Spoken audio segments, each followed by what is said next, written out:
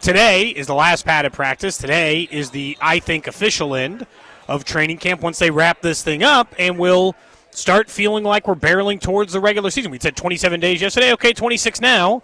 So we're getting closer and closer. 2 more preseason games left. We'll be almost all the way through that as we get there. And so, yeah, we are getting closer and closer. By the way, no Trey Smith, no Josh Simmons at practice today, so it's the same as yesterday. Jalen Moore's at right tackle, at left tackle, Benson's at right tackle, and Norzad is playing guard for now. No Gelati again. Taekwon's back, though. Yeah, that's a good sign. So at least I would say that's probably one of the, for a guy who left practice early, I'll take that he's back. I think when we won the Trey Smith part, we've known he's probably not practicing all week, and we may not see him the rest of preseason. Josh Simmons yesterday leaves with the back injury, and even though Matt Verderam had said he's hearing that he's going to be fine and it's kind of a nothing, there was no reason for Josh Simmons to be back out of practice today. No. And neither of those guys are going to play on Saturday, so we'll just have to wait until next week when they're back in Kansas City to see what their practice status is, even though that won't be, as you said, part of training camp anymore. Taekwon Thornton, that to me is a huge plus because you hear a hamstring injury, that's just something that can linger. The fact that he's right back out here today is a really good sign that nothing to worry about when it comes to Taekwon. But the offensive line is banged up. We know that, and that's why we're seeing these weird combinations, and it's kind of why on Saturday we don't think, not only will we not see Patrick Mahomes, I don't know how many other starters you're going to see. If Patrick Mahomes is not playing, I don't think we're going to see Travis, right? I don't think we'll see Travis if the offensive line is not. I don't know why you would. Do you want to see Kenneth Walker behind a makeshift offensive line? I don't. He was suited up to do nothing last preseason game, so I imagine you just do it again. Yeah, so it should be maybe more Amari DiMercato, but a lot of Emmett Johnston again, probably a lot of Brashard Smith again. At this point, and I said it to Nate yesterday, I don't see this is a one-off. I understand Andy's process and his system and why it's been successful, everything in between that. This is the year to just take it off. You know why? Extended break. You'd mentioned George Karlaftis. He's never not played into a Super Bowl until last year, which is stupid in its own right as a stat because he has a second contract with this team. So he's been his first 3 years playing in a Super Bowl. And so you got to think that at least for him and these other guys who've been playing all these additional games, let's just take the extra rest. You're a little dinged up. You normally play in the preseason. It is still, at the key positions, a veteran group. If you got to get off to a slow start, honestly, your schedule is probably better to get off to a slow start than risk any kind of injury or fatigue. You got an early bye week, so you can get that in, too, for the injury. Just give them the extended break for the first time ever, I guess is what I'm saying. And there's no reason for Chris Jones to play any snaps on Saturday. They want to give him the one, put him in a helmet and give him the one passerby snap again, fine. But I don't see a reason, especially in this game, to risk it again. No, and, the game on Saturday in particular, the only part that I wonder if they'll switch, and now it feels like they're going to have to because we don't think we'll see Simmons or Trey Smith. So Benson's going to not be at guard. They're going to have to kick him out to right tackle, which is what they're doing at practice. And so for his sake, it will be nice to see him get actual right tackle snaps. But yet again, he's not going to get the reps with their ones. The question will be what the Bucs are doing with their number one group. Does Benson get reps at right tackle going up against the top edge rushers for the Bucs, or do the Bucs also have their backups? It'd be nice. I mean, I don't think Vita Vea, who wants to be traded, is playing on Saturday. I guess we'll find out tomorrow more of the official word on what the Bucs might be doing. I was talking to Dane and Hughes last night at the Royals game. We were looking at the weather. The other part and why you might be careful about playing certain skill guys too, Cody, chance of thunderstorms and a sloppy track on Saturday night in Tampa, you don't want to mess with that for some of your starters on the skill position side of things. In fairness, Todd Bowles 2 days ago had said, even though they didn't set up any starters for game one, that if starters are healthy, they will play on Saturday. Okay. So if they're dinged up a little bit, probably get the day off. But if they are healthy, he had stated a couple of days ago that he had planned to at least play him for a portion. Said he didn't know how long he planned to play his starters, but he has always played starters in the preseason in the past and has typically only been for a drive or two, but that is a part of his plan for this game on Sunday. And so, I get it. If you got some starters, some of that, or at least the offensive linemen who are healthy. Again, I think Benson should play plenty. I want him getting work, especially if the Bucs starters are in there. Their defensive line's not bad. It's not as good as, and it depends on if Vita Vea is on there. That actually changed the quality of it, but I would certainly take a chance on it. I'm sure you would, too. You guys can interact with us on the J. Southland Tow Service text line, 913-586-7965, 913-586-7965. Drew has the video stream up and running on YouTube, Twitch, X, and Facebook. Don't forget, our training camp coverage is presented by Break Time. Whether fueling up or grabbing a snack on the way to training camp, Break Time reminds you not all convenience stores are the same. Download their app and find a location near you, as we got some Eminem rocking behind us here at practice today. I can kind of dig that. Oh, yeah, always. Yeah, absolutely. I like when the music kicks up. It makes it feel like it's got a little more energy. There's definitely way more crowd again. Way more energy when they crank the music up at practice. And yes, as you said, it's another one of those where there's less than 500 tickets sold or so, it looks like, based on what we can tell. At camp for those making their way up to St. Joe. Had some rain in the morning. Now looks good. There is a chance. We'll keep an eye on it around 11 o'clock or so. Some lightning might move in the area. That could be one thing that could alter practice and cause them to cut it short or move inside or, frankly, impact our show a little bit today. So we're crossing our fingers that we won't have any problems there, but it is something to keep in mind. The other part that was interesting, and I don't want to make a huge deal about the signing, but it makes you wonder about their depth at linebacker. Yeah. The Chiefs, according to a couple reports out today, Aaron Wilson is one of them, that the Chiefs are re-signing former Chief, go figure, not Juju Smith-Schuster, not yet, Cam Jones. Not yet. Cam Jones, according to reports. What, the Chiefs signed a former Chief? No way! He spent last season with the Jets. He also was with the Giants, earned a ring with the Chiefs in his first 2 seasons with Kansas City. He's been a free agent, reportedly. I'm sure this is more his agent talking to the reporter, but claiming that he's had interest from other teams. It's August 19th. I actually understand bringing in familiar pieces this late in camp because it's easier to get them to adapt to Spags' system. However, it is just funny that, yet again, they just go back to the well. Emmanuel Ogbah a week or so ago, now Cam Jones. We know Jack Cochran's dealing with a knee injury. It has, and we know Bossa is back at practice, but he's been hurt at times during camp. Drew Tranquil had the back spasms. He's back at practice. So if there was one position, whether it's this move or eventually on the waiver wire, where the Chiefs have a top 10 waiver wire selection right now, pick-wise, sure. In the order, I should say, the linebacker would be a spot you would think that they could maybe use a little bit more depth, perhaps. So we'll see. Offensive line, for crying out loud. But they do sign, reportedly, Cam Jones, although I don't think he's here yet. So I will say, he's never been a superstar or anything inside of camp for them, and maybe this is more of a Dave Tobe thing. He played in all 17 games in 2023 and in all 17 games in 2024. Do you know how many defensive snaps he got? None! Until Week 17 against Denver when they lost 38-0. You think this is more in 2024? They don't like their special teams coverage unit, maybe? Yes, okay. That's what I think that this is about. He has played between 65 and 85% of the special team snaps for the 2 seasons he was here in Kansas City, while playing I'm not kidding, 0% of the defensive snaps in every game except Week 17 in 2024 where he played 94%.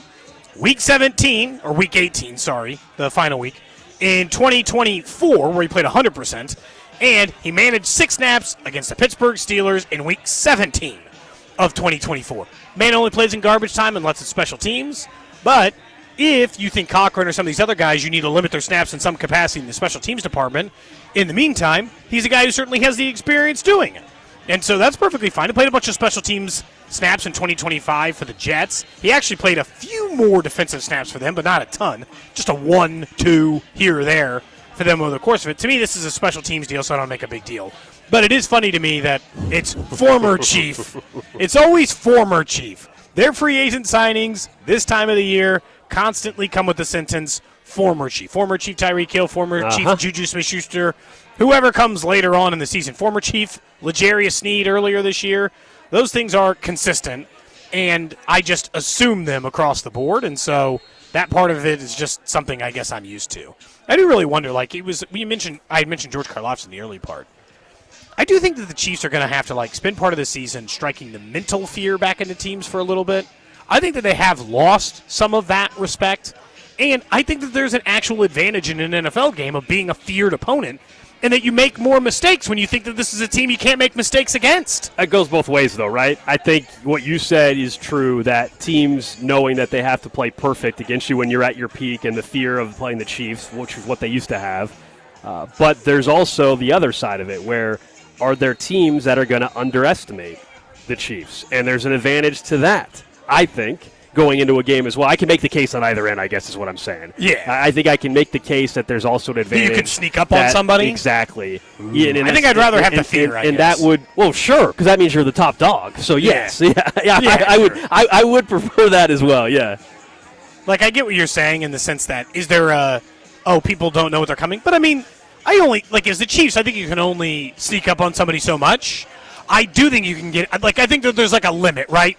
We can't go all the way down where, all of a sudden when the Panthers sneak up on teams, they're like, oh, wow, Panthers are an 11-win team. Or, Denver got good or the Patriots got good after 4-win seasons or whatever. Then you can properly sneak up on a team for the first half of the year. You are still the Chiefs, so there is still, a limitation to that ability or that level of doing it versus, getting the fear back in these teams. They didn't respect them. You can hear it in the way that they talk about getting ready to face the Chiefs. The teams in the division weren't worried about coming to Arrowhead last year, And, that part should, we need to get back to that in a lot of ways in order to, force these teams into thinking, oh, man, if we screw up this 1/3 and 3 and don't get a first down here and score points, well, we might be really up against it, I get that. I just think when you're the top dog, people get up for that game even more, and they're going to perform their best sometimes. You get their best shot. That kind of stuff happens all the time, whether it's NFL or college football. When you're playing the undefeated, top-ranked team in the country, you're up for that game more than you are for the random mid-tier Big Ten opponent. You're going to be like Indiana.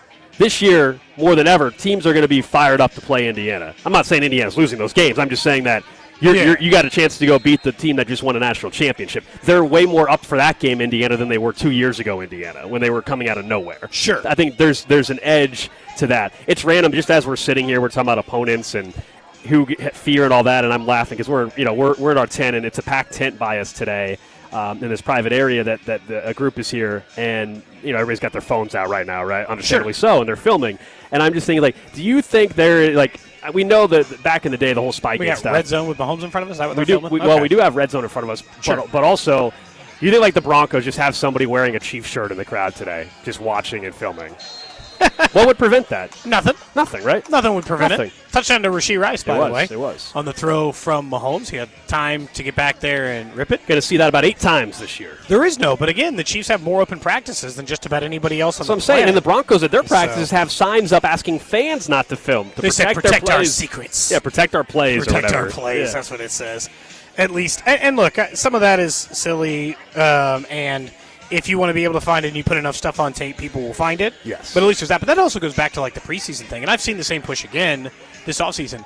Knowing how few teams play players anyway, just get rid of it. It's useless, Gold. The product has gotten so bad. You used to see, at least you'd see Justin Fields for a quarter or 2 quarters. The Pittsburgh Steelers said, not only are they not playing Aaron Rodgers, they've already seen enough from Mason Rudolph. So they're only now going to play. Maybe if you're a Steelers fan, it's more interesting. Will Howard and Drew Aller. But for other teams, they have 2 young quarterbacks.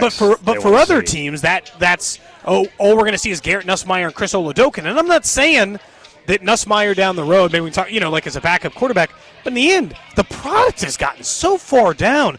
It's just Nussmeier to Caldwell and dudes you've never heard of and have no chance to make the team for 75% of it. I guess is what it's turned into. We're also a few years away where we're going to be knocked down to 2 preseason games. I'm just saying knock it down to 0. Yeah, I think they'll always have 1. I think coaches do value it at least for the 1. I don't think we'll get to 0, but we're definitely going to get to 2 here pretty soon, and then eventually we'll get knocked down to 1. Cody, wouldn't the week 1 product just be – the week 1 product would be – it'd be like it's already football. Weird. No, I understand that, but college football week 1 is almost gross to a certain extent where you're having meaningful division. If there was no preseason this, you have a divisional game that means something, and it would just be gross. They could lose a division game. The Chiefs could lose a division game where they never got any reps beforehand and things aren't quite clicking, and that's where the preseason games at least give you a little bit, at least just some sort of organization before going into the first game where I think it would just create a mess of games in week 1. Not that it would be bad, but I just think it wouldn't be a good product. I think you need at least just 1. The same. I don't think so. And so here's why, I guess, at least on that end, is 1, I think NFL players prepare better and differently. They get a full training camp. They get all this stuff that I think can still get them ready for an NFL game. the other part about it is what I just told you. 80% of that preseason game is dudes who don't make the roster. So what are they practicing and getting all repped up for? Chris Jones took one snap. He was going to be better in that preseason game if he didn't get the That's not fair. That's an over-exaggeration, though, about 80% of make the team. Emmett Johnson just played a ton. He has a chance to play this year for the team. Those are more reps than he's going to – those are more reps than he's going to get all year. I mean, talking about Emmett Johnson and some of these guys. So, does George Karlaftis, Chris Jones, Patrick Mahomes, Travis Kelce, Ken Walker, do those guys – no, I disagree. Emmett Johnson's going to play – he might get 5 carries in the first 8 weeks. So you think that's not I don't think the game would have been sloppy. He's saying the games would have been sloppy for the first 8 weeks. Why would they be sloppy? Emmett Johnson's not playing. What's going to be sloppy about his game? That's one of his points. But in Week 7, if Kenneth Walker has a hamstring injury and now Emmett Johnson needs to play, you don't think that it possibly helped him that in August he played a preseason game? I just disagree. I don't think so, I also do think, Cody, for the years that Mahomes has played a total of 5 drives in the preseason, that's more valuable because the 5 drives, instead of them being during the first game of the year that matters, where everything looks sloppy and they score 3 points in the first 5 drives, they knock it out in the preseason and Pat gets hit and the offensive line gets some run and you have a little more connection in a game with Cyrus Allen. All of that I think matters to an extent. I think we overvalue it. Peter Woods getting his first game action in the preseason, I actually think that matters. His first game is not Monday Night Football against the Denver Broncos. I think that does matter. I think it has. I think we've overestimated its impact.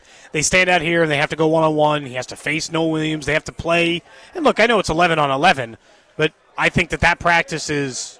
They do that more than any of the 5 snaps they might get in an NFL preseason game. And look, it just depends on how you look at it. Like the Rams last year, right? They never played their starters. They didn't score a lot against Houston in Week 1. Only 14, so maybe, but they also scored 33 in Week 2 and 26, and so it's hard for me to say. And sometimes it's causation versus correlation, right? We watch a team perform like the Bengals, and Drew, I genuinely think that this might be why your opinion on this has been informed this way over time. Is Cincinnati's a notorious slow starter and a notorious don't play their starters in the preseason team. So you're like, well, they must be, that must be the cause, and I don't think oftentimes it is. I think it's. You didn't get prepped enough or your systems weren't in place. I don't know that those very few snaps for the actual, let's say, 30 most important players, not just 22, but the 30 most important players, they might see 40 total preseason snaps between them. I just don't know if that's the difference between starting well and starting poorly. I don't know if it's necessarily starting well or poorly. I'm just saying the quality of the games is going to be gross. I don't think it'll have as big of an impact as in college. I get your point in college. I don't think it'll. They train, I guess, at just a different level. It's a full-time job, Some dude at Auburn, Drew, still got to be, before week 0 has got to be sitting with his tutor in a class. And they have way more strict stuff on how much they can practice. NFL players get way more practice than that. Somebody on the text line is upset that we're ignoring the reality of not talking about what the owners want. I think we all recognize the owners make money off preseason. We're talking about the football side of it. I don't care if they make money preseason or not. We all recognize that, yes, the Chiefs charge full-price tickets in the preseason as well. I think that's just a known thing. We're talking about, is there any football advantage to a single preseason game or not? Yeah, and I guess it is, the only downside of the preseason is it's sometimes the only game fans can afford. Oh, yeah, family of 4. It's expensive. That might be the game you can take your kids to. And when they're 7, they don't care that it's Chris Oladokun in the fourth quarter. They're just happy to be watching Chiefs football. And some of those kids, some of the kids, if they're young enough, Cody, they're not making it through a full 4-hour football game or 3.5-hour football game. So if you're going to spend money, you'd rather leave at halftime of a preseason game than be pissed. You spent $700 and you left at halftime of the Broncos game on Monday Night Football. I will say, though, it's like if we spent that, it's like a regular season Monday Night Football game. My 8-year-old's like, I'm pretty tired in the third quarter, like, I don't. That doesn't matter. We're staying. Yeah. I don't think we'll ever see 0 preseason. I think there is still some value for guys on the roster. I don't disagree that, in general, when it's the fourth quarter with 7 minutes to go, some of the guys are on the field. Yeah, that seems like a little bit of a I think it started to turn into with 7 minutes to go in the second quarter is the problem, I guess. But, it is what it is. We did warn you earlier there might be lightning coming our way at 11. We'll see. Hopefully we get to avoid it. But our last day at camp means our last day with our friend Cloudy with a Chance. With your training camp forecast, I'm meteorologist Cloudy with a Chance. Partly sunny today with thunderstorms possible in St. Joe. Highs around 83. So I've got an idea for you boys. For the end of training camp here, why not cap it off with Cody trying to kick a field goal again? And Cody, I know the last time you ended up looking worse than a Buffalo Bills kicker trying to hit one in the clutch. But hey, the Chiefs are looking for redemption this season. Why can't Cody tap? I'm Cloudy with a chance for Cody and Gold on 96.5 The Fan. I don't have a football. Thank you, Cloud. Oh, yeah. There's no footballs around us at all. There's just none, Cody. I can't see any After of practice? them. Can't see any of them Well, I can't anywhere. just pop out there now. Well, no kidding. You'd get kicked out. You would be thrown out of the area. Do you think so? Yes. The badge And wouldn't be like they would make give for me the great like, radio. hey, you're in the wrong place. Make for great radio. I'd be like, hey, I'm sorry, I'm looking for the media tent, and then pick up a ball, set it Yeah. on the tee. You would definitly go viral. You You'll also never be would- allowed at camp again. You'd never be allowed Oh, to camp. You my. might even lose your job. Don't tip. Well, that's bad. You might even lose your job. I would like to keep my job. But I do Tough. agree. Your last kicking performance was terrible. Oh, it's really bad.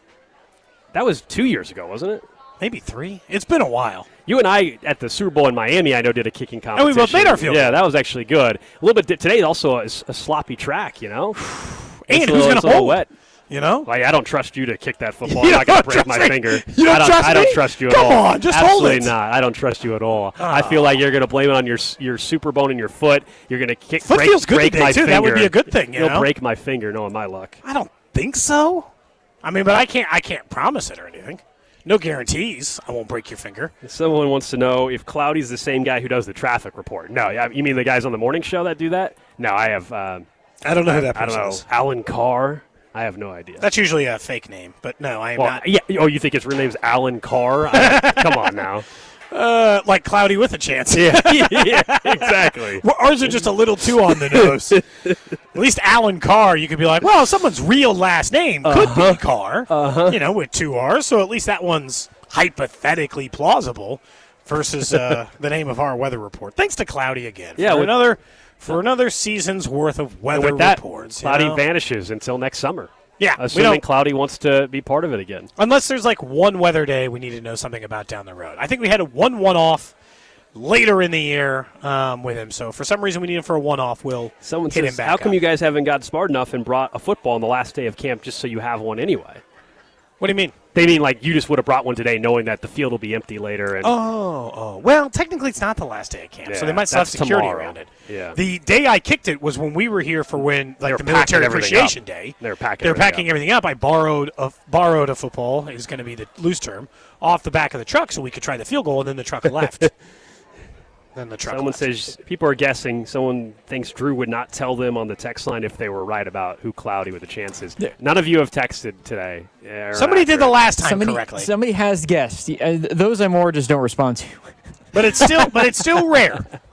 It's If you still don't rare. get it, though, then yeah, they're all good guesses, of course, but someone said it's JT. Nope, it's not Nope. JT. Is it Kramer? Nope. Is No, it it's Scott not Kramer. Parks? No. Is it Bill Brooks? No. I'm not even sure we could convince Parks to do that as a bit. Like, No, hey, man, we want that's you to not, be. That's not his thing. That also just doesn't sound like Parks. I'll just say this one more time. It's nobody at our station. That is confirmed. I can Someone promise said you that. Cody needs to get on College Game Day and do Pat McAfee's kick for charity while his music is blasting as a distraction. God. I don't even want to talk about Pat McAfee today. I got to watch him even more now. Like, if we already weren't at the yeah. saturation point, they announced he's going to be on Monday Night Countdown. I mean, finally he's on Monday Night Football. That's the one thing I've been saying for a while. Like, need him on Monday Night Football. I don't Didn't get him enough. Don't you know? see him enough, man. Look, when you sign an $80 million a year contract, they're going to work you to death, and that's what they're going to do this year for Pat McAfee. Apparently. They're almost parading him around. It almost is kind of. Well, him and Stephen A. are on everything because those are the two guys making the most money at the network. It Yeah. makes sense, right? I mean, I mean, it makes sense that they would be the busiest, but there is, like, it's like we've never just understood a saturation point of you're Yeah. going to drive this guy to the ground and then nobody's going to want to watch any of his content ever. look at it this way, Cody. He may not have time for a second album. How about that? Okay. Are you happy you about know that? what? That is a positive. I will take that as Cody a actually small likes that win. he's on Monday Night Countdown now. Yes. I think that could No. cause him not to have enough time to work on another album. You know what it is? Monday Night Countdown's crew last year, I thought was a good balance. I thought a good balance of serious and funny and lighthearted. I actually thought it was a good crew. And now, It'll be all right. It's going to be all right. Is he replacing Ryan Clark? Is that Yes. what Yeah, Pat's yeah. doing? Okay. yeah. Ryan Clark, who they fired in the middle of the show. Correct. Yes. Unfortunately. All right, up next, guys, as we continue broadcasting from training camp, let's talk a little bit about the Royals, not only at the stadium front, and later on today we will have a Kansas City City Councilman join us to give us some more answers on where things are at with the downtown proposal, but we'll also discuss Lucas Urseg, who was optioned to AAA, and what does that mean for his future in a Royals uniform. We'll also have our final Camp Darling Island next year on 96.5 The Fan. What's up, KC? It's Carter Jensen. You're listening to Cody and Gold on your home for Royals baseball, 96.5 The Fan. Brought to you by Heartland Men's Health, the leader in men's sexual health. Thousands of men have been successfully treated for low T, ED, and more, all with discretion and compassion. Make your appointment at heartlandmenshealth.com. 96.5 The Fan. Sunday Night Baseball is better on FanDuel. Settle in for baseball's biggest game of the week, where every pitch matters, every at-bat can change the game, and every swing has the chance to leave the yard. Every Sunday night, all customers get a profit boost on FanDuel. And if the game ends with a walk-off, you'll get the stake from the bet you placed with that profit boost back in bonus bets. Win or lose. Just head to FanDuel.com/local and grab your Sunday night profit boost. Plus, a chance to win bonus bets if there's a walk-off. FanDuel, your home for home runs. FanDuel Sportsbooks, the official sportsbook of 96.5 The Fan. 21 and present in Missouri. Opt-in required. Profit boost issued as non-withdrawable profit boost tokens. Must apply profit boost token to eligible wager. Bonus bets are non-withdrawable and expire 7 days after receipt. Max bonus bet $5 unless otherwise specified. Restrictions apply, including token expiration and max wager amount. See terms at sportsbook.fanduel.com. Gambling problem? Call 1-800-GAMBLER. Men, erectile dysfunction can affect much more than just your sex life. It can create stress in relationships, leading to feelings of anxiety or embarrassment, and impact your overall confidence and well-being. This is Jeff for Heartland Men's Health, and we specialize in treating men's sexual health issues to help men find solutions that fit their individual needs. ED is a frustrating condition, and many men suffer for years without seeking treatment. But the good news is that if you're like most men, we have the answer. Our licensed medical providers will evaluate your specific medical situation and recommend a plan designed for you. And these advanced medical therapies work, with treatments having success rates of well over 90%, which means you and the one you love can have great sex again without the fear and worry of ED. You can even last up to an hour or more, and you may just find you're performing like you haven't in years. So call us. Your initial visit is just $99 and includes blood work, a medical consult, and if medically advised, a test dose. And if that test dose doesn't work in the office, your visit is free. Call 844-447-6600 or go to heartlandmenshealth.com. Telly Tire and Auto Center's biggest sale is back. The tires at cost sale. That's right. You pay what we pay on any in-stock tires from Telly's huge inventory. Our certified techs will even mount and balance them for only $30 per tire. All that plus a 30-day ride guarantee and lifetime tire protection. Gas and grocery prices may be going up, but there's never been a better time to buy tires. Reserve yours now at TELLEtire.com before our sale ends. Take care of your car. Take it to Telly. Additional charges apply for tire disposal and road hazard warranty. This is the story of the one. As a maintenance engineer at a beverage manufacturing plant, he starts his day knowing every line is ready to run because Grainger delivers the industrial-grade products he needs to keep mixers, conveyors, and packaging equipment moving. With Grainger's vast selection of bearings, belts, and motors, he keeps operations running smoothly, so nothing grinds to a halt. Call 1-800-GRAINGER, click Grainger.com, or just stop by. Grainger, for the ones who get it done. Doug. Limu and I created a trick to help you remember that you can customize your car insurance and save with Liberty Mutual. You see, the shirts Limu and I wear are yellow, and yellow is the color of lemons, and lemons grow on trees, and trees provide oxygen, and oxygen helps us breathe, and breathing is how you live, and you can live more life when you save money by customizing your car insurance. I agree, Limu. It's really quite simple.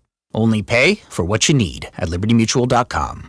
Liberty, liberty, liberty, liberty. Hey, it's Rex here with Rex Buys KC. I get it. Selling your house can sometimes feel overwhelming or scary, right? I've seen it too many times. A homeowner thought they had a deal, only to have the buyer back out at the last minute.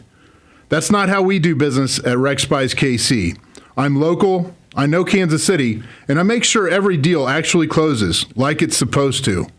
No hidden fees, no showings, no last-minute surprises, just a fair cash offer and a process you can count on. We buy homes in any condition and judgment-free. So whether your house needs repairs or you just want a fast, hassle-free sale, we can make it happen. If you want certainty, transparency, and someone local who actually delivers, call 816-330-6000 or visit rexbuyskc.com. Rex Buys KC, helping people make smart choices one home at a time. 816-330-6000 or rexbuyskc.com. Hey, Mom, now that I have an after-school job, I think I want to buy a drum kit. Okay, rock star. Let's look at your account. When kids start making money, Chase has easy-to-use tools and expert bankers to help them learn how to manage it.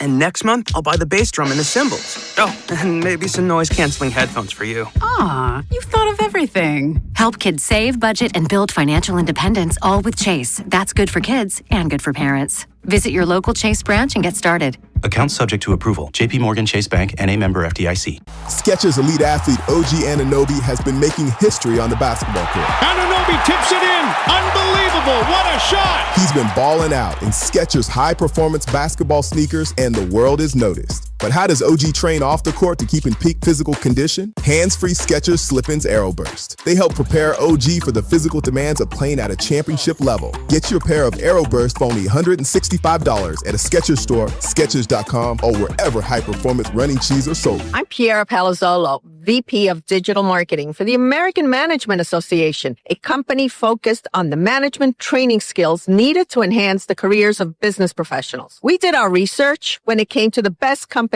for website development and chose AmericanEagle.com. And we couldn't be happier. AmericanEagle.com worked closely with us to understand the front and back end requirements needed to launch an e-commerce website that could handle the complexities of running thousands of seminars nationwide. Our robust new website and improved SEO saw immediate increases in site traffic and web revenue. If you're in need of managerial effectiveness and success, visit our website at amanet.org. If you're in need of a website that provides an unparalleled consumer experience, I highly recommend AmericanEagle.com. Transform your business today. Dial 877-WebNow1 for a free digital consultation with AmericanEagle.com. Brought to you by Duke's Real Mayo. This is the Duke's Country Song. It's a song about the best mayo. It has a yellow lid, and its full name is Duke's Mayonnaise. Get Duke's Mayo in store. It's got twang. You're listening to 96.5 The Fan from the DM Injury Law Studios. Mike's got this. Car, truck, or motorcycle wreck? Remember, Mike's got this. 816-888-7500. Mike's got this.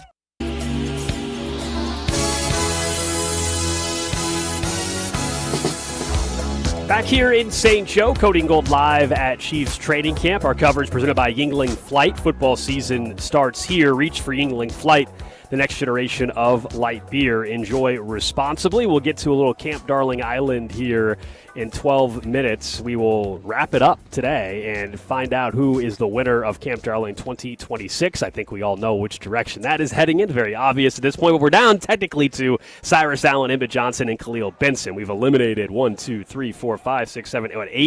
different players. One of those three had a 50-yard catch contested over first-round pick Mansour Delane today, so that might help him. Yeah, I would say we kind of know what direction it's heading. And so we'll get to Camp Darling Island in the 11 o'clock hour. Practice should be wrapping up right around then.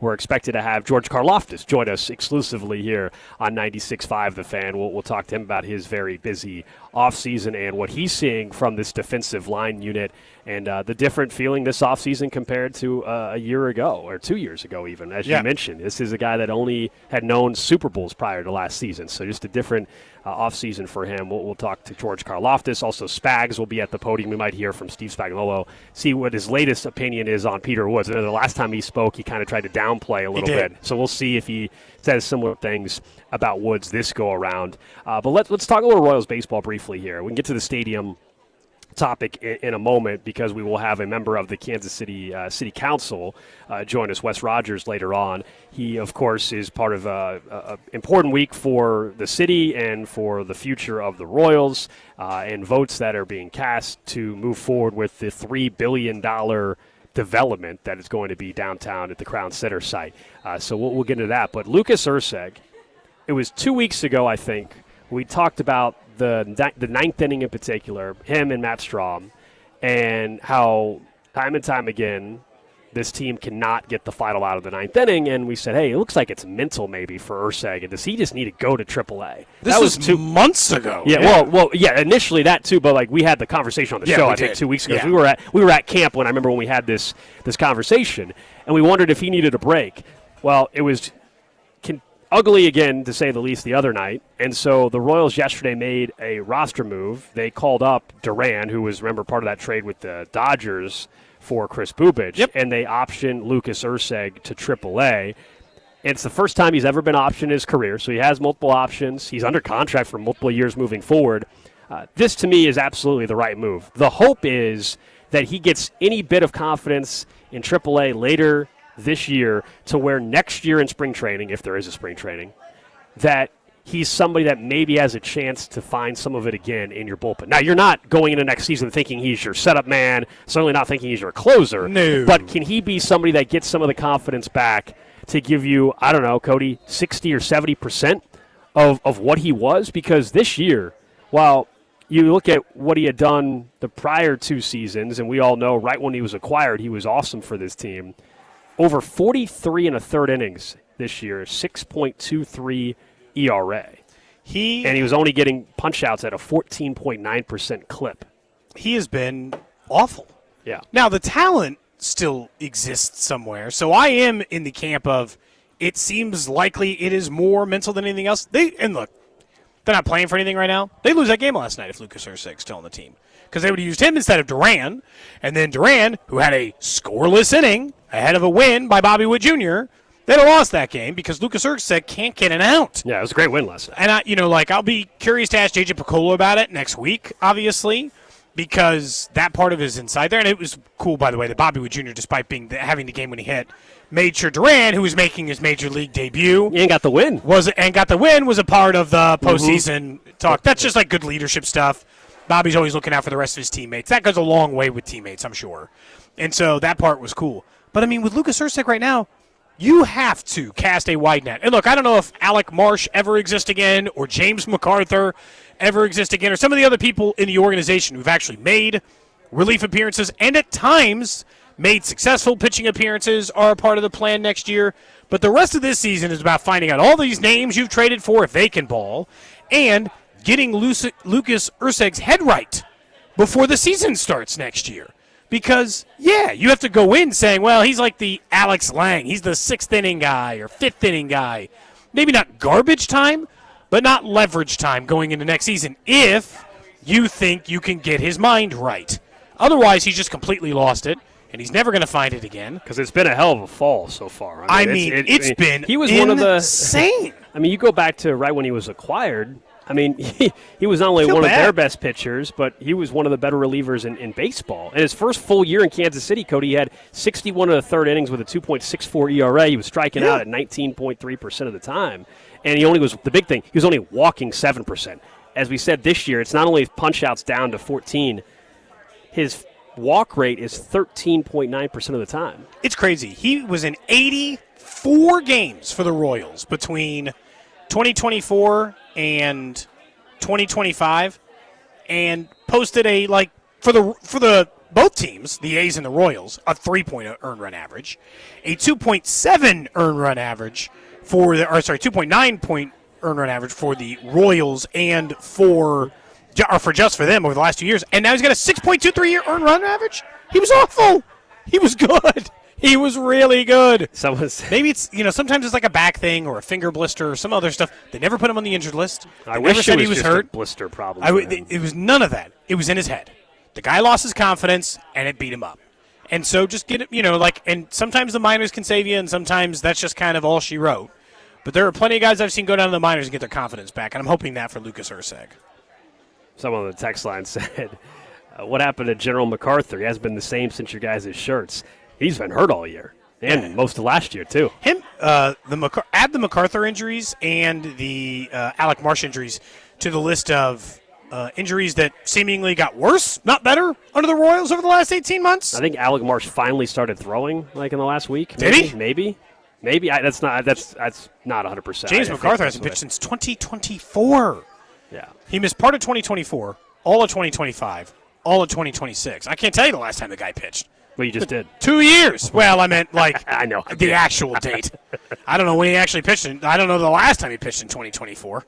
That's for sure. It might have been the night. It might have been the night we were there with the MacArthur's 9th Infantry. Genuinely? I mean, yikes. Maybe. Yikes. No, he obviously pitched after that, but still, yeah. So hopefully Urseg can find something down in Omaha for next year. There's no reason for him to come back up, obviously, this year. It's more about building some sort of confidence and figuring some stuff out heading into 2027.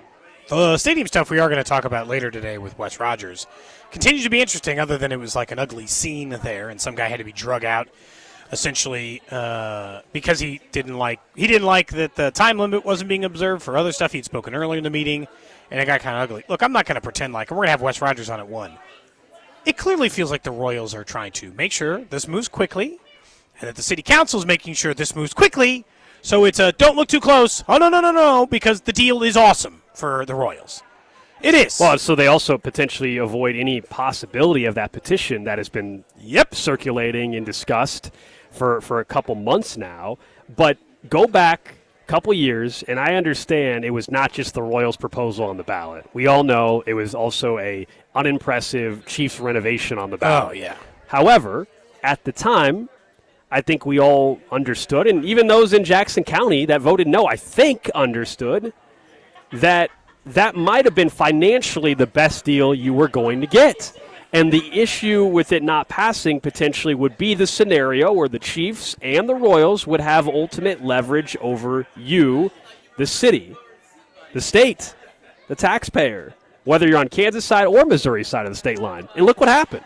The Chiefs had ultimate leverage. They got the best NFL stadium deal in history. Yep. On the Kansas side. And the Royals, if in fact the numbers that are being presented this week, it looks like one of the larger subsidies for a baseball stadium as well in history.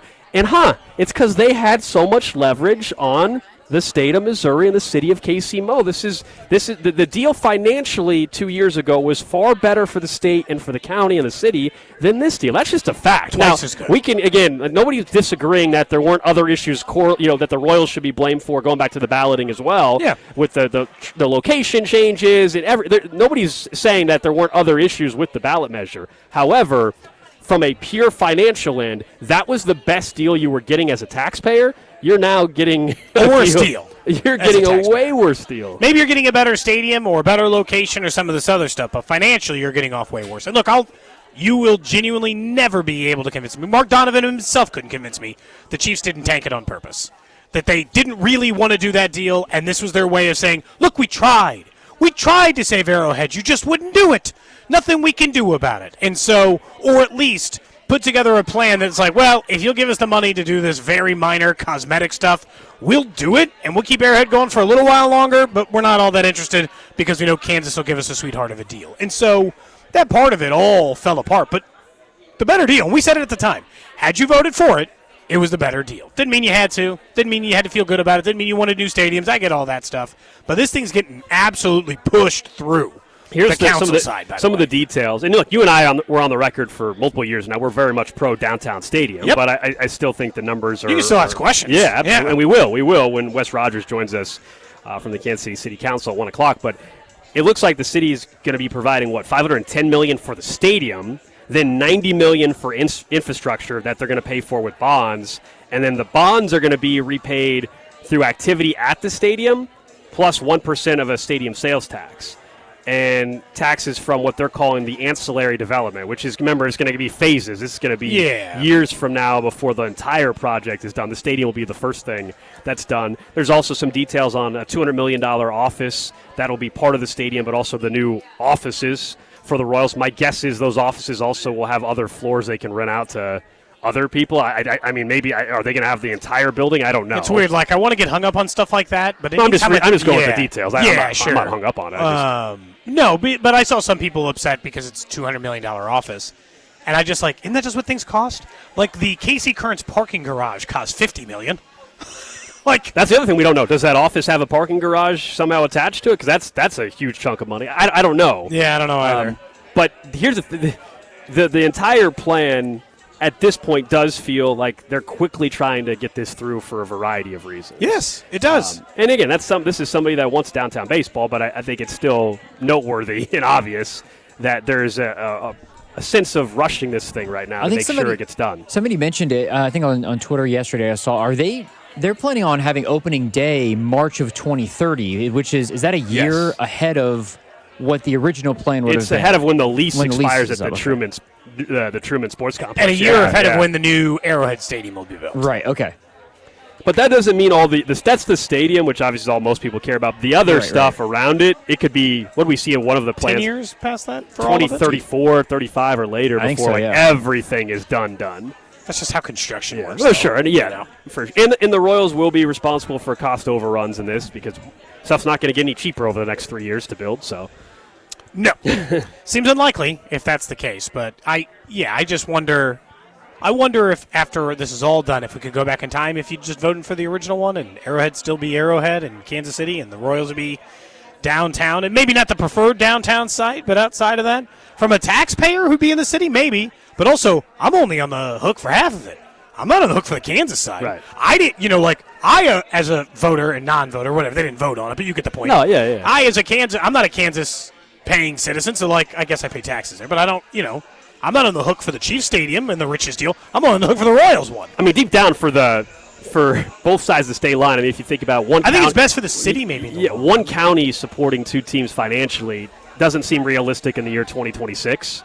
Not at the prices they just paid for the stadium. Yeah, that's what I mean, and just where things are at. So splitting it across the state line, I actually think is potentially better. Now, better as in, for some, I would say, having the state line as leverage was the best for John Sherman and for Clark Hunt. That's who it was best for, though. They got the best deals for their respective sports and history of those sports. That's what happened here. Yeah. It just is what it is. It's going to get through. They're going to avoid this petition or any of this other stuff, and there'll always be people on the other side of it, and that is more than fair. And not outside the scope based on where it is. But let's get to the final. It's decided. Let's figure out who is this year's Camp Darling Island winner. 9 players arrive in St. Joe for Camp Island. Only one can take home the final prize. Who will be the Chiefs' Camp Darling? We started this last year, all the talk about Camp Darlings. Last year's Camp Darling was Tyquan Thornton. I would say he lived up to it in the regular season as well. Should have played even more. He's back this year. So he is 2025 Camp Darling. Camp Darling 2026. It started with 9 players. We also added a bombshell or 2. We removed somebody. We drafted 3 players each. Cody with the number 1 pick went Cyrus Allen. Seems like we're going to go wire to wire on that one. We also had Jeff Caldwell, Xavier Lloyd, Emmett Johnson, Garrett Nussmeier, Ashton Gelati, Jeffrey Bassa, R. Mason Thomas, Jaden Candidate, Jalen Royals, and Khalil Benson on the island. There are 3 left today on what is essentially the final day of camp, the last padded practice. Cyrus Allen, Emmett Johnson, Khalil Benson are remaining. I would love to make it more dramatic, but this is a bigger layup than last year somehow. This is way too easy. Now, if you wanted to say who's the second, we know who the winner is. Who would you say would be number 2 on this list between Emmett Johnson and Khalil Benson? Khalil Benson. I think so. He might not get the starting job, but he was definitively in the running for a starting job, and not just a starting job, the starting right tackle job. They're clearly still evaluating him. He would have probably been my second pick, although Emmett Johnson getting to his second preseason game could have put him in the second place because his stats would just eventually line up. Look, the thing with Cyrus Allen is he clearly has juice. And I didn't know, when we made this draft, you and I were not talking about Cyrus Allen, let's be honest. When we made this draft, you and I weren't like, Cyrus Allen might be, Nate Taylor never said Puka Nakua on this show or anything else in between it. He was just a 5th-round rookie wide receiver who seemed like he might have a little leg up in the competition. That was the only way I viewed it. But I think Khalil Benson would be first, but Cyrus Allen's the no-brainer this year. No, Benson will be number 2. Or Benson. Benson's going to be the runner-up this year. Cyrus Allen is your official Cody and Gold 2026 Camp Darling here in St. Joe. Wire to wire. What a camp. And today, while we've been on the air, guys, you may have seen it circulating on social media. Friend of the show, Harold Kuntz, put out the video of it. Cyrus Allen was one-on-one with Mansour Delane. And this is not a scenario where Mansour Delane got burnt. It was actually pretty damn good coverage. Contested catch. It was a contested catch. It's an awesome, rookie versus rookie, top pick versus 5th-round pick, but the Camp Darling here in St. Joe, it was a hell of a catch down the sideline by Cyrus Allen. You should check out the video. I think Cody's retweeted it. I've retweeted it by now as well. It's all over social. It was a hell of a catch, and you'll notice it's not. Mansour Delane maybe got beat initially, then he recovered, and he was right there. It just a hell of a catch. I think what stood out about Cyrus Allen for a huge chunk of this is I can't wait to eventually talk about him hopefully in a regular season game where I hope he has an impact. He hasn't had really any bad days at camp. You know, like we'd be like, oh, that guy had a bunch of drops, or doesn't seem like I've seen Rashee Rice look kind of slow or not get open at times, or I've watched Jalen Royals' drop problems from last season maybe continue. I can't remember a single camp day that we were up here that I came down here at the end and I said, boy, it sure seems like Cyrus Allen had a bad day. No, he seems like he's had an impact and has mattered every single day at training camp. The training wheels are off for me. I have real expectations for what he'll do. I don't think he's going to have 1,000 yards yet, but I have real numbers attached to him. I'm no longer in the 250 camp or what I would have been a month ago, you know? Yeah, someone texted in and said Benson should be the winner because he has a chance to be a starter. Cyrus Allen's a fifth-round overhyped wide receiver. I think there's from a Camp Darling perspective, when you are the story almost every day at camp, I mean, you're the winner because of that. You're right. You're not only that, you also made a great catch in a preseason game. Khalil Benson in the preseason game did not play right tackle, guys. He played right guard because of the Trey Smith injury. So I think when you look at the Camp Darling, it absolutely is Cyrus Allen. Now, if we want to say, like Carrington asked me the question the other day when I was driving back and I was on the show, he goes, who's the camp MVP? I think those are two different things. I think the most valuable player long-term could end up being, as far as like this year and heading into next year, could actually be Benson because he might make it so you don't have to spend a first-round pick on a right tackle next year. Whereas to me, Cyrus Allen could have a very nice 600-yard rookie season. I don't know if that prevents me from wanting a first-round receiver. But if Benson, they feel good enough about him heading into the offseason, I think it could prevent them from having to spend a first-round pick on a tackle. That, to me, is the difference. Camp Darling versus MVP. I think there's a chance Benson ends up being more valuable to this team right now and in the offseason for where they have to allocate resources. Cyrus Allen could go have 900 yards, Cody, and I don't think it prevents them from needing another receiver, knowing who's under contract next year. I'll remind everybody for the 100th time, Cyrus Allen, Tyquan Thornton, Jalen Royals technically right now if he makes the team, and Xavier Worthy would be the only receivers under contract. So to me, they would still have to go heavy in redressing. Whereas Benson 900 wouldn't be enough for you? You would. So if Cyrus Allen had 900 yards, you don't think they need to draft a wide receiver in the first or second round? Yes. I'd be fine then. Oh, I disagree. I'd be fine. Oh, I would not feel good about that. That'd be enough.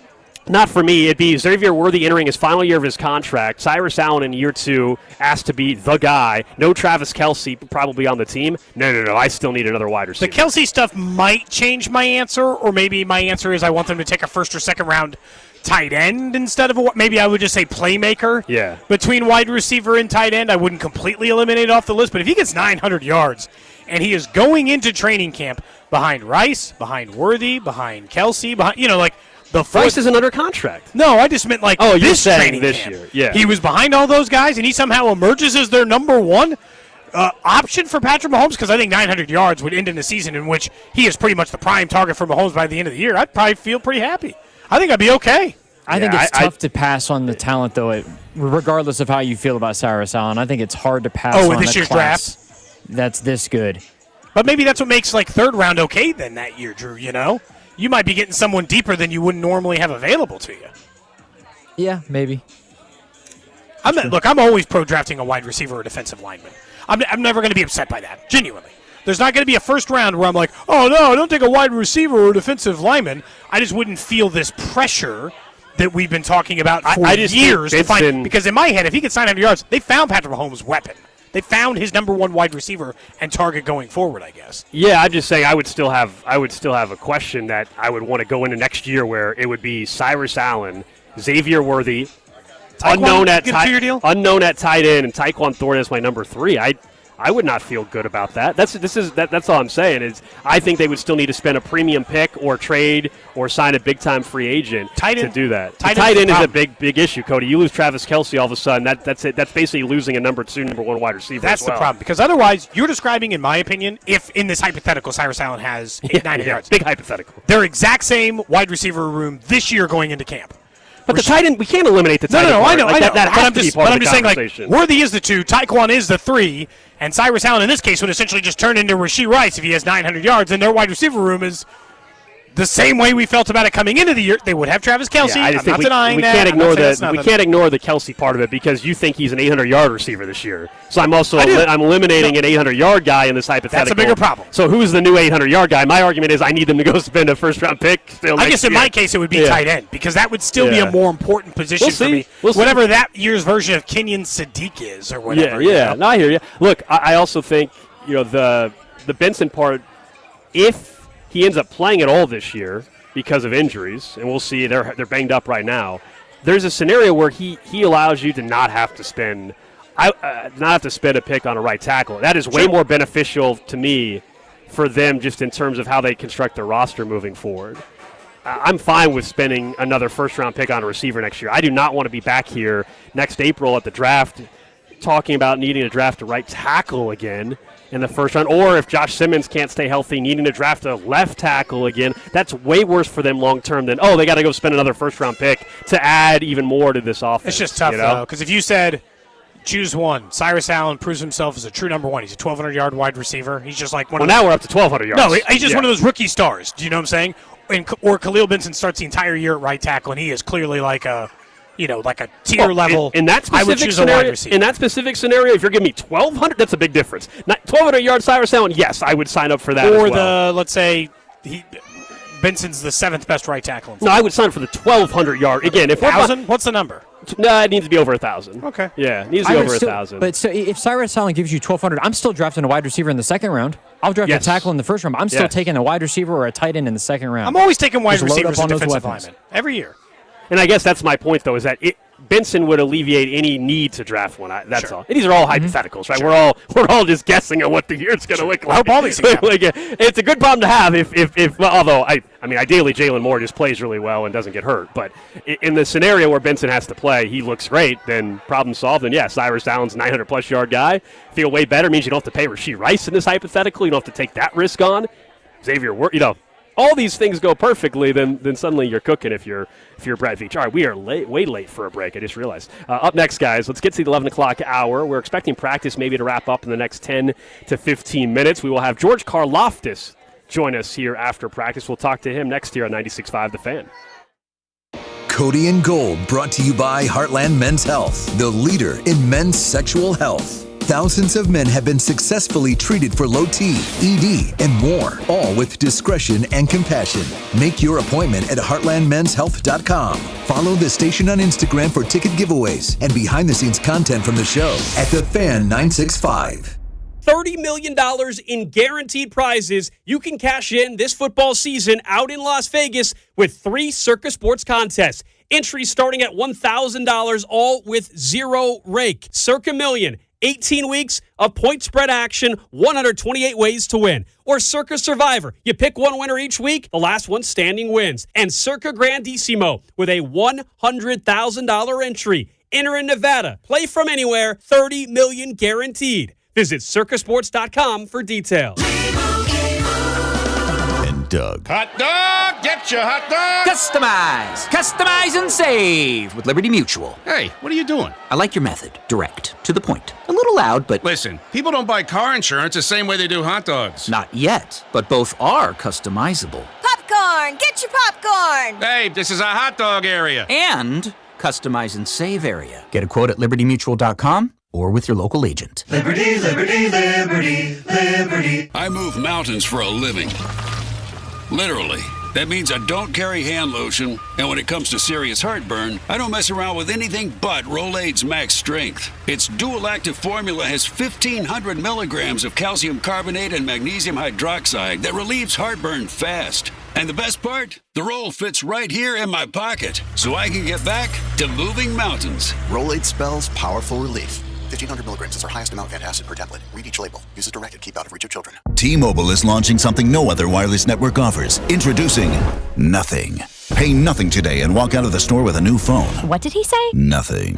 You definitely said something about nothing. Exactly. Go to T-Mobile, pay nothing up front, and leave with a new phone. Wait, nothing rules. She gets it. Hey, thanks for nothing. For the first time ever, switch to T-Mobile, pay nothing. No taxes, no fees, no money down. And walk out with a new phone. There are 250 reasons to choose T-Mobile, and now nothing is holding you back.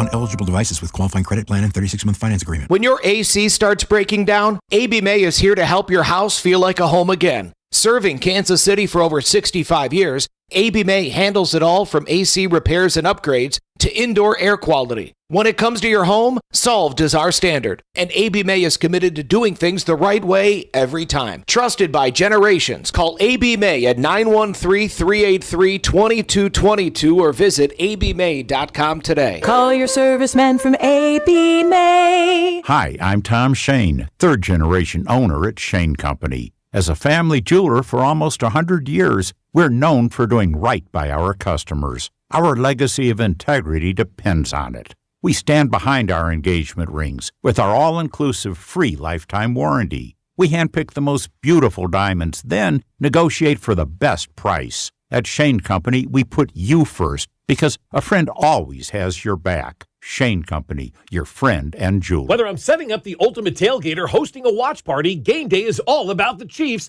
and keeping it stress-free. That's why I go to Hy-Vee. They make planning a breeze with everything you need in one convenient stop. We're talking about tailgate trays packed with sliders, wings, charcuterie, sushi, appetizers, and those iconic Chiefs-themed cookies. Plus, a massive wine and spirits department to top off your beverage order. Let Hy-Vee handle the work. Just order online for pickup or delivery. It's a total game changer, only at Hy-Vee. Back to school savings start now at Hy-Vee's 3-day sale. Stock up and save big this Friday through Sunday with hot deals in every department. Meat, produce, bread, cereal, and snacks. Want an easier way to shop? Order on the Hy-Vee app or at Hy-Vee.com. Choose pickup or delivery and we'll do the shopping for you. Save time, save money. Shop your way during the back to school sale this weekend only at Hy-Vee. This is the story of the one who keeps multiple buildings running smoothly day after day. Plumbing that flows, HVAC that hums, cleaning supplies that keep surfaces sparkling. That's why she counts on Grainger. With easy reordering online and 24/7 support, Grainger helps her keep the products she needs on hand. So shelves stay stocked and buildings stay ready. Call 1-800-GRAINGER, click Grainger.com, or just stop by. Grainger, for the ones who get it done. What do parents think of back to school at Staples, where supplies start at just 25 cents? Staples has the latest laptops with up to 40% savings. I may hug the cashier. So embarrassing. It's the most wonderful time of the year. It's a wonderful time at Staples with up to 40% off select tech. Staples. That was easy. Visit Staples today or shop online and in the app. Ends 9/12. Exclusions apply. We're making all of our season-long NFL predictions during Futures Week, starting August 31st, right here on 96.5 The Fan, KFNZ FM and AM, HD1 and HD2 Kansas City, in Odyssey Sports Station. 11 o'clock hour here on Cody and Gold. Alex Gold, Cody Tapp up in St. Joe. Drew Nixon producing the show at our studios back down in KC. Final show for us up here in St. Joe for camp. Last padded practice. Tomorrow they'll have a light practice and also Military Appreciation Day, and then they will break camp, head back to Kansas City, and then on Friday they head to Tampa. They'll hop on a flight to Tampa. They'll play Saturday night in Tampa, preseason game number 2. Our training camp coverage is presented by Break Time. Whether fueling up or grabbing a snack on the way to training camp, Break Time reminds you not all convenience stores are the same. Download their app and find a location near you. We are expected at some point, hopefully in the next 10 to 20 minutes-ish, to hear from George Karlaftis as practice should wrap up here momentarily. We'll also hear from Chiefs defensive coordinator Steve Spagnuolo right here on your home for the Chiefs, 96.5 The Fan. But let's talk about Patrick Mahomes a little bit. We all know when it comes to anything you could have possibly have dreamt of in terms of watching him at practice in training camp, he's done it. It has been unbelievable just to see his recovery. You've now probably at this point in time seen plenty of video of how he looks, and if you didn't know he had an ACL, an LCL injury, you really would not know, especially now that the brace is under the pads and under the pants. Like you can't even see the brace. You really can't. So he looks phenomenal. Other than the obvious, which is Patrick Mahomes. Because nobody can have their quarterback. Who do you think's the next most valuable guy on this offense? I was thinking this partially because the Chargers suffered yet another offensive line injury, and like offense and defense is interesting to me. On offense, I feel like it's a harder answer. On defense, I think it's fairly obvious to me. The answer is Chris Jones. I mean, what would you do? Like, genuinely, how would you even get a pass rush if he wasn't available anymore? You're just going to scrap it together?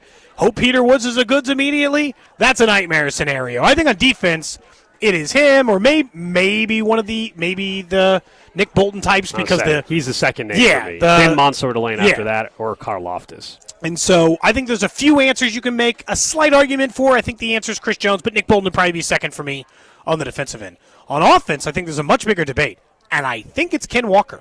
Despite the fact I've never actually watched him play a single snap in a game, I think their entire offensive offseason game plan surrounds a guy who can actually make a big play. And if all of a sudden they were down to Emmett Johnson and DeMercado, the drop-off is significant between that and Brashard Smith and Ken Walker. And I've watched them try to struggle when guys like Pacheco weren't available and it went down to the depths. And I think it might be Ken Walker, even more than Rice or somebody else. Yeah, I mean, I hate to agree with you on this, but it seems like it would be boring. But I will tell you, I 100% think the answer is Kenneth Walker as well. Not only, as you said, is their offensive plan from this offseason to involve the running back more clearly, they also haven't had a running back like this in years. The way Patrick Mahomes has brought up number 9 has been, I think, very noticeable as well, the way Travis Kelce has talked about Ken Walker. So there's no doubt. I think he's the answer after Mahomes. After that,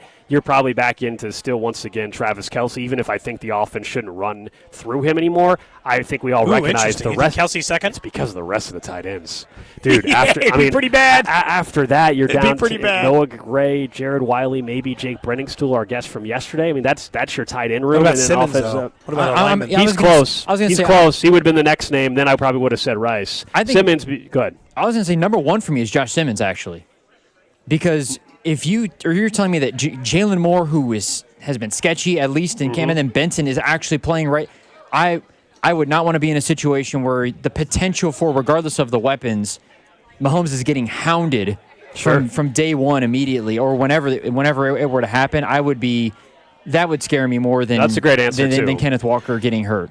Yeah, no, that's a phenomenal answer as well. I think Josh Simmons, we saw last year when they were down to backup tackles, what that did for this entire offensive line. And that's why I think people got nervous yesterday when we saw the back injury news around Simmons, although once again the reporting out there suggests it's not something serious, but Simmons not practicing today. I would probably go in, if we did now, like we did our top 4, I think my order would be number 1, Ken Walker, 2, Kelce. I think I'd go Simmons 3, I'd go Rice 4, 5, I mean, at that point in time, honestly, it might be Xavier Worthy or Cyrus Allen if you're going to go with Cody's optimistic. Or it's Jalen Moore, it's the other tackle spot, or I think it's Worthy. Probably 5 for me. Yeah, I'd probably go Worthy.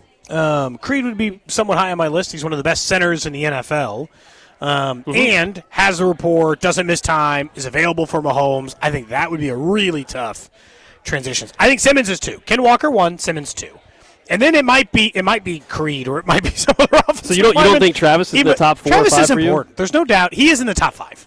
There's no doubt if I was making a list, he's in the top 5. Rice is where it becomes interesting, because then you got to tell yourself, well, they've been able to move the ball even when Rice is gone. So he is not. Now they're not nearly as good on offense, but they have been able to survive and win games, plenty of games in previous years without Rashee Rice. And so, in a weird way, it's I know he's important, but I also. I can use that same logic with Kenneth Walker, though. They've won plenty of games without Kenneth Walker. That's fair. I get. Well, they've never played a game without him, but I get your point. Because they've won plenty of games with Isaiah Pacheco. With clearly a way worse backfield than what they have right now. Although I would say that those first 2 years when they were winning a lot more games was at least the best version of Pacheco. Good Pacheco. Not Pacheco hurt and terrible last year and the rest of the running back room behind it. I also just think that it hurts because it was a huge part of your plan. Mm-hmm. You have in Travis and all this other stuff, and it is a part of your plan, no doubt about it. But I think the entire reshaping of the offensive game plan was around the addition of Ken Walker. Simmons, too, just makes sense because then what? What if you don't have your left tackle? Then what? Then they don't have any depth on the offensive line at all. Moore would have to be your left tackle, and Benson would be your right tackle. That sounds like a nightmare. Question mark. I'm not even sure. Can Ken Walker make good for that? You would have 2 massive question marks on your tackles. It doesn't mean one of them couldn't work out, but it would be a massive question. Drew, would you argue anyone besides Chris Jones on defense? Would you make the argument for Nick Bolton? They don't have a lot of good linebacker depth. I think there's an argument for Nick Bolton maybe after Mansour and after Chris Jones. Because I think Mansour is important enough, obviously, where if he's not there, then you're relying on, it would be probably Chris Wallace or somebody like that, or Snead, I suppose. Snead and Noel Williams. I think you can make an argument for Nick Bolton just because of the trust that Spags has in him to run the defense, essentially. Yeah. I don't know. I don't know who that would be next up, if that was Tranquil would switch over or what the case would be. I think there's an argument for Bolton, for sure. Bolton's missed a little bit of time. I can't remember who wore the green dot when he was out, though. I feel like it was Tranquil. It had to have been, right? It wasn't Leo. It wasn't Leo. It probably was Tranquil. Because Nick Bolton, he plays linebacker, so I just feel like linebackers miss a game or two. I think Noel Williams and Karlaftis would round out the top 5 on defense for me, where it would be Jones or Delane, one or two, Karlaftis, and also Bolton, and then I would include Noel Williams in there as well. I think that's a good list. My only question, it's probably not on mine yet, but I wonder if we would change our tune like 5 or 6 weeks from now. I wonder if Tonga or Woods ends up being on our list there, because I have a feeling they're going to be able to shut down the run a lot better this year. We might say, no, those guys have changed the entire run defense, Tonga in particular in that scenario. But I wonder if those are two guys that I think I'd have a chance, if we were to redo this exercise on defense in about a month and a half, we might all of a sudden say one of those guys. Well, because they have both of them, it's like, weirdly, if they got hurt, you'd be like, well, at least there's the other one. No, I hear you. Different rules, but for sure. Yeah, right? I mean, Tonga's going to be more the first and second down run stuffing guy. Third downs, I think, is when we'll see a ton of Peter Woods, at least early in his career. As things evolve, he can end up being closer. No, there's no, Tonga and Woods are never going to be an every down player. That's just not the position. But, I'd be interested to see how they split that up. Yeah, it's I don't know how they're going to do it. I still think it's going to be first and second down. Tonga, third down, Woods on more occasions. Now, I do think that, obviously, I think they'll end up with a very even number. We're talking all these injuries. Jeff Caldwell went up earlier in the cart. Obviously, he hasn't made a big impact in here. You and I had spent a lot of time. I don't know how much time because the Chiefs were bad this year. We spent a lot of time talking drafts, and I thought there were two things of note of players that the Chiefs fans were interested in at number 9, but eventually ended up turning into number 6. They were interesting. One was a video of Ruben Bain being a football maniac and working 30 minutes after practice, literally by himself, up against the dummy because he's not going to be a bad football player from a lack of effort.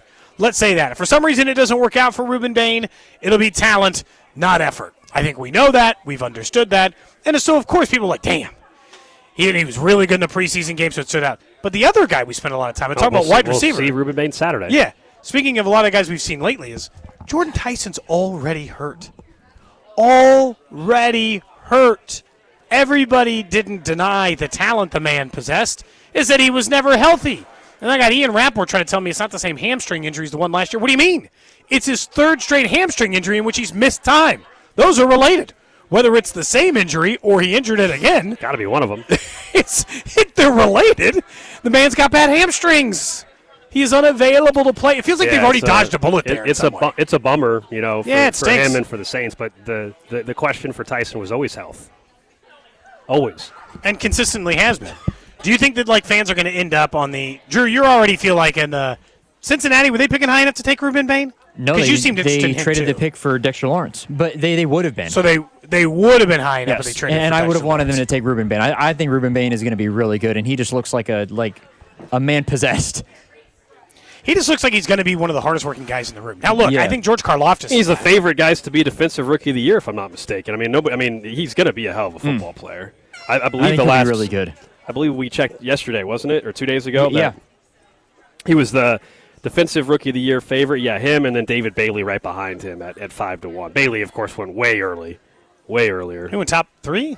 Yeah. 4? He was number 2, wasn't he, to the Jets? 2? I couldn't remember. I was like, he was early.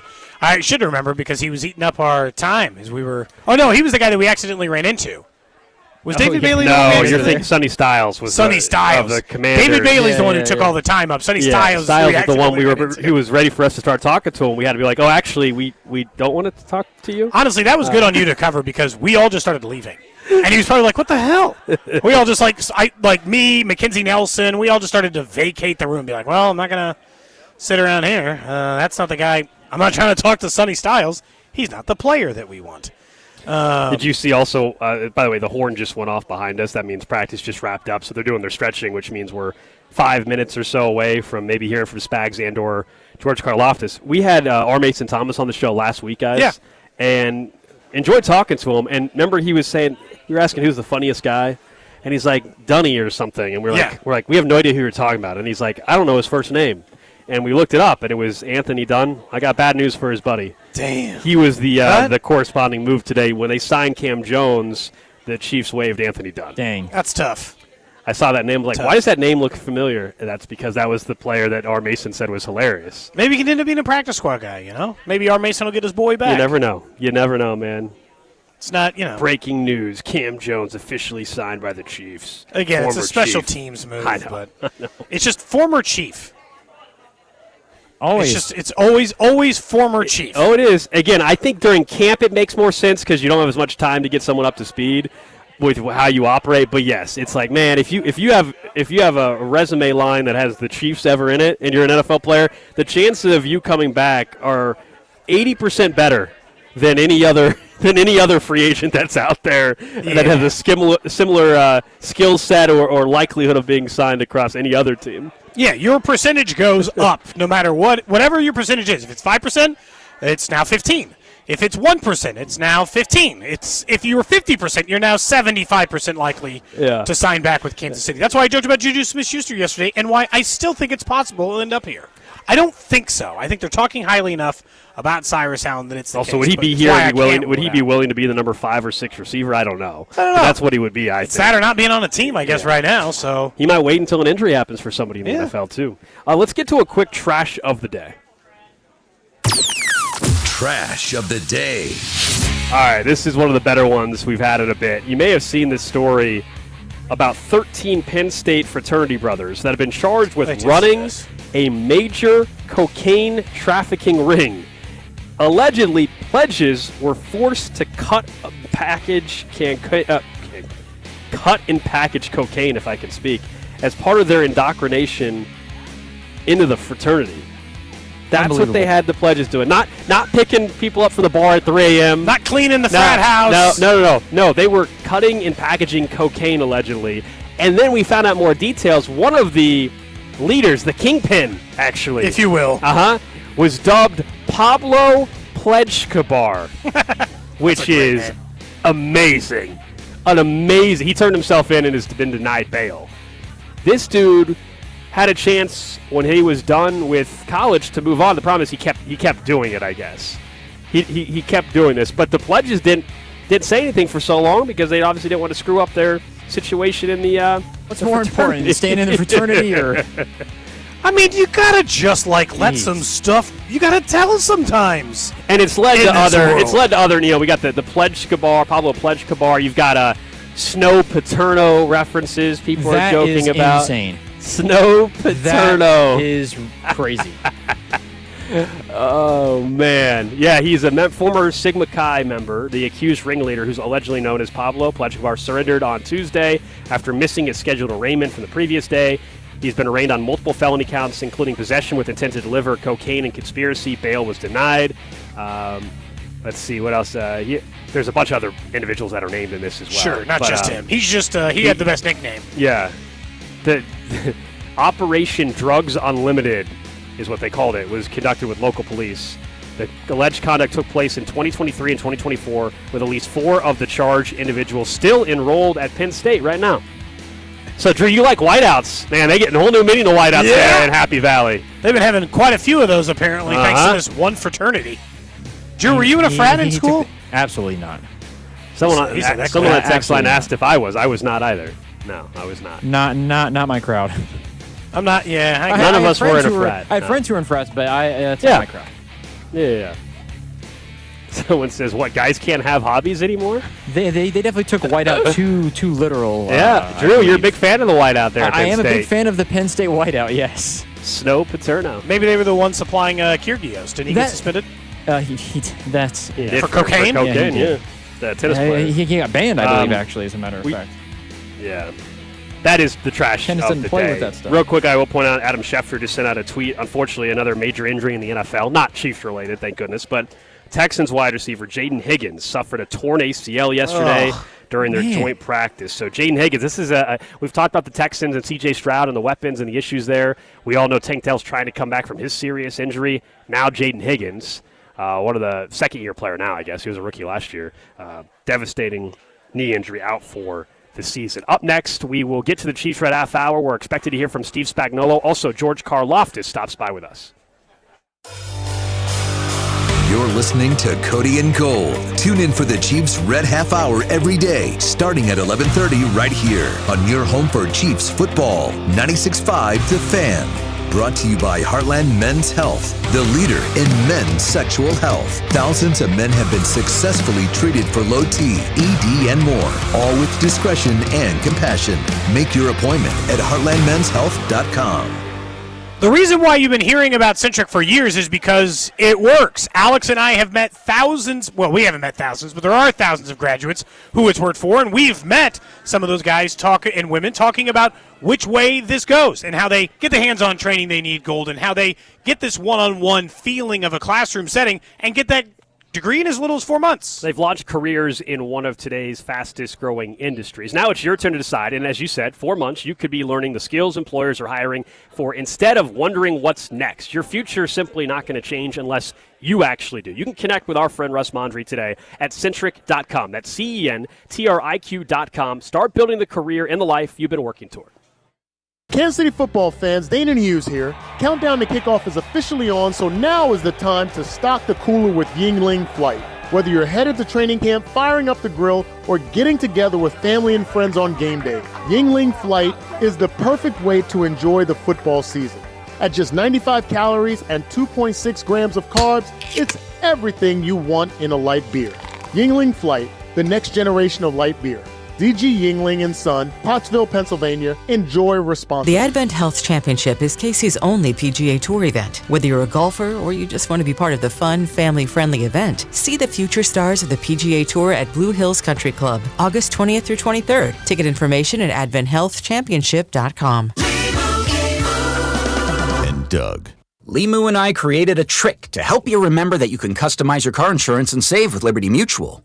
You see, the shirts Limu and I wear are yellow, and yellow is the color of lemons. And lemons grow on trees, and trees provide oxygen. And oxygen helps us breathe, and breathing is how you live. And you can live more life when you save money by customizing your car insurance. I agree, Limu. It's really quite simple. Only pay for what you need at libertymutual.com.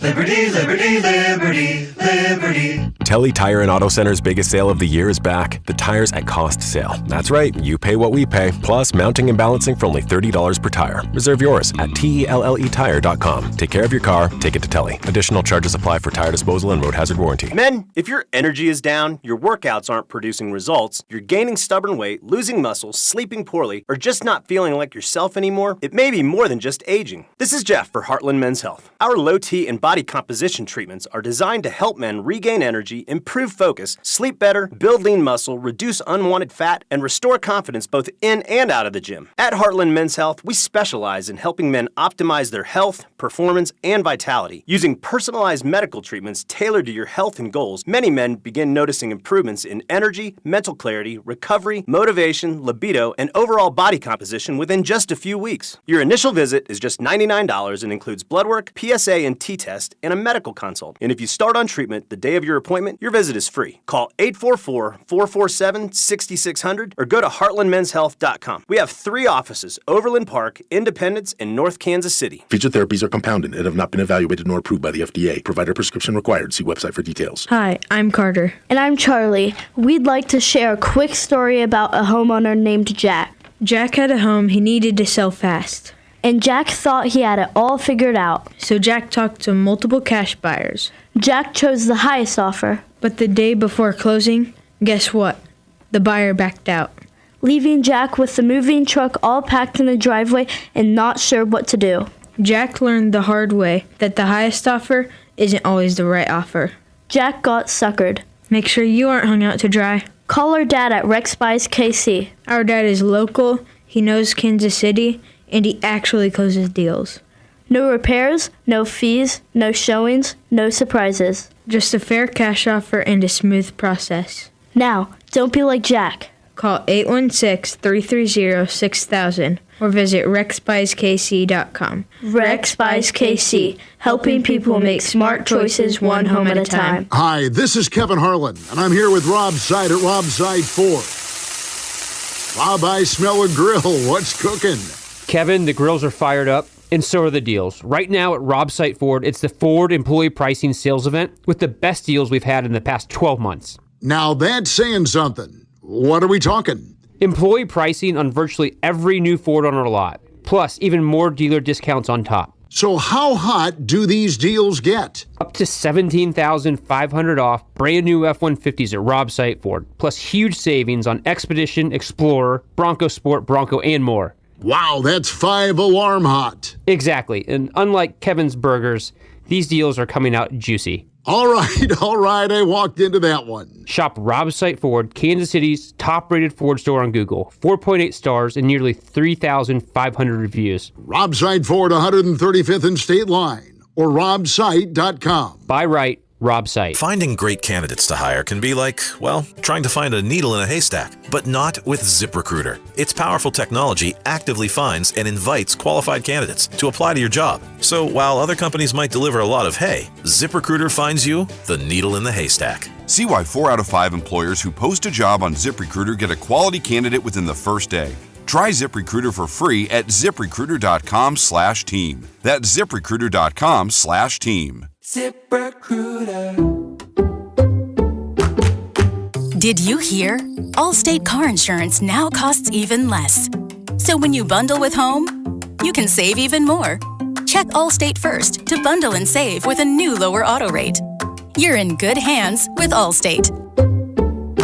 Not available in every state. Only applicable for new auto insurance business. Rates will vary by several factors, including how you purchase the policy. Potential savings may vary. Allstate North American Insurance Company and Affiliates, Northbrook, Illinois. This is the story of the one. As a maintenance engineer at a beverage manufacturing plant, he starts his day knowing every line is ready to run because Grainger delivers the industrial-grade products he needs to keep mixers, conveyors, and packaging equipment moving. With Grainger's vast selection of bearings, belts, and motors, he keeps operations running smoothly, so nothing grinds to a halt. Call 1-800-GRAINGER, click Grainger.com, or just stop by. Grainger, for the ones who get it done. Chiefs training camp coverage sponsored by Border Magic, giving your landscape its winning edge. This football season, give your home a winning edge with Border Magic. Custom concrete landscape edging adds lasting beauty and unbeatable curb appeal. Choose from a variety of styles and colors, all backed by a 10-year warranty. southkc.bordermagic.com. You're listening to 96.5 The Fan from the DM Injury Law Studios. Mike's got this. Car, truck, or motorcycle wreck? Remember, Mike's got this. 816-888-7500. Mike's got this.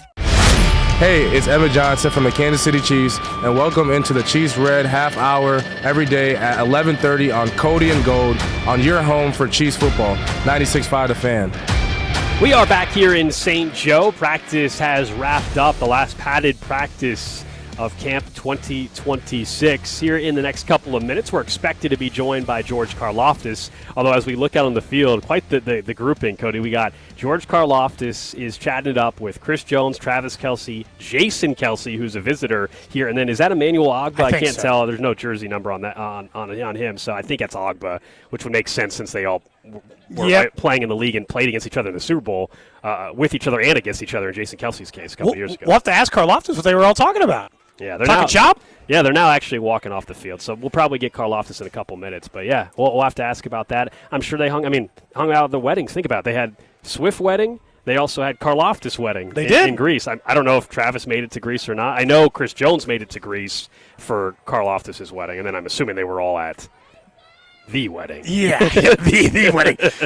You know what? Let's not downplay Karlaftis to his face. Oh, my God. Although everyone got to go be on a Greek island or whatever for his. So much worse weddings to attend than his. Sure. His looked gorgeous. I'm sure. Yeah, Greece looks beautiful. I've never been, but it looks gorgeous. So I would assume that would at least be not the worst wedding to attend of all time as we await for hopefully get George Karlaftis here shortly as he's getting ready to walk off the practice field with Chris Jones, Travis Kelce, and Jason Kelce, who's up here visiting. As you think they're recording a podcast episode today? Oh, a little training camp New Heights? I thought they'd take a few weeks off. Oh, I don't know. You know, it sounds like you're more into that. Well, they than I am. finished their season like a month ago. Gotcha. But in fairness, I don't know when the new episodes start. So if they're starting this week or next week, then yeah, it could be a training camp episode. Typically, obviously, they release on Wednesday, which means they must record Monday or Tuesday, depending on the week. So I don't actually know when the new season starts up for them, but at some point, I imagine it'll pick back up. But maybe just seeing his brother. Maybe ESPN's got a little thing out here today, you know? Jason's got a, he's got a job at the network. Pat McAfee's not out there, so I don't know if that's the case.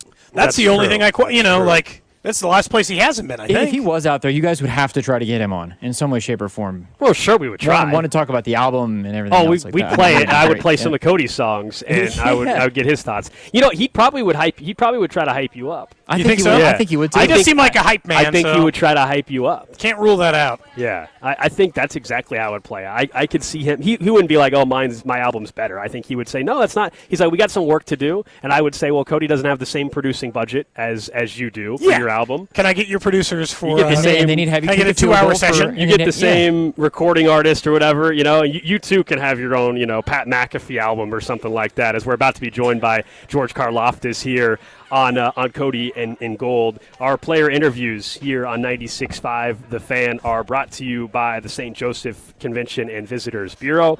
Plan your trip now at stjomo.com. That's stjomo.com, as we'll get George mic'd up here in just a second. Here live from Chiefs training camp as practice just wrapped up. Last padded practice of camp. That's got to feel pretty good for you, huh? Absolutely. So I know you say you like it up here, but still, you probably like getting closer to the actual regular season as well. Oh, for sure. So when you look at, I guess, what were you guys chopping it up about out there? We saw Jason, Travis, Chris Jones. Were you guys just talking shop or just life? Just seeing each other, Obviously, we've gotten to know Jason just through Travis through the years and stuff like that. So just saying hello. When you look at this season or this offseason was big for you. You obviously got married. Yes. And so I guess going into all of that, how did all those preparations take place? What was the moment like? How did that treat your offseason differently, I guess, than you normally would? Well, I have a great wife, and she took care of most of that kind of stuff. So it was a lot of training and stuff like that for me, and I chipped in where I could and stuff like that. But no, it was great. I just had to develop a routine and focus on the things that really matter. So it was great for me. What was that like having your teammates back home for you? Obviously, the wedding was in Greece, right? Yep. What was it like to have everybody kind of converging in one spot like that? Oh, it was awesome. Unforgettable. So I had the best time. When you look at, I guess, last offseason, we had mentioned, and I didn't realize it was an NFL Live interview maybe. Up until last season, you had spent every single year of your career in a Super Bowl. Yeah. So, you didn't realize the season ended before that moment up until that stage. How much motivation does that make this season for you, knowing that that's what you got to taste at the beginning of your career? Yeah, definitely last season, sour taste in our mouths, obviously, and stuff like that. And definitely just intend on getting back to the status quo for us and getting back to those Super Bowls, playoffs, and stuff like that. And we're motivated as ever to get back there. So. Last year, I think at the time we didn't realize you were playing with a hand injury and all that, but I'm assuming you feel good with that. How much do you think that impacted your performance? Listen, I'm not making excuses for myself or for this team or anything like that. I know I just got to be better, and we got to be better going forward. How early in the season did that start bothering you, I guess? And obviously it was a season-long issue, right? No, I'm not making any excuses for it. When you look at, I guess, what the goals are for the defensive line, you guys add new names this year. You got Peter Woods, R. Mason Thomas. How do you guys feel about your ability to get pressure this year? How good's the unit look to you during this training camp? Well, we know it all starts with stopping the run, and we have some great additions, like those rookies you mentioned, Kyrus Tonga, so we have some great guys. It starts with stopping the run and earning the right to rush the passer. So once we stop the run, then it's about getting the quarterback in the ground, something that we can do a lot better of, just finishing, because I think we did solid in the pressures, but just little things and details and kind of working together and really every man kind of working off of each other and stuff like that. So, definitely motivated from last year. We have a lot of things that we can improve on, going into this year. When you look at, I guess, like I looked up when you were a kid, you did everything, right? Judo or water polo or any of those other things. Do you think in your post-playing career you'll just pick up a like a sport is just like a club sport, or is it just like when football's done, sports are done? Or do you pick up water polo? Do you pick up judo? I don't know. I've talked with friends, in Greece and stuff like that about maybe playing like on a low division water polo team or something like this. I like windsurf in the summers, so having some more time off, getting back to that back home would be probably what I'll probably lean into as a hobby. So water polo, back to goalie? Probably windsurfing for me. Okay. But we'll just have to see. I think there's still some time before that happens. When you look at, I guess, how your career and coming back to Kansas City and all this other stuff, do you have any individual goals for this season? I know that it doesn't have to be statistical, but do you set stuff out? Is that how you operate? Or Yeah, is it for just sure. For sure. I mean, to a certain extent, I think you have to have goals both as an individual, as a team. And, Joe Cullen, Terry Braden, they asked, for 2 goals. This goes back to OTAs of, what you want to do this season, and not necessarily statistic-wise, 2 individual goals, and 2 team goals, and we go off of those, and each guy on the defensive line, I know for a fact, has those and works every day to get better and to hopefully achieve those. What were the team goals?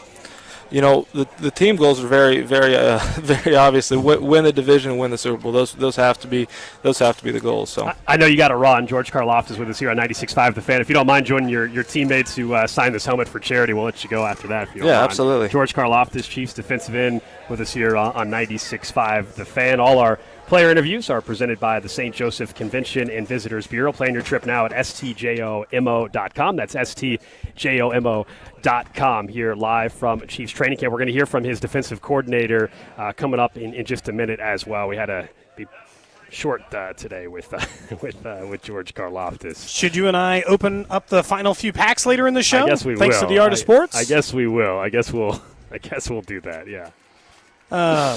Look, in the end, the way it works, we'll just open them now. We're having fun. Yeah, George Yep. George does have a lot of pressure this year because he's an important player for them. Of course, we have a Chiefs player on my pack today as We're well. going to open our packs first, Drew, and then we'll get to All right, Steve's Grant pack. Delbit, base. Brian Thomas Jr., base. Bryce Young, base. Jalen Royals, rookie card. George Karloftis card. You got to be kidding me. What? You got to be kidding me. You got to be kidding me. It's not. By the way, that's not on him. I'm just. No, it's not. He It's was. not. We're just frustrated. He was brought up. It's the last day of camp, and he was brought over, and we were told we had like 2 minutes with him. So that's anyway. So yeah, that's frustrating. What else we got? Nothing good in the first 2 packs so far. Right now, Bucky Irving, future power players card, which I think is the Nix same card. outside Phil of there. Maffa, nothing in that pack. No, nothing. No. I'm 0 for 2 in my packs. These are going straight to Nate Taylor's kids. That's what Yeah, the no, extra best card. Jane Daniels auto is as good as we're going to get. Lad McConkey. I got nothing. Jalen Reed. That's it. Unless you're desperate for slight variations on Devonta Smith or Cam Scadaboo, you're not getting much out of these packs either. Thanks to the Art of Sports, by the way. It was really cool to get to open these packs. Yeah, we appreciate with players their every help. single day. It was really cool of them to help us out and gave us an opportunity to, do something kind of different with these player interviews since we don't always get the same amount of time as we normally would. It's nice to get those guys. Couple nice hits too. Jalen Hurts out of 50, and then the Jaden Daniels auto out of 25. You can visit the Art of Sports there in Leawood if you're someone that's been in the hobby or just trying to get started. Great spot there in Leawood. Frankly, it's the place that Bobby Wood Jr. and Jack Caglione and those guys go to all the time. Yeah, it is. They're building a room, I think, maybe for allowing those places or those guys a place to open things up. So very cool. The defensive line, I mean, it on paper, I think, is noticeably better, but that's paper, not in reality yet. All right, let's go out to the podium and hear from Chiefs defensive coordinator Steve Spagnuolo. You guys ready for the training camp to wrap up? Yeah, you guys ready to go? But I actually, I think I've told you this, but I actually like it. Of course, Maria's back east right now, so if she was home in Kansas City, I'd want to go back to Kansas City. I don't know how we got on that, but I'll just open it up, let you all fire away. What do you got? In the past, you kind of said that maybe you would have liked to have seen more from Jaden Hicks being a really nice preseason game, I guess. Yeah. How does he build? He had a good game. Yeah, it was good to see. I mean, I think Jaden probably stuck out as probably played the best in that particular game. He had a really good day here on Monday. Him and I was just talking. He was a little down yesterday, and then today he made a big play in the red zone, came up with the interception. But he's kind of been on that trajectory, and he should be. And he's been in the system for a while now. And those kind of guys have put a little bit more pressure on because I expect them to know more and not make mistakes that maybe a rookie would make. With the lane and progressing, just what do you see out of him as he's been able to get through that? Yeah, I mean, he's definitely a competitor. We saw that on tape when we evaluated him. But, like a lot of these young guys, Nick and I were just over there talking about it, sometimes you got to knock some practice habits out of him. I think Mansour is learning that. I think he's embracing it. I think the vets are pushing him toward that. It's unfortunate that he's missed all the time he's missed, but we'll try to get him caught up here. I don't know what will happen with the game. That'll be on Coach Reed. But I'm anxious to get him out there and see what we got. Just get to see a little bit more of him. Yeah. How he looked to you. I think Jeff is, second year. He's right about where you would think he would be. The one challenge he's going to have is we're going to ask him to play a lot of different spots there, which is a good thing for him because that means we got the confidence in him. But the challenge will be learning them all. Kind of like what Jack Cochran has done for us a number of years. He's known every spot. Jeff will have to do the same thing. How Jerry Steve? We saw you working kind of one-on-one with him. Yeah, it's step by step. Now we're being careful with LJ. We want to be. We don't. When you throw somebody out there too soon from a strength standpoint, then you run that risk of the injury. So we're trying to stay away from that. But listen, I got all the confidence in the world in LJ. I kind of know what he can do. He stays on top of it from a mental standpoint really, really well, and he's a good example for these young guys on how to prepare. So we'll keep him on that trajectory. I don't anticipate that he'll play in this game, but we'll see going forward. Take out your first look at Peter Woods in that first game evaluation. Yeah, I hope to get Pete some more reps than he had. I like Pete's demeanor. I think he's got a little bit of that alpha dog in him. Now, when you're a rookie, it's hard for that to come out, because you're just feeling your way through. But he's got a serious tone about him that I really, really like, and because all the physical things he's got. So hopefully we can ramp him up, get him some more reps in this game, and see what we got. So you spent a little quick moment with Jason Kelsey out there. Yeah. What was that? Listen, I think Jason's great. Him and I talk a lot about the coordinator center battle when we used to go against each other, and he's great. He's into it. I remember that one. He did this, and I said, I remember when you got us on that one. I'm a big fan. He lives out there in the, outside of Philadelphia, and we go back there a lot. I had a chance to play golf with him this summer. And I look forward to maybe doing that again sometime. They're just good people, those Kelseys, right? How can you not want to be around them? We're going to go last three. Him, Matt, and Nick. Steve, Andy's so understated publicly in a lot of ways, but obviously a great competitor. I just wonder what maybe you've seen in him in terms of the intensity and messaging since the way last season went, and how he's responded to that. Yeah, pretty much like you would think Andy would. Listen, we're all pretty prideful people, and we got really used to winning here, and last year was a little bit different. We're trying not to go through that again. I think every one of us, Andy included, and from Andy on down, I think everybody's trying to step it up a notch. His motto of mindset, I think, is really, really important. And then he has a unique way of filtering that into his leaders, the Patricks, the Travis, the Chris, the Nick, and you can kind of see that. So that was some of what Steve Spagnuolo had to say after practice today. Don't forget our training camp coverage is presented by Break Time. Whether fueling up or grabbing a snack on the way to training camp, Break Time reminds you not all convenience stores are the same. Download their app and find a location near you. We're excited to be joined by Danon Hughes, former Chiefs wide receiver, of course, from the Chiefs Radio Network. He will be in Tampa on Saturday night here on 96.5 The Fan. I saw you last night at the Royals game. We were talking a little bit. It's good to have you back on the show. We'll start our weekly conversations with you here very soon. How was the offseason for you? So first I want to address the fact that you told me to leave the Royals game early. Why'd you tell me? I didn't. Told me to leave early. A walk-off. I leave at the seventh inning stretch because I'm coachable, and you told me to leave. And the one game I've gone to recently where we win. So bad advice, man. I know, right? Look, I left in the bottom of the eighth. Even worse. I know. I thought the bottom of the eighth, it didn't happen then. I didn't know if they were going to walk it off in the ninth. I had to catch that one on the radio driving back home. But look, training camp as a player, I'm sure this is would have been one of your favorite days. Knowing that you're basically done now. Tomorrow's a light practice, and it's obviously Military Appreciation Day. But at this point in time, what are these players feeling like? They're feeling like they can finally exhale. You got one preseason game in your pocket. You are now about to break camp. You're going to go on the road. You kind of get the experience of, especially the rookies. Okay, what does a road game look like? I remember what it looks like in college, but what does it look like at the pro level? And from getting on the buses to having your assigned seats on the plane to the plane food, all the things that maybe the general fan doesn't take into consideration that factors into the product that you put on the field, the hotel setup, your roommates, if you have roommates, who doesn't have roommates. So a lot of that comes into play. And then also the feeling of being able to break camp. And if you have family or a spouse or what have you, kids that are back in Kansas City, that you'll actually get to see them for a little bit before jettisoning off to Tampa Bay. So, it's a cool experience. The fact that they're having this cool weather, is awesome, and I know that's what they relish too. When you look at the roster overall, how are you feeling about their position this year versus last year? And I guess how much of last year do you look back and say it was a talent issue or an execution issue or some combination? How do you view last year's problems? Was it just they didn't have enough guys? Yeah, I think it's a mixture. I think it's always a mixture of talent and execution. You consider the year before when we were trying to go for that three-peat in Super Bowl runs, we were 12-0 between regular season and postseason, 12-0 in one-score games. Last year, I believe we were 1-8.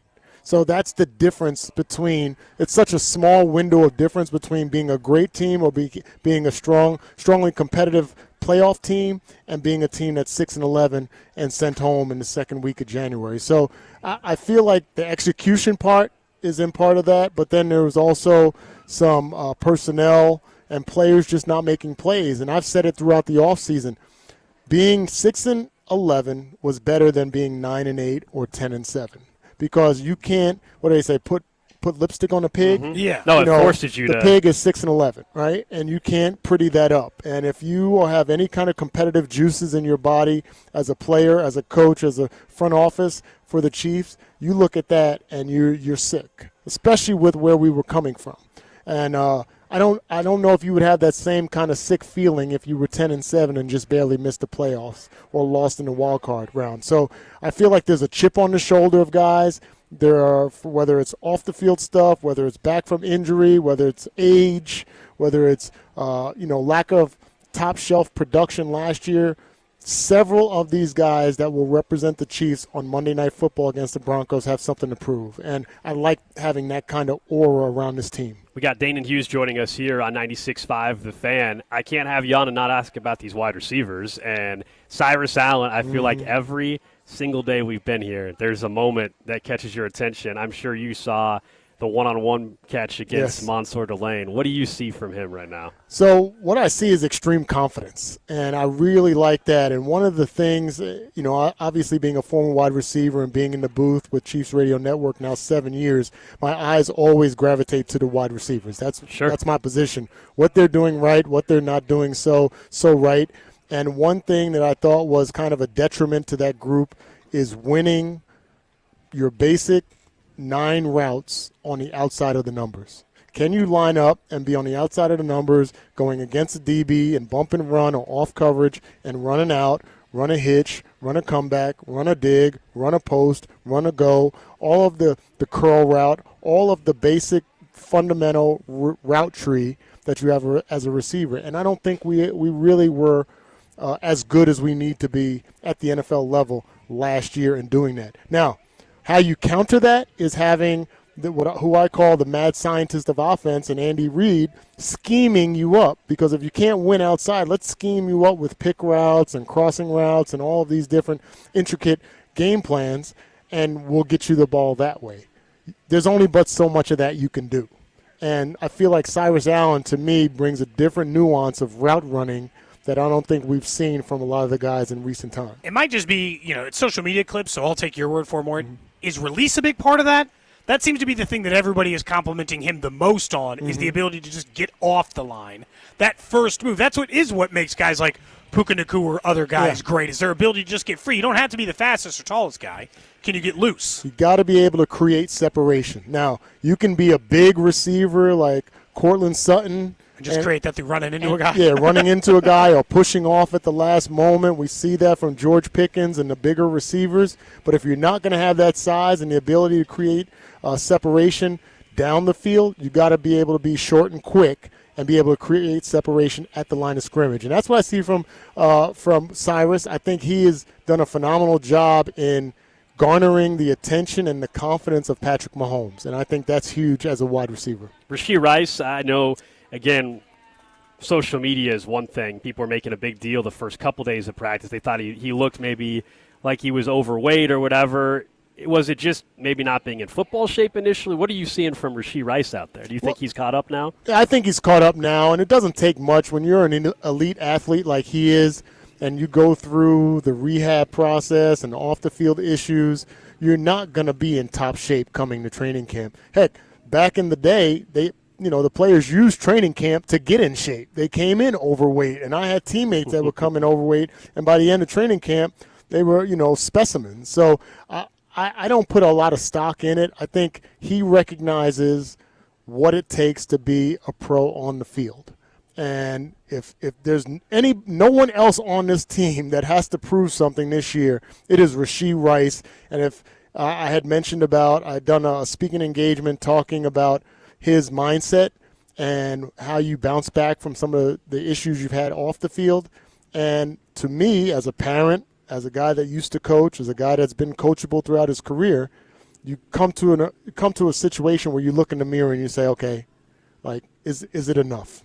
Is the distractions and the issues and the money I've had to spend and all of the different things, is that enough? And how can I get back to being a top elite wide receiver?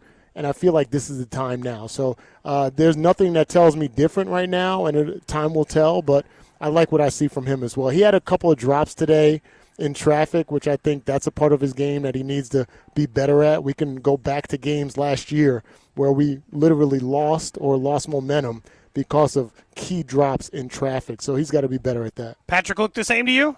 Oh, yeah. He's been dialed in for a couple of these. I love watching him move to the left.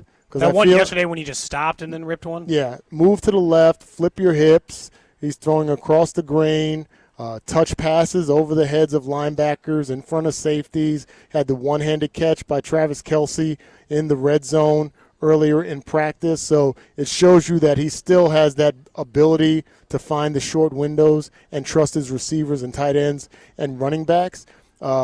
I don't know if you guys have heard anything, if he's going to play a little bit this week or. I'm hoping no with no Joshua Simmons and no Trey Smith. I don't know why. I don't think we're going to see him at all. Andy won't give the story until tomorrow. He has hinted at the idea that maybe the third preseason game, I think, is the read between the lines.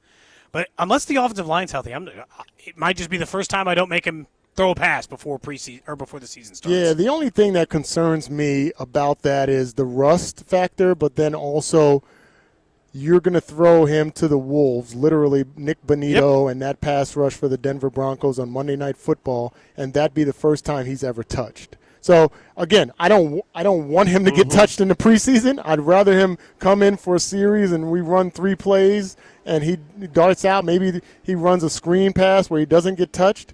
But to think about the first time you're going to be tackled or hit or pushed around or anything is against the Broncos, that is something that concerns me. Danon Hughes, part of the Chiefs Radio Network, color analyst, along there with Mitch Holthus and Josh Klingler. They'll be on the broadcast this Saturday down in Tampa. We were looking at the weather last night. Might need your poncho. Well, I guess you won't need the poncho. You're in the Josh booth. will. Kling might need the poncho. Yeah, Kling might need the poncho. Danon. Oh, darn it. Great to see you. Thanks for coming on the show. We'll start having Danon on a weekly basis here very soon throughout the football season. Up next, guys, we'll get to what's trending. We'll also have some camp questions, and Nate Taylor from ESPN will stop by. You're listening to Cody and Gold. Tune in to hear Royals insider Josh Vernier every Wednesday at 12:30. Cody and Gold is brought to you by Heartland Men's Health, the leader in men's sexual health. Thousands of men have been successfully treated for low T, ED, and more, all with discretion and compassion. Make your appointment at heartlandmenshealth.com. Your home for Royals baseball. 96.5, The Fan. That wreck really took everything off track. Can't work, can't help with the kids. The bills are stacking up. Then stop waiting. Call the Car Crash Kings, SWL Injury Law. Car crashes, that's what they do. Yeah? Yeah, they go to work so you can get your life back and get paid what you're owed. Don't get pushed around.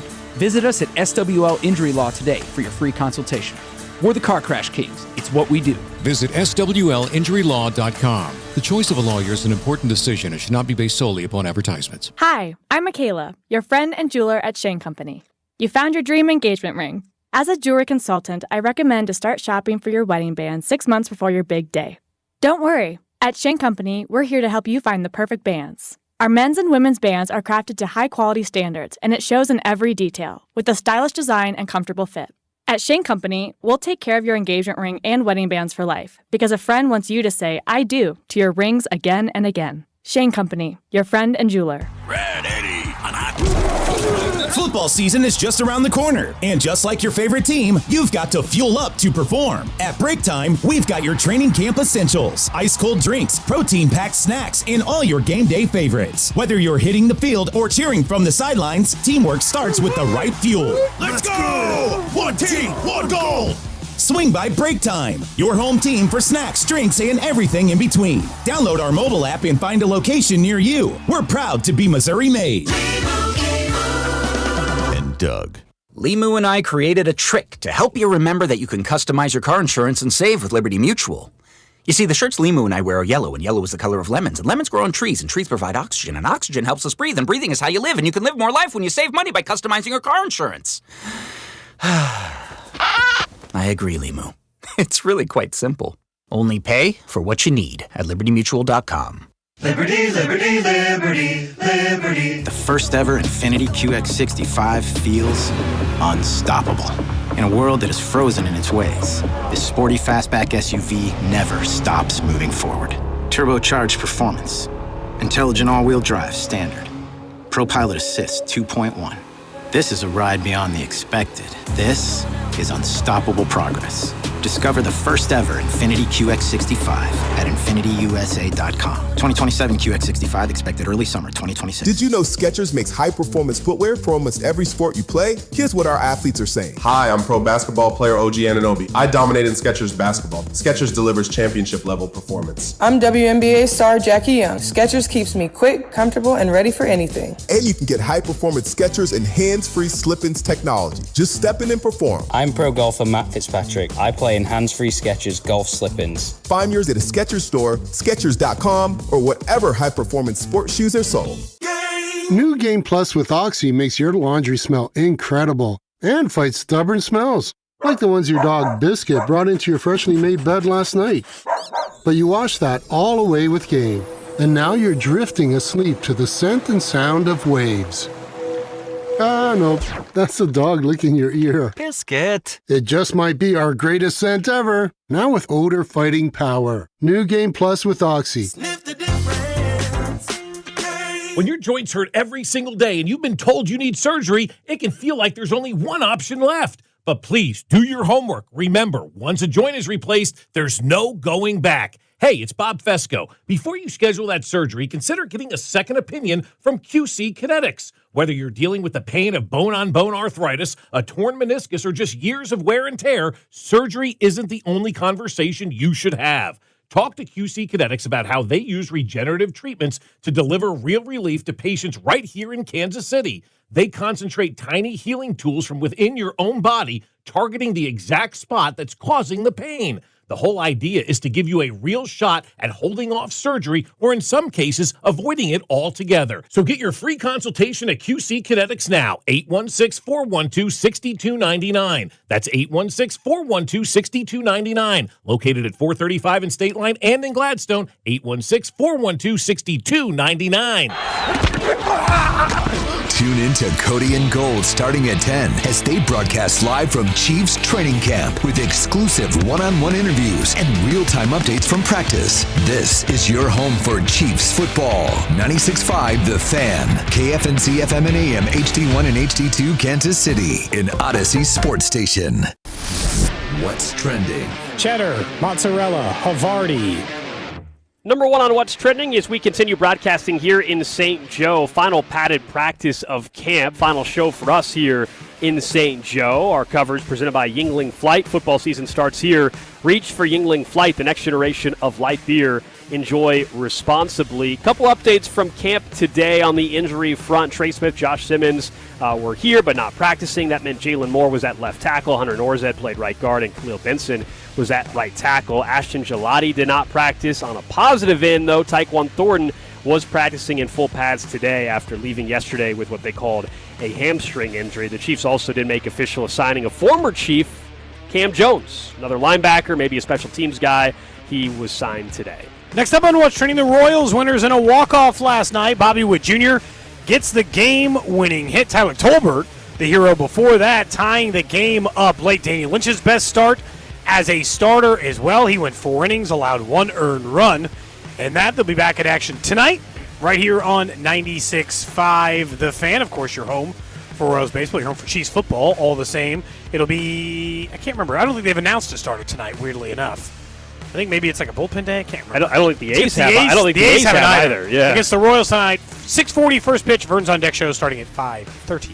Elsewhere in the NFL, unfortunately, some injury news. The Saints, their running back Alvin Kamara, expected to miss at least a month with MCL sprain. Also, Texans wide receiver Jaden Higgins has a torn ACL. He tore that yesterday in a joint practice with the Raiders. And then, of course, the Chargers center is out indefinitely now after they're saying charging or damage to his ACL and additional injuries.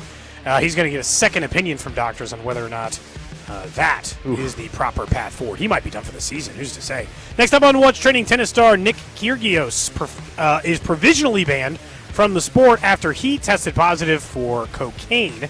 He has already apologized in a press conference about it and said that he had made a mistake. He's not denying the positive test at this time. It is a little bit weird because I guess I don't view that as a performance-enhancing drug. Not a good decision, and the guy who shouldn't have done cocaine is he's on the W. You don't think it's performance-enhancing? And I will say, it is clearly like, they drug test in other sports. You can't do that. But, I mean, does it make him better at tennis? Does cocaine make you better at tennis? You can't be on coke while playing tennis. Well, I mean, no one said he was on it while playing tennis. I just didn't know if... Or in your system. Do you view that as a performance enhancer? That's hard to say. I don't know. I can't really speak to that, but I would imagine it could. I would imagine it could, Cody. Nate knows a ton about tennis. You guys should ask Nate. About if cocaine's a performance enhancer? Nate follows tennis a ton, so I think he would be an interesting person to get. But how much does Nate know about the other part of the story? I don't know. Zero, I hope. I mean, we could have. I mean, now it might be hard to get in touch with him, but we could have asked our friend Pablo Plechkabar over there from the Trash of the Day. All right, elsewhere, the Royals ballpark proposal advanced through City Council's Finance Committee yesterday. Remember, this is where the city says they would commit a fixed total of $600 million to the overall $1.9 billion cost. $90 million anticipated to be provided as city infrastructure funding, with the remaining $510 million provided as city-supported bonds. Still needs to get to the final step. Full City Council expected to consider the ordinance on Thursday. Here in about an hour, we're expected to have Wes Rogers, a member of the Kansas City City Council, to talk more about the proposal. There's a lot of questions around it still, some unanswered, I would say, things that may not get answered by the time they vote even tomorrow. So we'll try to get some of those questions answered for Wes Rogers coming up 1 hour from now. That's what's trending here on Cody and Gold. Still hoping to be joined by Nate Taylor here in just a little bit. The media portion of the post-practice stuff just wrapped up. Normally Nate walks down after a little bit outside of that, so we'll see. Yeah, text line full of Penn State jokes because of the story from Trash of the Day. Someone says, definitely a performance booster, according to their friend. Someone says, I'm sorry, but the exasperation of Gold, you can't play tennis when you're on coke. Yeah, I don't think you can. I just don't know if that's against the rules. If anything, it would feel like, I don't know. You know what's weird, though? I would say that it's performance enhancing depending on the sport. Like, I think it would be a performance enhancer in football. Well, we know it was for a past player, too. Yeah, but I don't think it would be for baseball. I actually think it'd be working against you in some capacity. You got to be thinking straight in baseball. You can't just be all amped up running at 1,000,000 miles an hour. If you were a closer, I think it'd be a performance enhancer. Ooh. I think if you were a closer. Now you're saying it's position. Yeah, I think if you were a closer, it would absolutely be a thing for you. Yeah. We'll ask Nate Taylor. He's walking up to the tent now. He'll join us here in just a couple of minutes. I can see him coming up this way now. We'll ask him about Kyrgios. Groundbreaking questions here at training camp. Yeah. He has no idea what he's about to walk into. It's the last day up for us today, Drew. Yeah. You know, we only got to ask maybe 6 questions of George Karlaftis. Let us ask this of Nate, you know? Yeah. He knows tennis so he knows at least half the story. Says, Cody, you are hilarious. Someone else says, I'm now convinced Cody has no idea what cocaine actually does. I'm just saying, if you're a closer in baseball, I'm telling you, it would be a performance enhancer. So in tennis, sorry, Kyrgios or whatever his name is. Kyrgios. Sure, Kyrgios. Then in Nate already corrected me. He's ready to talk tennis, baby. He's sitting down. My long-standing thing on that is I can't do stuff like that because I'd be like Godzilla through a small town. I'd be the last person on the planet you would want involved in that. That's all I know, Nate. That's all I know. Do you see Kyrgios getting in trouble? Yes. Is that your guy? It's very disappointing. Is that a performance enhancer for tennis? That's what not really. That's what I think. I love how serious you answer that. Not really. Cocaine doesn't help your endurance, doesn't really help your stamina. It can increase focus and intensity, I guess, for like... Look what it did for Darryl Strawberry. But I would think an athlete at that level, you're already pretty focused and intense. Correct. And so it's not going to help your serve. It's not going to help your return game. You know, you need so much of like wind, right? You like... Again, this is why I don't understand why... I mean, I understand why people take cocaine, clearly. But in a sport, like, you know, it was so rampant in basketball that I couldn't really understand it because you're going up and down the court, man. I think it's just because it's a party drug.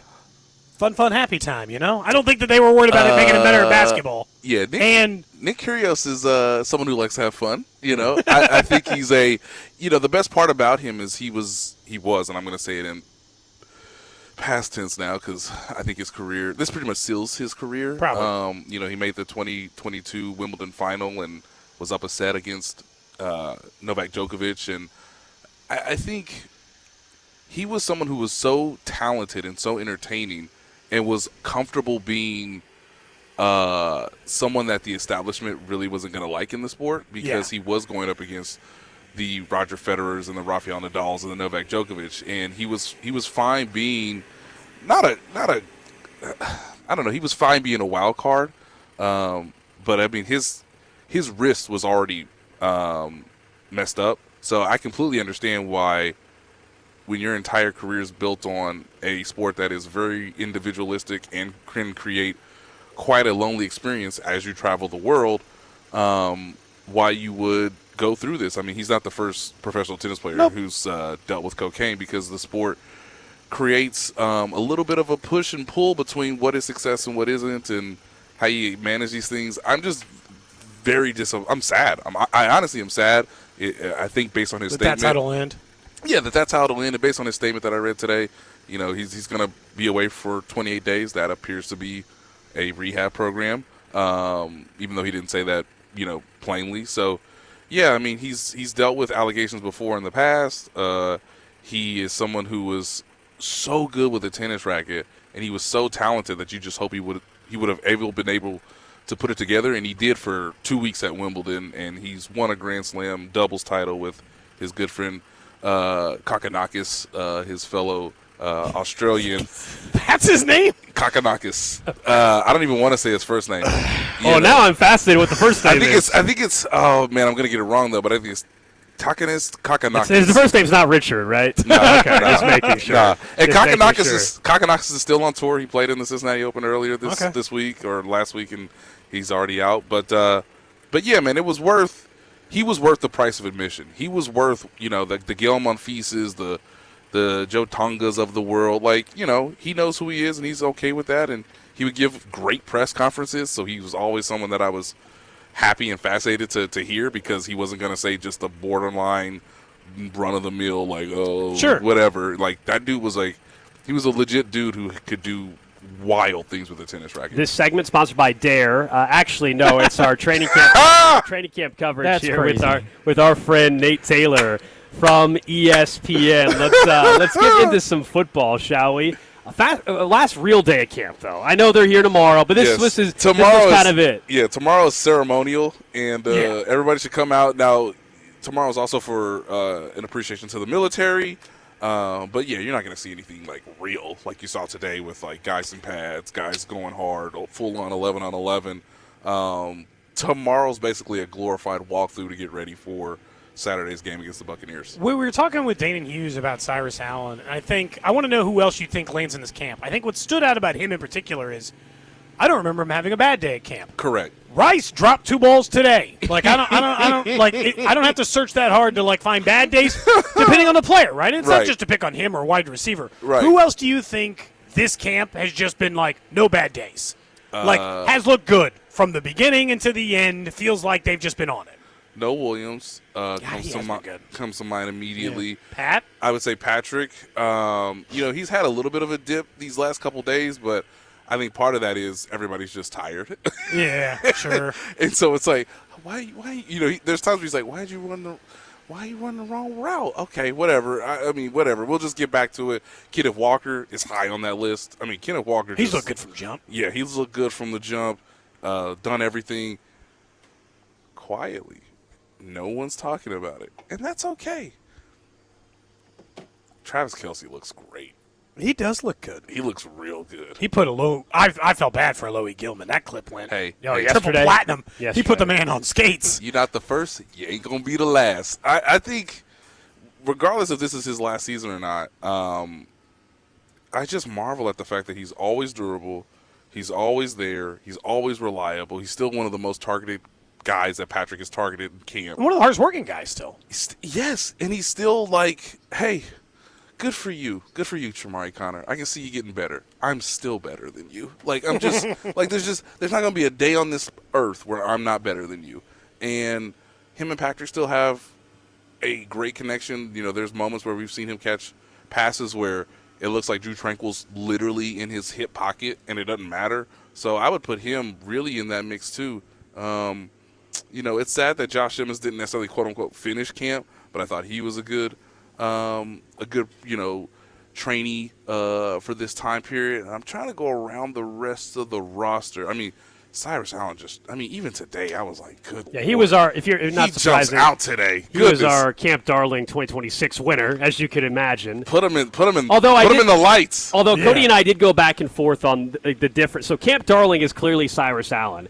But I think if you were to say who's the MVP, I think long-term, as far as the rest of this year, there's a case that Benson could provide a ton of more value for them. Right. Because I'm convinced, even if Cyrus Allen turns out to be your guy Puka Nacua this year, and we go into next season, you say he's the number one, I still think they need to draft a receiver first or second round. If Benson plays at all this year and looks good, to me, it alleviates any worry of drafting a tackle, assuming Simmons is also healthy, right? In the first or second round. Whereas Cyrus Allen could have an unbelievable offensive rookie of the year season. I still think they need to spend a premium pick on a wide receiver, right? Because Rice may not be back. There's no guarantee about Worthy, Rice. we don't know what he's going to be, even though he's under contract. Correct. And look, he was in and out of camp. He was about a 50-50 guy, right? I'm talking about Xavier Worthy. Like 50% of the time he was here, 50% of the time he wasn't. It just is what it is. But yeah, I love the fact that, we talked to the assistant coaches today, and it doesn't matter who we talk to now, whether it's Andy Heck, whether it's Mike Bradway, who's very high in the front office, Andy Reid, they're all just like, I don't know either. He just came out of nowhere. I guess he's good. Even asking Andy Heck, well, why'd you put him to right guard? And he's like, only make him better. And I'm like, I couldn't say this in the press conference, so I'm like, hold on. You're willing to acknowledge today, on what day is this? August 19th, that you're willing to invest more in Khalil Benson than Hunter Norzad. Oh, yeah. Wow. Mm-hmm. Not afraid to admit it. Not afraid to, sort of hedge it or try to put a little bit of sugar. No.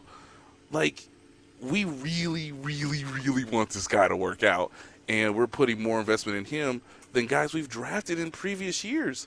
So, in a large way, I think you're onto something, Alex, where, if he pans out, if he can give you good spot starter snaps, because I still think more than not, should probably be Jalen Moore to start the season. Especially because the injury to Trey Smith. Yes, and we'll just see how it all plays out. But if he gives you production, if he's someone who you can be like, okay, we feel good kind of penciling him in 2027, man, I agree with you. Now the two biggest things are probably receiver and an interior offensive lineman worth a damn, and that being something that you might have to figure out for 2027 and next year's draft, of course, as you figure out what you're going to do, because I just wrote it, and it's not on ESPN.com yet, but people are reading. Preview right now.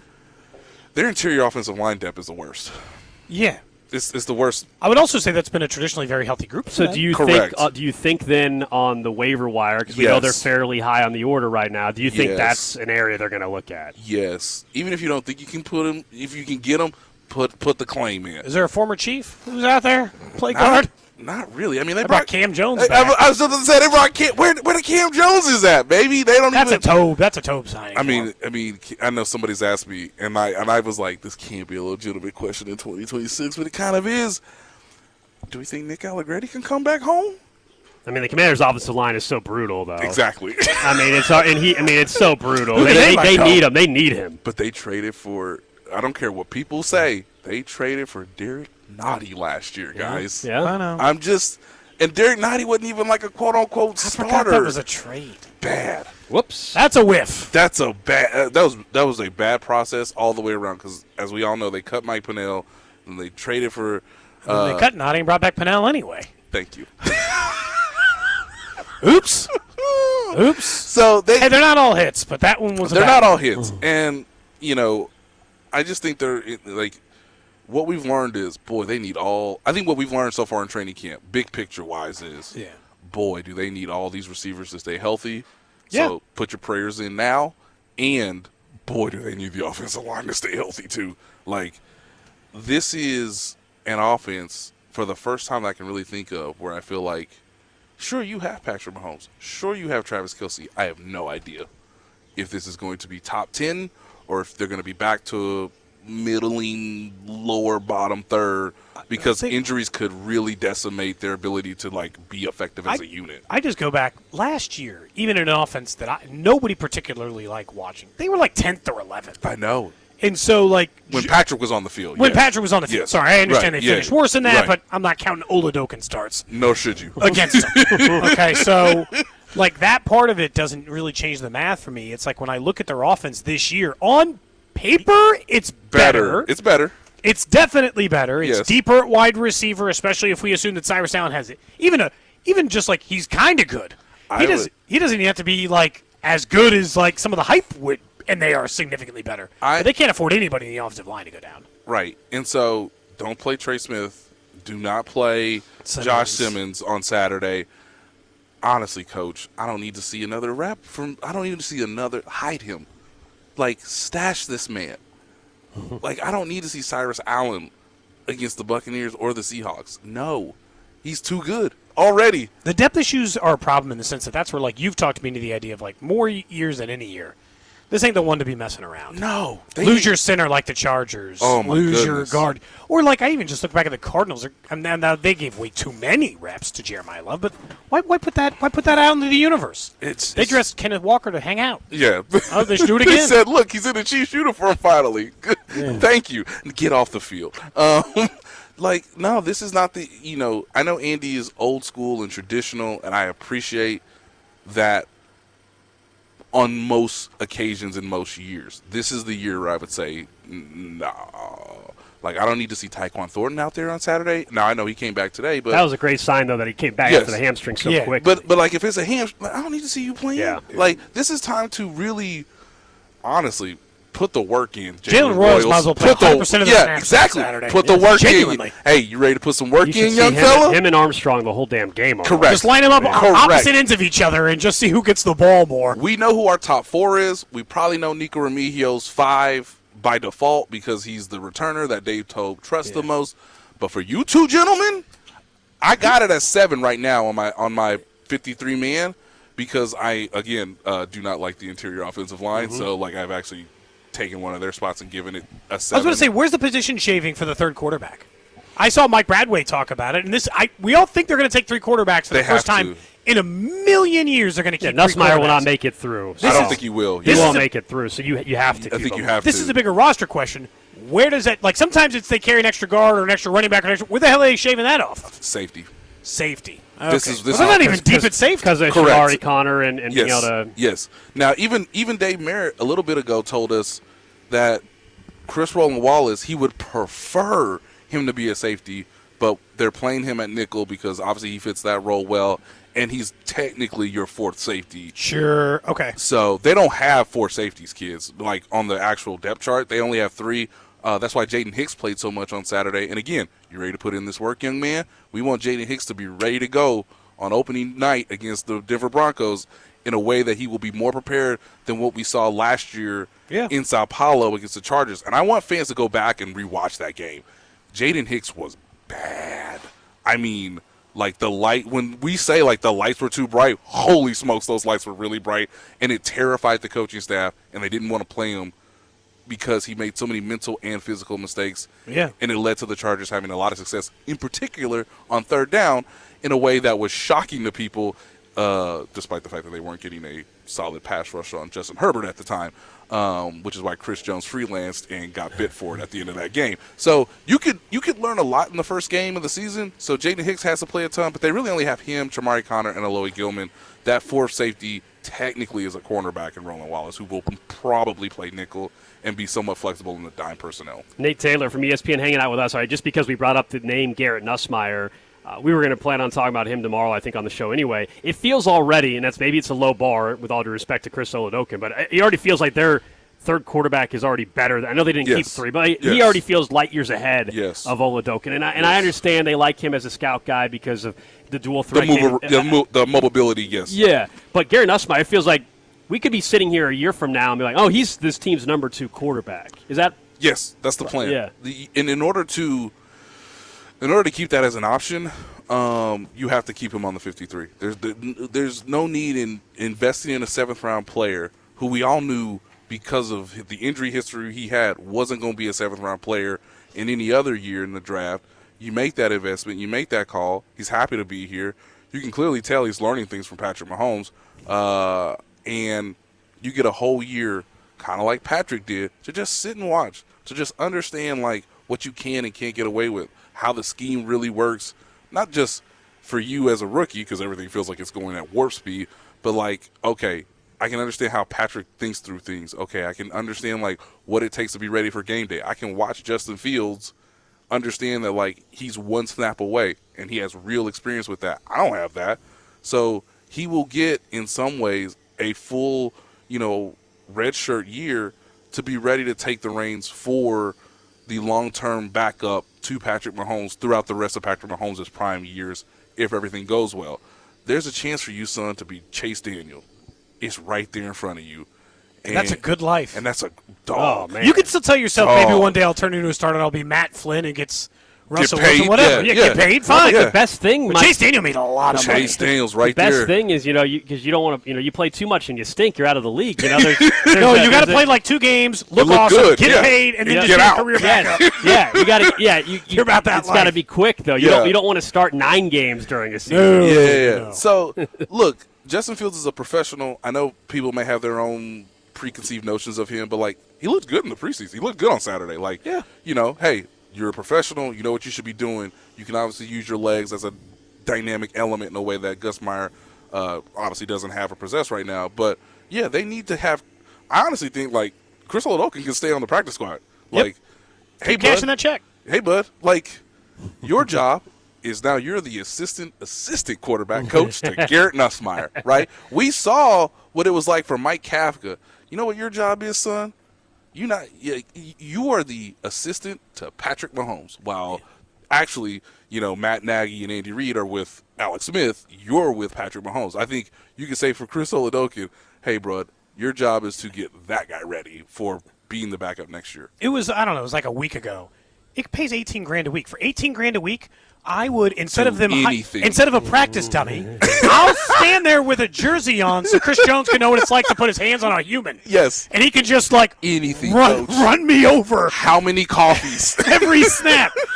He's like, I don't want to hit a practice dummy anymore. I hit a real person. Go stand up there. You're like, okay. Hey, yes, sir, Mr. Jones. Yes, for $18,000 a week, whatever you need. All the players could take their pads off, and Cody would have to carry every 90 players' pads as long up. as it took. Yep. Anything. Hey, all day. I whistled while I worked. Are you kidding? You're the happiest guy in the field. Hey, Malik, you need me to be Malik Willis this week? You got it, Coach. I'll be right there. Tell me what you need. Like it is honestly a great life, and they've given him a lot of credit for simulating. Obviously, Lamar Jackson in terms of like using the legs and like, that's a whole different role where you have to like watch somebody on tape and then mimic them as best you can for your teammates so that they can feel comfortable on game day. Nate Taylor from ESPN, appreciate it as always, and thanks for coming by every day after practice. Yeah, this was fun. This is it, and I will have you on a weekly basis, of course. We'll start doing our Tuesdays. Yeah, we'll start having Nate in on Tuesdays. Take a long look, gentlemen. Take a long look. We're in the trees. Yeah. There's only one. It's going to look identical next year. I will say, this is the last amazing. day for us. We're not back tomorrow. I know. That's why I said take a good long look. Drive town, wave, say goodbye. Yeah, I'm going to take the long way home. I'm going to take the long way home just to be safe. Alex and I are going to pop by the psychiatric museum on the way back. What? The what? There's a museum in St. Joe. Okay. It's like not the Pony Express for like psychiatric hospital museum. So they got like old like electric chairs that they used to try to like make patients feel normal and stuff. They got a whole bunch of stuff. It's interesting as hell. That's interesting to you? Yes. Well, the whole museum is here's how we tried to control women medically. Oh, yeah. They got like here's the drill we put into people. Here's the stuff we do to perform a lobotomy. Wow.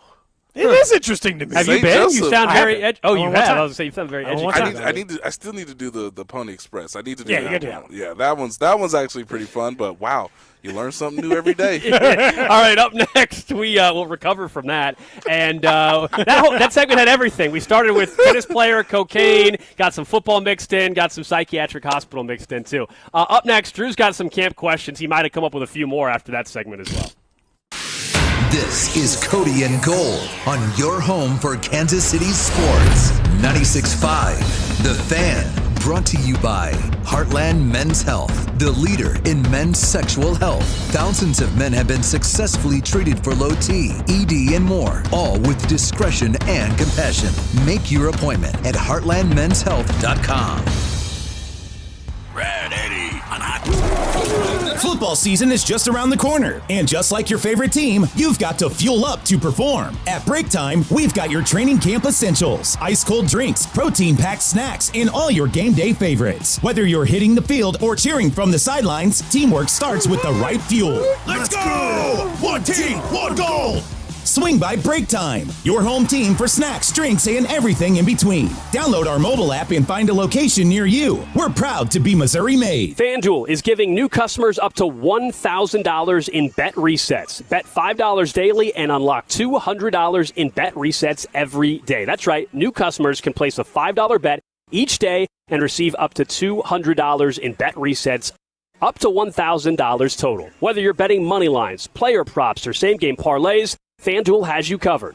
Place your daily $5 bet and unlock up to $1,000 in bet resets. Head to FanDuel.com/local to get started. FanDuel, your home for home runs. FanDuel is the official partner of the MLB and 96.5 The Fan. 21 and present in Missouri. First online real money wager only. $5 first deposit required. Minimum $5 wager required for 5 consecutive days. Bonus issued as non-withdrawable bet reset tokens. Refund from token issued as non-withdrawable bonus bets that expires 7 days after receipt. Max refund $200 per day. Restrictions apply, including any token expiration. See full terms at sportsbook.fanduel.com. Gambling problem? Call 1-800-GAMBLER. Steve here with Connolly Plumbing Solutions, your neighborhood plumber. We're in the Midwest, where tornadoes are real and our water table is high. So we practically tap a well every time we dig a basement. As a plumber, I could tell you that water always wins. This month, we have a sump pump special. $200 off a main pump or $400 off a battery backup system. Protect your basement. If you haven't used us yet, we would love to win you over. Visit ConnollyPlumbingSolutions.com to schedule. Men, when addressing the problem of erectile dysfunction, you want the right treatment for your specific medical situation because every case is different, and finding the right treatment can mean the difference between just an okay experience and an amazing one. This is Jeff for Heartland Men's Health, and at our practices, we offer the full range of ED treatment protocols and can even combine therapies to help make those intimate moments special both for you and your partner. At Heartland Men's Health, we take great pride in providing excellent care and treatment options for ED. Our medical providers specialize in men's sexual health and understand that no two cases are alike, which means you'll get the right treatment for you based on sound medical evaluation and appropriate applications of medical therapies. Plus, we offer treatments that are effective in well over 90% of cases, which means if you're like most men, you'll get your sex life back. So call us. Your initial visit is just $99. It includes blood work, a medical consult, and if medically advised, a test dose. And if that test dose doesn't work in the office, your visit is free. Call 844-447-6600 or go to heartlandmenshealth.com. We have 3 offices: Overland Park, Independence, and North Kansas City. Whether I'm setting up the ultimate tailgate or hosting a watch party, game day is all about the Chiefs and keeping it stress-free. That's why I go to Hy-Vee. They make planning a breeze with everything you need in one convenient stop. We're talking about tailgate trays packed with sliders, wings, charcuterie, sushi, appetizers, and those iconic Chiefs-themed cookies. Plus, a massive wine and spirits department to top off your beverage order. Let Hy-Vee handle the work. Just order online for pickup or delivery. It's a total game changer, only at Hy-Vee. Back to school savings start now at Hy-Vee's 3-day sale. Stock up and save big this Friday through Sunday with hot deals in every department: meat, produce, bread, cereal, and snacks. Want an easier way to shop? Order on the Hy-Vee app or at Hy-Vee.com. Choose pickup or delivery and we'll do the shopping for you. Save time, save money. Shop your way during the back-to-school sale this weekend only at Hy-Vee. It's 5 o'clock. Your employees are headed home, but you're still updating spreadsheets, switching between software, and wondering where the day went. There's a better way. Odoo brings accounting, sales, inventory, CRM, and more together in one fully integrated platform. So you spend less time managing software and more time running your business, because your workday should end eventually. Try Odoo free at odoo.com. That's ODOO.com.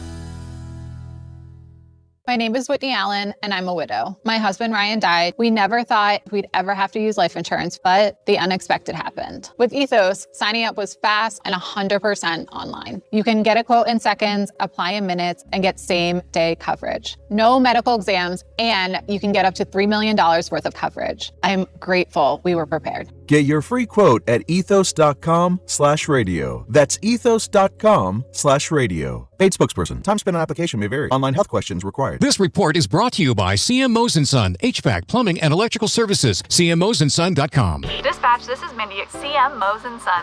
Coming to terms with a dying AC unit is tough. If you need to replace your AC, visit CMMoseandSon.com to schedule your free estimate. CM Mose & Son. License 202919. Terms and conditions apply. You're listening to 96.5 The Fan from the DM Injury Law Studios. Mike's got this. Car, truck, or motorcycle wreck? Remember, Mike's got this. 816-888-7500. Mike's got this. Back here on Cody and Gold, we are live up in St. Joe at Chiefs training camp. Practice wrapped up about an hour, 15 minutes or so ago. Thanks again to Nate Taylor for stopping by. Thanks again to Dane and Hughes as well. We will get to the random question of the day in just a bit, but let's talk a little Royals baseball as well as we go out to the Golden Oak Lending phone line. We were at the Kauffman Stadium last night, a walk-off win for the Royals. The A's, Vern, I feel like we're just wanting to consistently give the game to the Royals. I mean, that was look, both teams have been pitiful this year, but man, oh man, you see every bit at times why both teams were where they're at in this ridiculous. Post game last night, it was get to the phone calls quick because people are happy that the Royals won, and no one wants to hear my real thoughts because that was a brutal game. Top to bottom. Even the hero, Tyler Tolbert, nice job by him, but that was a strikeout. He should have punched out. But Either way, umpires, athletics, Royals, everybody was pretty subpar last night. Yeah, catcher's interference, all sorts of stuff going on. Now, on a positive note, though, within the game, we saw Daniel Lynch get another start, and since he had switched from being a bullpen guy to a starter here and trying to get a look at him, I think to be mixed results is the nicest way to put it. What did you make of what you saw from him yesterday? Yeah, I'm still, and I think it's impossible not to be in the spot where you need to let it breathe a little bit longer. Yeah. If you want to believe in Daniel Lynch, he's given you reasons to believe. If you, I don't want to say, if you believe he's a reliever, a good reliever, but nothing more than a good reliever, he's also given you reason to believe that. And that's really what these final 5-6 weeks are all about, is trying. And, I mean, you guys know we've gone through plenty of seasons like this where you're just trying to answer questions. And with Daniel Lynch, is he still a starting pitcher? Is he a high-leverage reliever on a contending team? Is he just a lefty that you want to keep around because a guy that this season is holding lefties to a batting average of $156 that's valuable? Or is it option 4?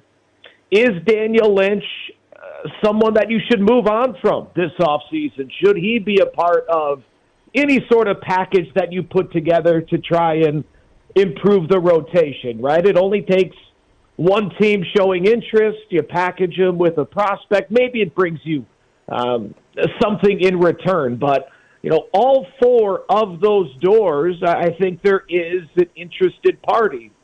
Is he a starter? Is he a high-leverage guy? Is he just a nice piece? Or is he someone that is at his peak right now? Because I don't think that his trade value has taken any sort of hit since the trade deadline. Just like Michael Wacha, those that wanted to see Wacha or Lynch moved at the deadline that were disappointed, you could still get your wish this offseason, because I think the parties that were interested in Lynch or Wacha at the deadline will be just as interested this offseason, and there'll likely be even more teams sniffing around. 2 days ago, the starting lineup was Jensen, Bobby, Kaggs, Garcia, Vinny, Perez, and then Massey, Collins, and Isbell. How close, if you had to guess, opening day lineup 2027, how close is that 1 through 9? If it's a righty on the hill, yeah, I think that's the lineup. If it's a lefty, if you're facing Chris Sale, I don't know if Carter Jensen's at the top of the lineup, but yeah, I mean, if you're facing Garrett Cole, I guess I'm showing that I don't know who they open up against next year, but nobody might, Vern, Yeah. So if it's a righty, yeah, I think that's the lineup you see on opening day. And Twins, by the way. Okay, so yeah, we'll see if they still have Joe Ryan. Okay, so yeah, I think that will be the opening day lineup, and I'm fine with it, to be honest with you. And that's just because there's so many holes in this rotation and in this bullpen, and really just pitching period on the 40-man roster, that I don't know how you can spend any of your allotted resources on a bat. I just don't see where it's necessary more so than the rotation in the bullpen. I mean, I need 7 pitchers before I even start thinking about a hitter. We're talking to Josh Vern, you're our Royals insider. One of those pitchers that we don't know if he'll be part of the future or not anymore is Lucas Erceg. He was optioned to AAA. I think you were on our show and in your postgame show maybe 2+ weeks ago suggesting that he gets sent down, needs a little mental break, and maybe other things to work on as well. Is he now at a point where it's just, all right, get some confidence, we'll see in spring training, assuming there is one, and maybe he's got some sort of role? Is that you're just kind of hoping you can find even 80% of what he was? Yeah, without question. And again, to go back to what we were just agreeing on, and the holes in this pitching staff, it'd be great if you didn't have to. And I hate to sound callous with this, but it'd be great if you didn't have to stick it out with Lucas Erceg. But because you know what he has in there somewhere, possibly, right? We saw it in 2024. He was still a serviceable arm last year. Because you know it's in there, and you know there's swing and miss in there, and this organization is so desperate right now for swing and miss. You're going to give this guy every opportunity next spring, and obviously all the opportunities he needs to get right down the stretch. He'll turn 32 next year. Hits arbitration, so is going to start making some real money moving forward. Obviously, next year's huge. If you follow this campaign up with similar performances next season, you're staring a non-tender in the face, and then you're just a free agent searching for a job and likely a minor league deal with an invite to spring training. So it's a big off season for Lucas Erceg, but because there is a high velocity and swing and miss, you've seen it. You're going to stick it out with him because, boy, there's just so few other options. Why not stick it out with the guy that you already are paying? Vern, since the last time we had you on, Noah Cameron spun yet another gem for the Royals. He is on an absolute heater for Kansas City. He's obviously had several different stretches this season in which he's given ace-level performances. What, I guess, inside the organization and your own personal opinion, what am I to make of Noah Cameron? I feel like I can firmly say, he could be a 3. I don't see any reason why that wouldn't be the case. But is he a lot better than that? Is there even more ceiling knowing how dominant he's been lately, especially since he started calling his own pitches? Yeah, I think they'll say all the right things and all the glowing term. But if we're honest, if Reagans and Bubic were healthy, if Kolek and Bergert, if the rotation was right for most of the season, Noah Cameron likely would have been sent down a few months ago. So a guy that goes from being almost sent down to, no doubt, since he started calling his own pitches, we're talking about a month plus, he's been one of, if not the best starting pitcher in Major League Baseball. It's certainly a great turnaround, but right now, to me, it's more of a, not a career saver, but a position saver, right? Mm-hmm. Noah Cameron was a guy that this offseason we all were assured was going to be a part of the rotation in 2026. I didn't have any question after what he did last year. Of course, Noah Cameron's a part of the plans. I think that was kind of up in the air midway through this season. So what he's done, in my opinion, is returned to where he was this past offseason. A guy that you believe, yes, we can hand the ball to every fifth day. He can be a part of a contending team. But I don't believe there's anybody right now that is of the mindset, this is a guy that you give the ball to in the postseason. Not yet. Now, we'll see. If you can continue to rack up the strikeouts, if you keep putting up the zeros, because we know the heartbeat has always been there to pitch in the postseason, the mentality, the work ethic. That's why this guy's able to call his own pitches, because he's putting that time in between starts. So all the intangibles to be a guy that you give the ball to in the postseason, he checks all those boxes. The question is the stuff and the consistency. If he can do that down the stretch and then in April and May next season, maybe we're having a different discussion. But that's still 4 months of baseball away. Josh Vernier, our Royals insider. You guys always hear him. His on-deck show, post-game show here on 96.5 The Fan. The Royals continue their series against the Sacramento A's, or just the A's, I guess it is, tonight out of Kauffman Stadium. Appreciate it, Vern. Thank you. There you go. Good stuff from Josh Vernier out on the Golden Oak Lending phone line. We've talked about Noah Cameron. I'm sure it'll be a conversation we have again in the offseason, depending on how it will absolutely be a conversation before the season starts. It'll be. Yep. No matter when the season eventually, whenever the season does decide to start up. It sounds like he's in agreement on Lucas Erceg, where it's just like, hey, can you just get something still that was there once again next year in your revamped bullpen.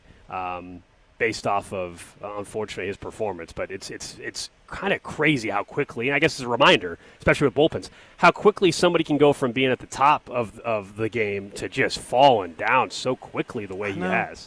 Confidence is a thing in sports that is probably consistently underrated, and especially in baseball, where these tiny little mechanical things can make a difference. And when you're not confident, you change where you put your elbow or this, and if you don't feel good about it, it sometimes throws things. It's just the smallest things in baseball sometimes. Just not throwing a pitch with conviction. I mean, Noah Cameron's a great example of that, the same as Lucas Erceg is. Yeah. Noah Cameron started calling his own pitches, and all of a sudden, most confident guy on the planet. He's going to get AL Pitcher of the Month.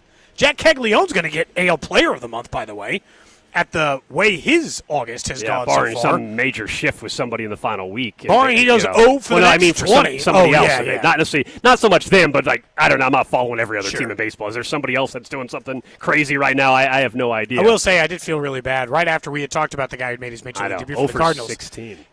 I don't know what he did last night, but after he had 3 home runs in his major league debut, his next 16 at-bats were 0 for 16 with like 10 strikeouts or something. 6 strikeouts, I think. Yeah. But no, I mean, it's a reminder. Baseball come at you fast. Yeah, it's a reminder, man. Enjoy that debut. Enjoy that debut. All right, our training camp coverage here is presented by Break Time, whether fueling up or grabbing a snack. On the way to training camp, Break Time reminds you not all convenience stores are the same. Download their app and find a location near you. Let's get to it.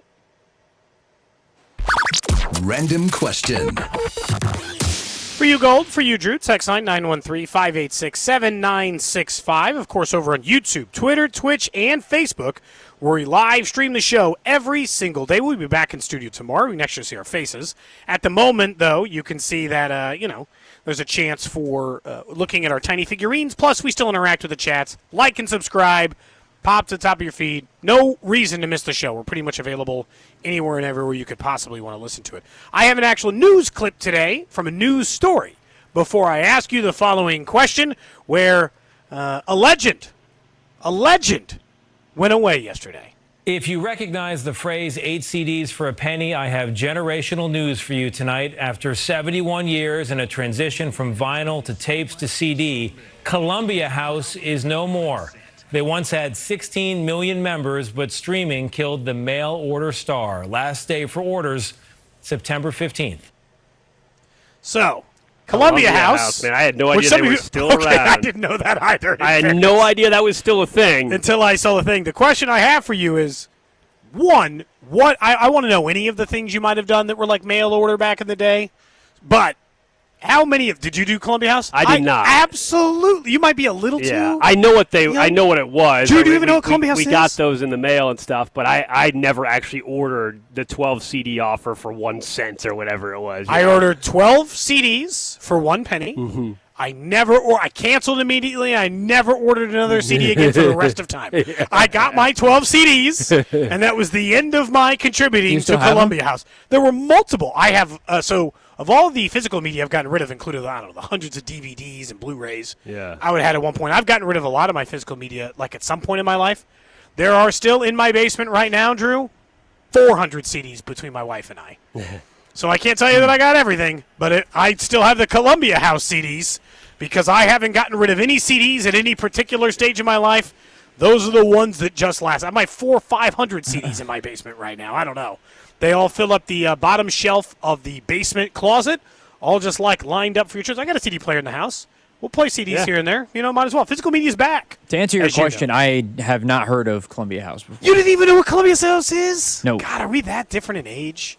There were several. There was B and BMG too. There was more a than couple, one. There was a I got couple. probably 30 free CDs between the two. There were those. Your random question was basically what other mail type ordered things. I mean, when it came to like video games, I'll put this in the same category. I guess they still exist, but it's not this. Game Informer? GameFly. No, remember GameFly? Now, maybe, I think they still exist, but there's no way they're doing as well as they were 15, 20 years ago. Basically, GameFly, for those that don't know, the concept was, especially as Blockbuster was fading away, you could go on there, you had a monthly subscription, let's say it was $25, $30 a month, and you could have 1 or 2 games checked out at once. They would ship you the game, you would ship the game back, and you'd be able to rent it for a month or a week or whatever, but you couldn't get another game until you sent back the other one. I had that for a while. That's the closest to like a mail order thing that I had. My kid just got his very first. He's got a subscription box to a place called Crunch Labs, which is like the engineering guy who does YouTube stuff, this Mark Rober.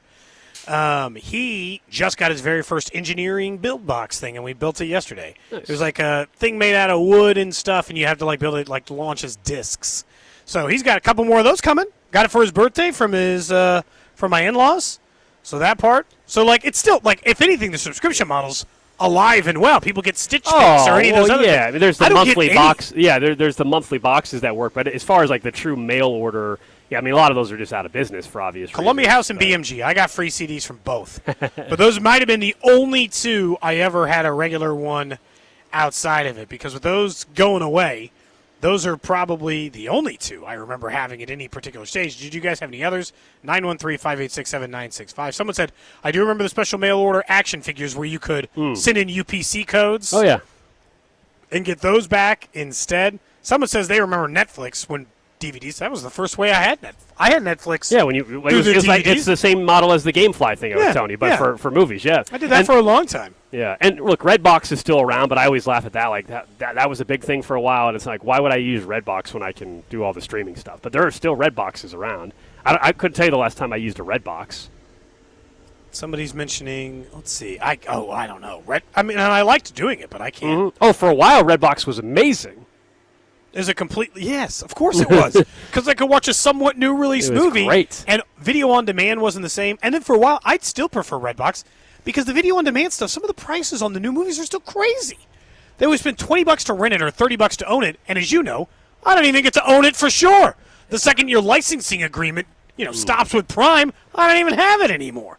It's not like it pops from one order to another. I just lose it. Yeah, and someone mentions SI. Yeah, that's probably. Yeah, I mean, I guess magazines would fit, like Sports Illustrated, maybe. I had Game Informer for a long time. Yeah, that was a Nintendo Power magazine. Nintendo Power. Hell yeah. Someone says we used to order skateboards and skateboard parts out of Thrasher magazine before Tony Hawk did the 900, and then 3 out of 4 skateboard shops, 300 or 400 pops skateboards. up. Yeah. That doesn't surprise me. But the idea of you had to order like your deck or your wheels off of a magazine before you could get anything else. Someone on the text line said they heard Binkley tried the mail order bride. Yeah, actually believable. Different kind of mail order. Yeah, that's a mail order though, I guess. Yeah. I was trying to think. There was like stuff for Lisa Frank and Trapper Keeper when I was a kid too, but I didn't have any of that stuff. Like you could get other monthly subscription-based stuff. It just wasn't nearly as popular as it is now. Maybe because, you couldn't get the shipping rates you could now. People mentioned there is one Blockbuster still in Bend, Oregon. Yeah, there's a whole documentary or whatever about that. I watched Blockbuster, yeah, same, yeah. Interesting. No, all the nostalgia there, man. All the nostalgia with Blockbuster. The only thing that I can think of, somebody mentioned the Tony Hawk deal and somebody mentions it now, East Bay. You could order shoes and like sporting good stuff out of the magazine. We used to get those all the time. I loved when that magazine would show up, that catalog, I guess it is really. Yeah. That was fun. I used to take it to school, and we would all you would all just sit around the desk and be like, these shoes are dope. These ones are terrible. What are you talking about? All that stuff is back, by the way. If you just set out an entire catalog full of that stuff, you'd be popular as hell. If East Bay just sold everything in there. Oh, if East Bay came out all again that stuff is back. If East Bay came out with something again that said, hey, we've got all these shoes dropping or whatever, I mean, it would be incredible. Yeah, East Bay was great. Also, for those that played soccer, there was a soccer magazine, soccer.com, I think was the site, but they had their own catalog too. Same thing, but it was all soccer stuff that I liked as a kid. Somebody said Girls Gone Wild mail order. Those ads used to run late everywhere. Of course. That's another thing Drew probably doesn't know anything about. He has to have heard of Girls Gone Wild. Ordering the VHSs. Somebody was doing it. I have heard of Girls Gone Wild. Okay. There's a documentary on that one, too, by the way. Is there? Turns out that guy's a real creep. Who could have seen it coming? Yeah. Shocker. What a shock. What a shocking development that Girls is, Gone Wild. Wait, so Columbia House used to do vinyls, because I literally pulled up their website and all they have is DVDs. Yeah. When they started with vinyl, because vinyls are coming back for sure. Yeah. Or if they're not back already. No, people want vinyl. No, they started. That's what they started as, though, was vinyl. Then they transitioned to CDs, and that's how they continue to stay in business until it sounds like now, which I thought they would have been out of business 15 or 20 years ago. Hadn't heard their name in a long time, which is not great for a business. I should have at least known. Did you hear what they said in the existence in the news story? They had once had 16 million subscribers. Now, a lot of people on the text line have admitted that they signed up with fake names and just never paid. They signed up with fake names. They never paid the Columbia House thing. Yeah. I mean, there were no restrictions. Yeah. I wasn't the only person in my family getting these CDs, by the way. The whole Tapp family might have gotten 12 CDs from Columbia House. Never did anything else with it ever again, and the end of the line. Somebody said earlier their dad was... Yeah, sorry. Eurosport, thank you. Not soccer.com. Eurosport was the soccer one. Yeah. Okay. That was a goes. There you go. Thank you. Someone, our friend True Green Thumb says, I still have the first Nintendo Power. What's that worth, Gold? I mean, if it's the very first edition of it and it's in good shape, it might be worth something. Yeah, it might be worth $50. Someone said their step-grandpa used to buy every infomercial, and they had like 50 of the world's brightest flashlights. Because so we did pop up, I gotta get it. Yeah, that's funny. Because it's so weird. Because like we didn't grow up with like a lot of money, so like he's talking about circling East Bay. I couldn't buy any of that stuff anyway, but I still dreamed. Yeah, this is why people buy their stuff now. Yeah, Do you know exactly. As a kid, the thing I desperately wanted, I never owned it then. Was the Z2K bat. I would have done anything for that bat when I was a kid. Yeah, it was never. I want to get anything. It was never. I'm gonna get this. It's. I would love to have one of these. I pined over I pined over the children who had the Easton or the Z2K, and you're like, ooh, or those. We go play these kids in matching bat bags. You're like, look at this nonsense. now you just got slow pitch softball guys out here with like matching jerseys and baseball bat and bags. I just wanted one good. Yeah. Some good nostalgia on the text line. People bringing up the Now CDs. Oh, yeah. They must be up to like Now 500 by now. But you'd think so. Man, I remember having Now. I remember having like Now 5, Now 6, Now 7, Now 8, and now. I mean, someone would have to look. I bet you they got up to now what? What do you think, Cody? I will 500? say, yeah, I will give them credit though, because of all the things now I get is they are not afraid of. 124. I see 124. Okay. They are not afraid of doing any version. They covered WAP.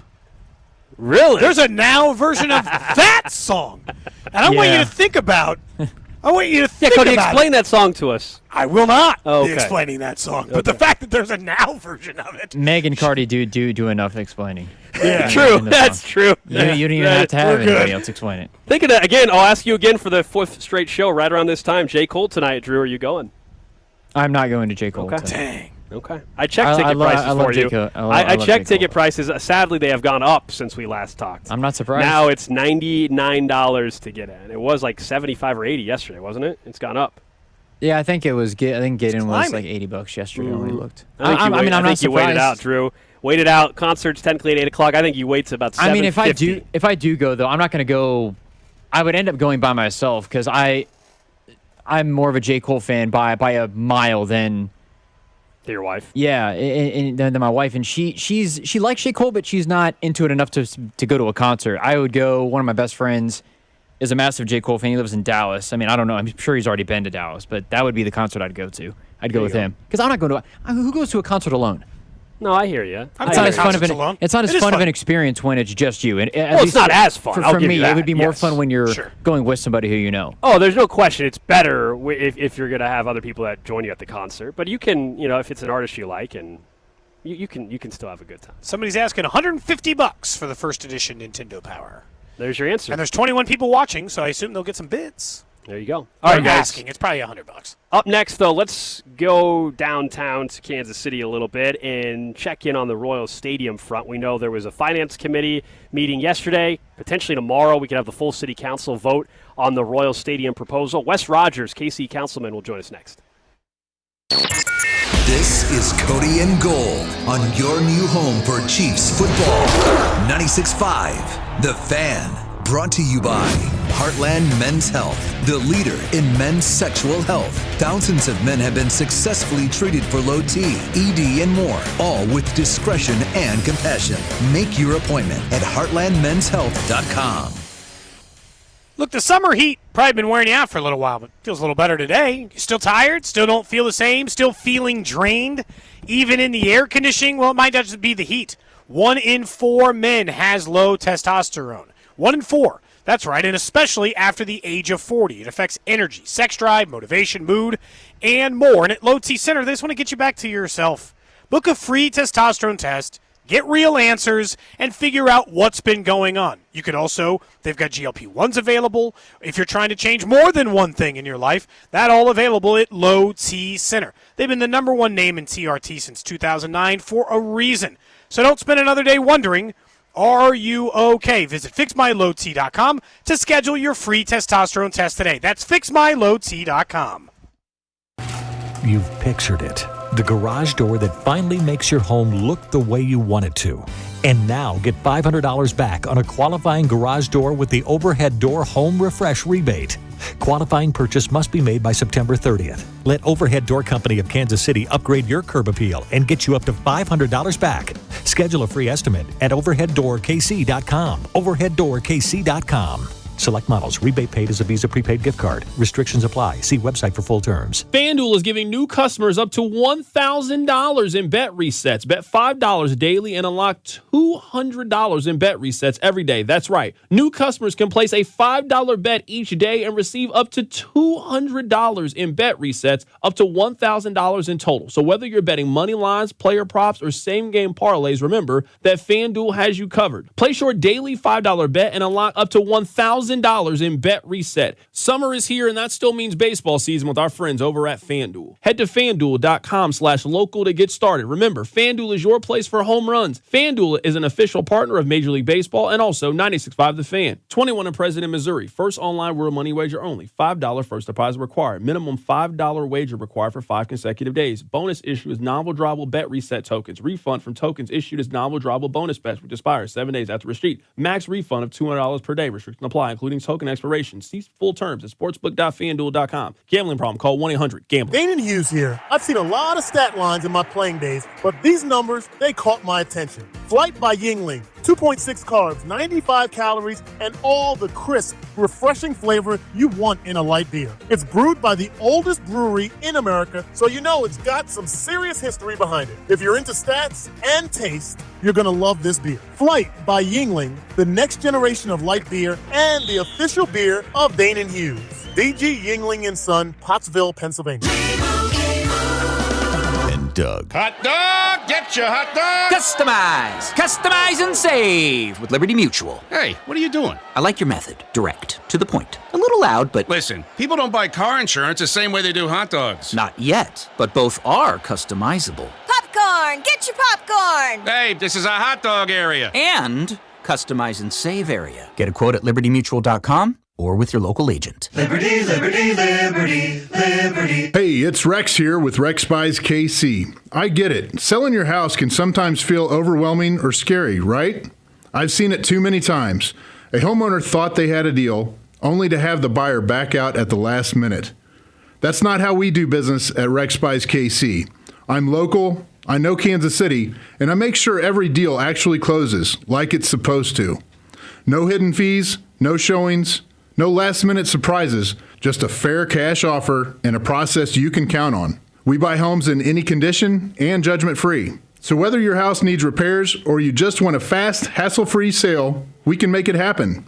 If you want certainty, transparency, and someone local who actually delivers, call 816-330-6000 or visit rexbuyskc.com. Rex Buys KC, helping people make smart choices one home at a time. 816-330-6000 or rexbuyskc.com.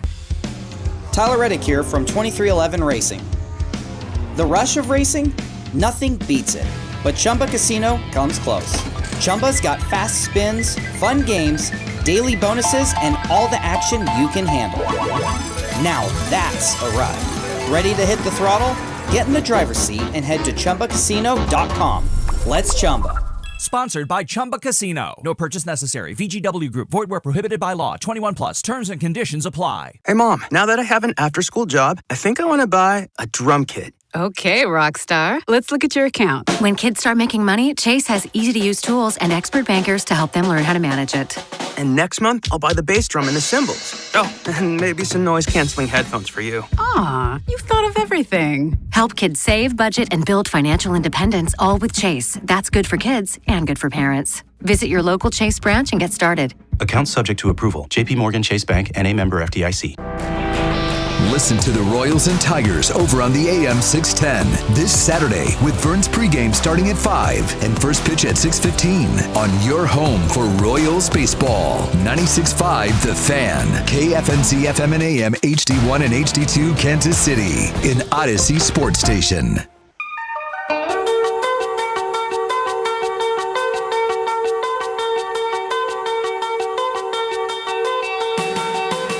1 o'clock hour here on Cody and Gold. Alex Gold, Cody Tapp, Drew Nixon with you. We are live up in St. Joe. Final day for us up here at Chiefs training camp. Final padded practice. We'll get back into some Chiefs football here in just a bit. You'll also hear our conversation with former Chiefs wide receiver Danon Hughes. He stopped by after practice today. His reaction to what we saw again from Cyrus Allen, who once again made a spectacular catch today, this time in one-on-one.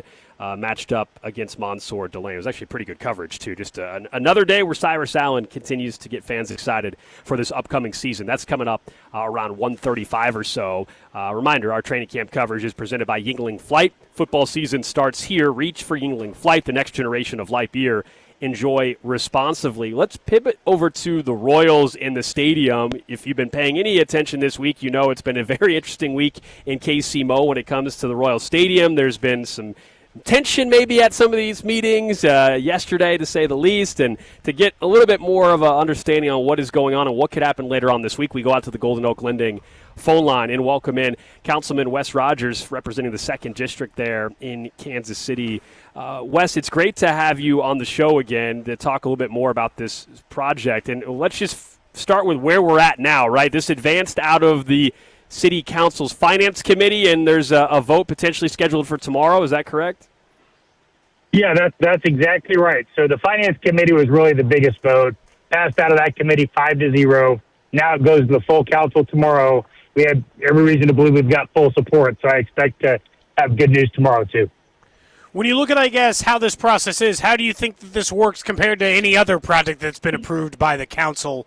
Does it seem business as usual? Does it feel faster than usual? I guess, how does this work compared to other things you guys have gone through the approval process on?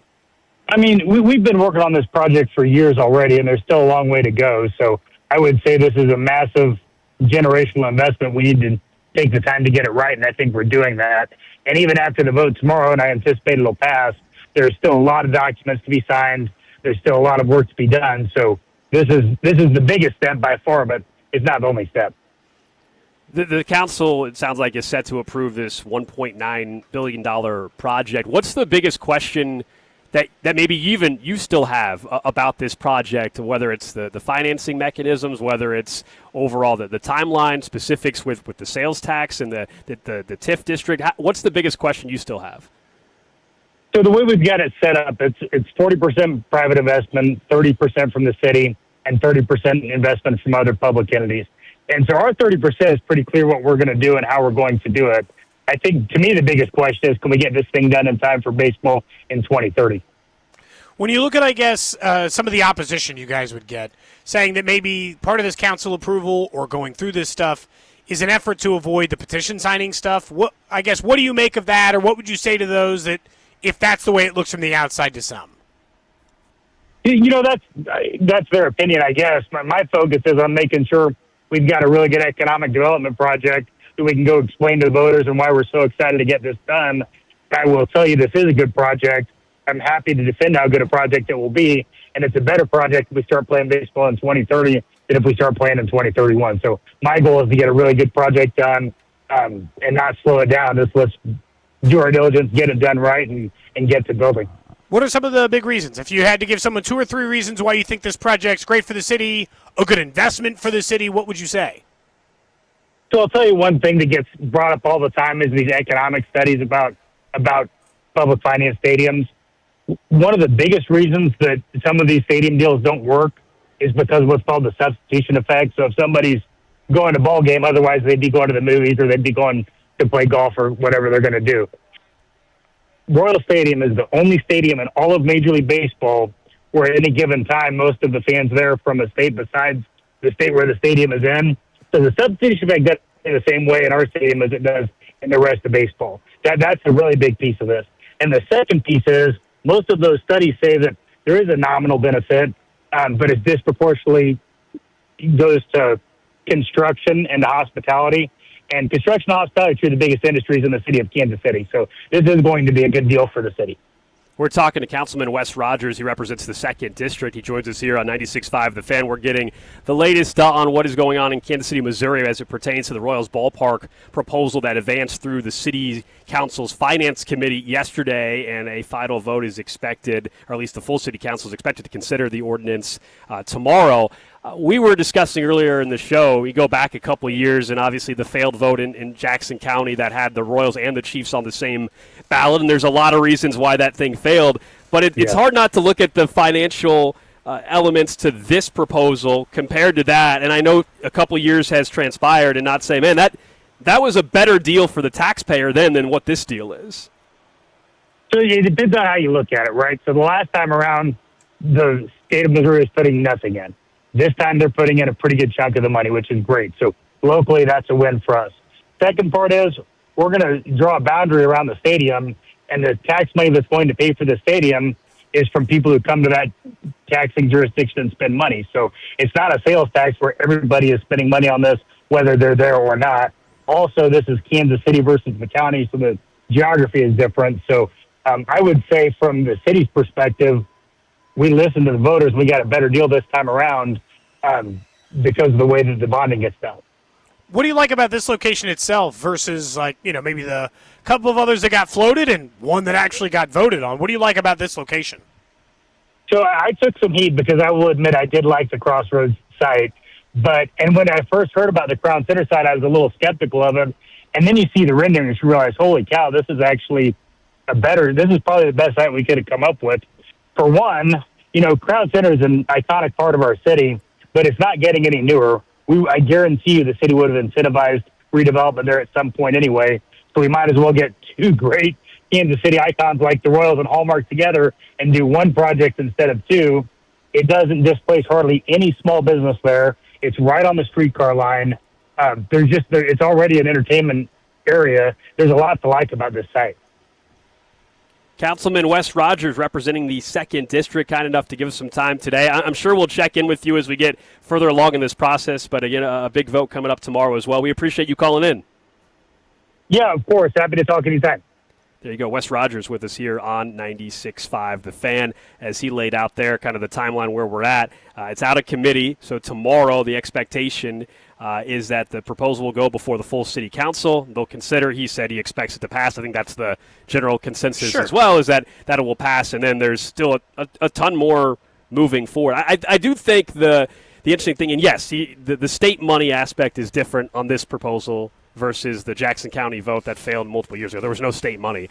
But I still think the overall, I guess if you're John Sherman, to me, he's getting a better deal now than what he would have got back on that vote. Now, maybe you could argue the city is getting more help than they would have, and therefore versus the county vote. But John Sherman as an owner is going to get one of the larger subsidies for a stadium in the history of baseball. Yeah, yes, and we know that Clark got it for the football. wrong. State money. I understand. Sure. Councilman is talking about Kansas City, Missouri. There is a ton of state money that is involved in this project as well. But I live in Missouri, so I got to pay some of that too. Maybe not in full freight, or if you're a Missouri resident, you're not just off the hook if you live in the city and you're paying those taxes. Now, look, it is like a star bond, and it's like you got to go down to that area in order to be spending that cash, which is a fair way to look at it most of the time. And so, I'm not here complaining about it, but at the same time, it's just there's a lot of different ways. I want a downtown baseball. This is near downtown baseball. So, those things, those certainly give you a chance. I'm excited about it. I think there's still some more questions moving forward, but this has been something that everybody's been talking about in the city for 6 or 7 years at this point in time, and now it feels like we at least are closer than ever to seeing that actually happen. Yeah. The expectations again will pass. I have to bring up the text line, though, because as we were talking to Councilman Wes Rogers, I should have asked him. Maybe next time we have him on. I didn't know if he's got this before. We must have 15 different texts saying that this is Patrick Mahomes talking. They think he sounded a little bit like Mahomes at times. I don't know. I didn't hear. They think he sounded a little like Patrick Mahomes. Is it just me from the 785, or does he sound like Mahomes? Someone says Mahomes is taking the minority ownership of the Royals to heart. He's out here as a councilman. I didn't hear it, I guess. Maybe, though. I'd have to go back and listen. I just had to hear Patrick Mahomes talk so much in my life. Maybe I just couldn't hear it. But it wasn't just one. The reason why I brought it up, it was not just one or two people texting that in. Yeah. I'll have to ask him next time we have him on the show if he gets that ever. I'd have to go back and listen to see if I heard. I don't know, Drew. Did you hear it at all? I really didn't sense that. I don't know. Let me funny. play this back. Does this sound like Patrick Mahomes at all to you guys? So the way we've got it set up, it's 40% private investment, 30% from the city. It doesn't sound. There's maybe for a half second on one There's inflection. a touch of maybe a little bit of that nasally sound. Yeah, but it's not Mahomes. Mahomes is much gravelier. Yeah, I agree. Yeah, because I'm like you guys. I didn't think Someone, that. I didn't know now more people are texting in and said, "See, I thought that too."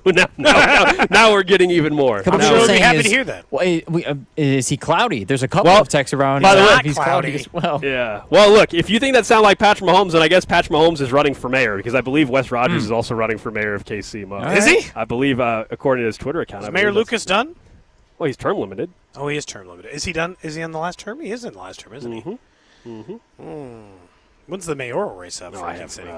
No politics on this show, Cody. I just asked when the mayoral race. No politics. I didn't give any opinions. No, his Twitter account says candidate for mayor of Kansas City. 2027. Yeah, that's when it is. There you go. There you go, man. I was just asking. I can't vote for the Kansas City mayor anyway. I live in Gladstone. That is true. So, are you going to run for mayor of Gladstone? No, I don't think so. Do you think I could win? No. Why? I'd have a radio show. In order, I have a pulpit. I can stand up here. That's crazy. I don't. You have no political background. So what? Drew, this is 2026. Never mind. This is in 1977. I don't have to have any political background to beat Mayor Gene Moore. As soon as I said it, I realized that we need to just get to camp questions. Yeah, we've kind of thrown that out the window now, haven't we? All right, let's please save us camp questions. Camp questions. I will not be asking you. I will be transitioning to a How many political questions? All sports. Questions. There's only two of them. Do you think Andy can win mayor? Yes. Absolutely. If Andy ran for mayor in 2026, I'm done with football. Yes. I want to get into politics. This is my camp question. I'm the mayor. I want to be the mayor now. Do you think he'd win? Yes. Yes. Absolutely. I do too. Anyway. All right, so one thing you guys are going to hear from Dane in here in a little bit, something I wanted to ask you from when we had him on. He mentioned Cyrus Allen and obviously how good he's looked over the course of camp, but more so, and we've touched on this a little bit, he's a different type of wide receiver than, Rasheed has shown, Xavier Worthy has shown, and the other guys as well. How much do you think that's actually needed within this offense that previously has had so much success, but having another guy that can be a difference maker in a different way might actually help extend the reach of what this offense could be? Desperately need a person with his skill set. Genuinely. And again, none of us proclaim to be experts on the matter. The single best thing I would say about Cyrus Allen regularly is that he gets open. He said it is his pet peeve to not get open. Yeah, I love that. He wins at the line of scrimmage. He is good in his release off of the line. He's quick. I'm not calling him Devontae Adams, but that's what makes Devontae Adams great, right? He's the best maybe release guy in the entire NFL. Yeah, he's got good feet. Yeah. Allen is the best release guy on this team.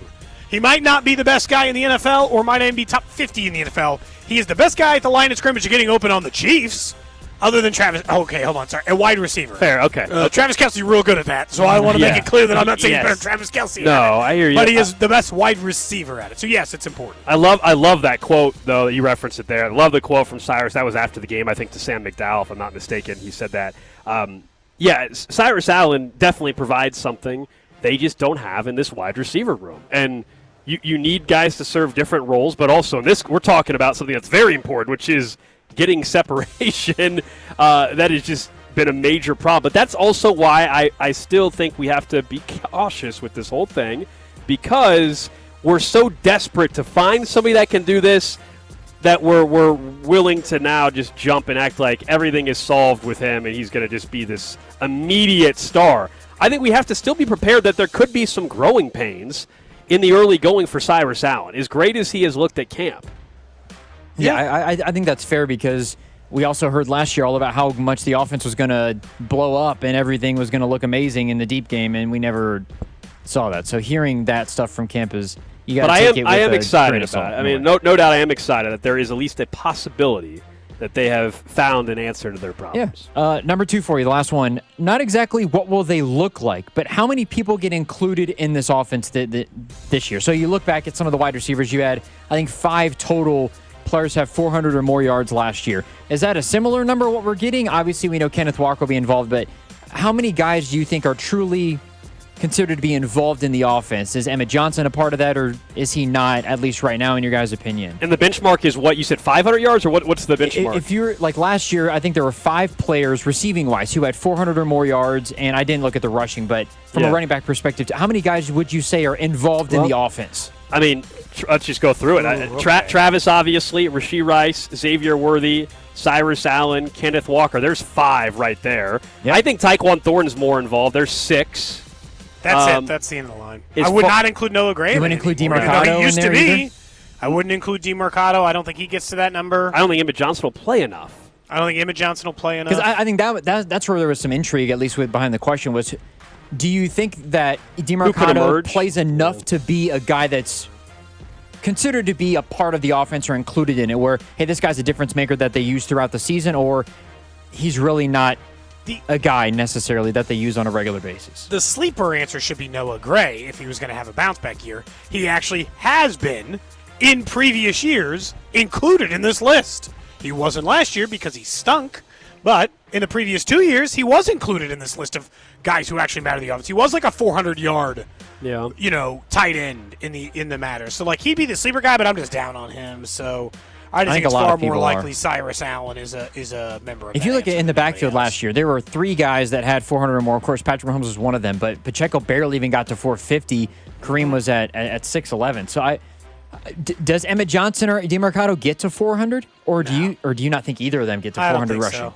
Okay. Not unless there's an injury. I don't believe so. Yeah, I think it would take an absence for that to happen. I think they're going to each chip in for it's just going to be Ken Walker heavy. I think so. Yeah, those are our camp questions. I mean, we can talk about Ken Walker for just a minute. Like Emmett Johnson will get on the field, but he's. I think if you're believing that he's just going to get the second most touches out of the backfield, I think we've seen way too much of a track record with rookie running backs with Andy Reid, the trust in also pass protection. That part is so crucial. I know it's not the sexy thing that stands out in preseason because we all just watched Emmett Johnson. The kid can play. There's no doubt about that, and he's got great vision. That was on display. But Patrick Mahomes against the Denver Broncos, if I tell you it's third down, Emmett Johnson is on there. Do the Chiefs trust Emmett Johnson to pick up the blitz?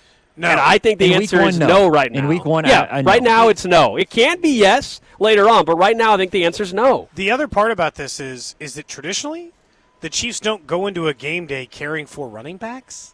So, like, in previous years, one of those 4 we just mentioned would be inactive on game day. Yeah, that'll probably happen. And because happen. Brashard Smith is a special teams player, it is between the rookie and Emmett Johnson or DeMarcado as the inactive player, I would I think DeMarcado's active. And so early on in the year, at least, at the very least, early, because, again, he's a very good pass protector. I don't want to jump to a conclusion, but I would say I think it's fair to say that if Emmett Johnson, let's say, has 15 carries, by week 8, they wasted their draft pick on him. They should have never drafted him 4th round because the long game. I'm usually for that in higher round draft picks, not as much for 4th. Yeah, I know, but with running backs, we see this all the time, Cody, where 4th round running backs start. I mean, Chase Brown started immediately for the Bengals. Bucky Irving was immediately a contributor for the Buccaneers. Like, I think that might be a conversation worth having. Where did you actually need to even take this guy in the 4th round if you're not using him? Where I do think that it's going to be just based on what we saw on Saturday.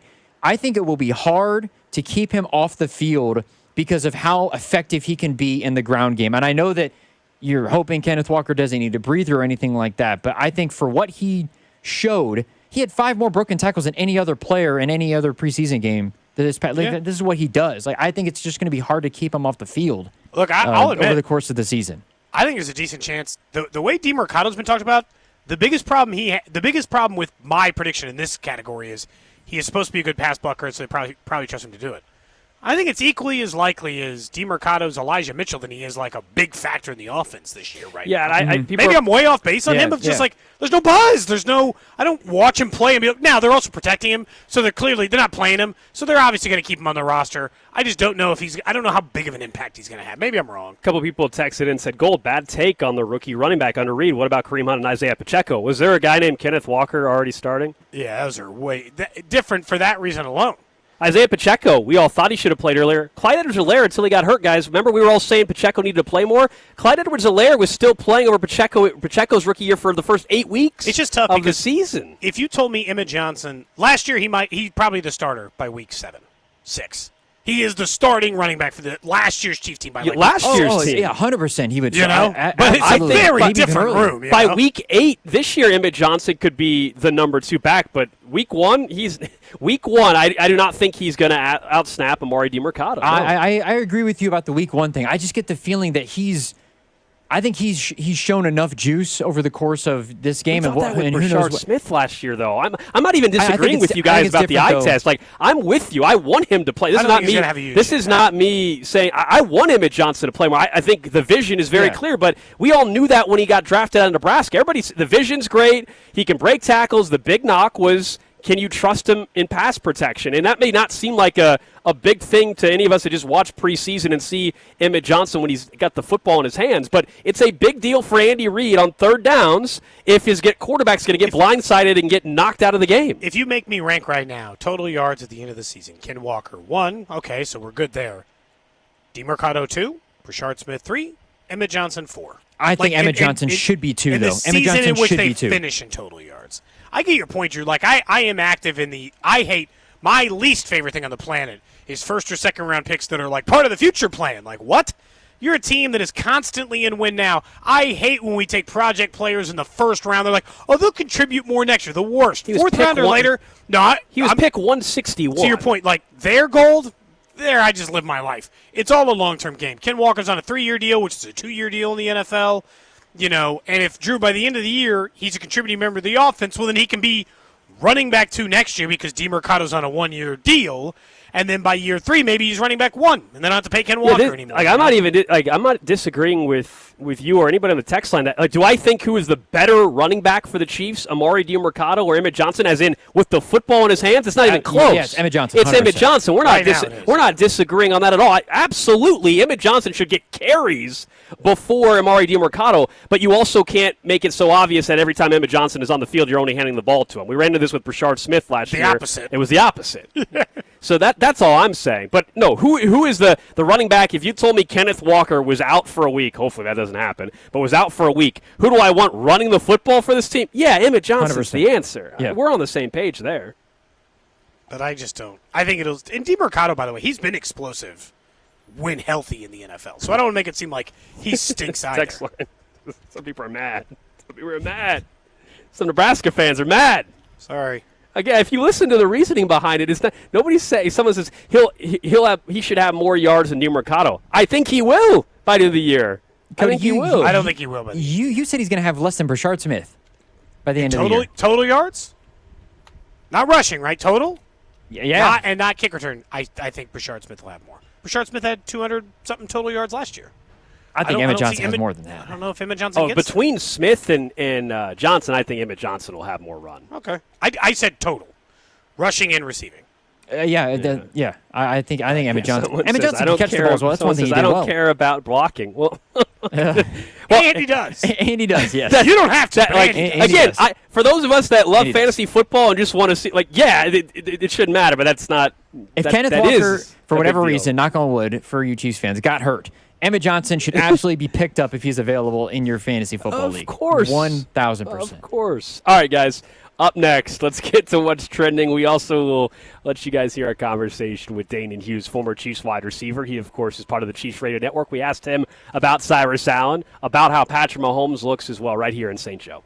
What's up, Kansas City? This is Bobby Witt Jr., and you're listening to Cody and Gold, weekdays starting at 10 on 96.5 The Fan. Brought to you by Heartland Men's Health, the leader in men's sexual health. Thousands of men have been successfully treated for low T, ED, and more, all with discretion and compassion. Make your appointment at heartlandmenshealth.com. Before the season even kicks off, everyone's making prediction. Who wins the division, who makes the playoffs, who's lifting the trophy at season's end. On Kalshi, America's #1 prediction market platform, you can trade those predictions in a live market. Maybe to go off of those three, and you just want to try to predict who will be the NFL's highest scoring team this year. Over on Kalshi, currently Detroit trading at 16%, so a $100 investment could see $590 back in return.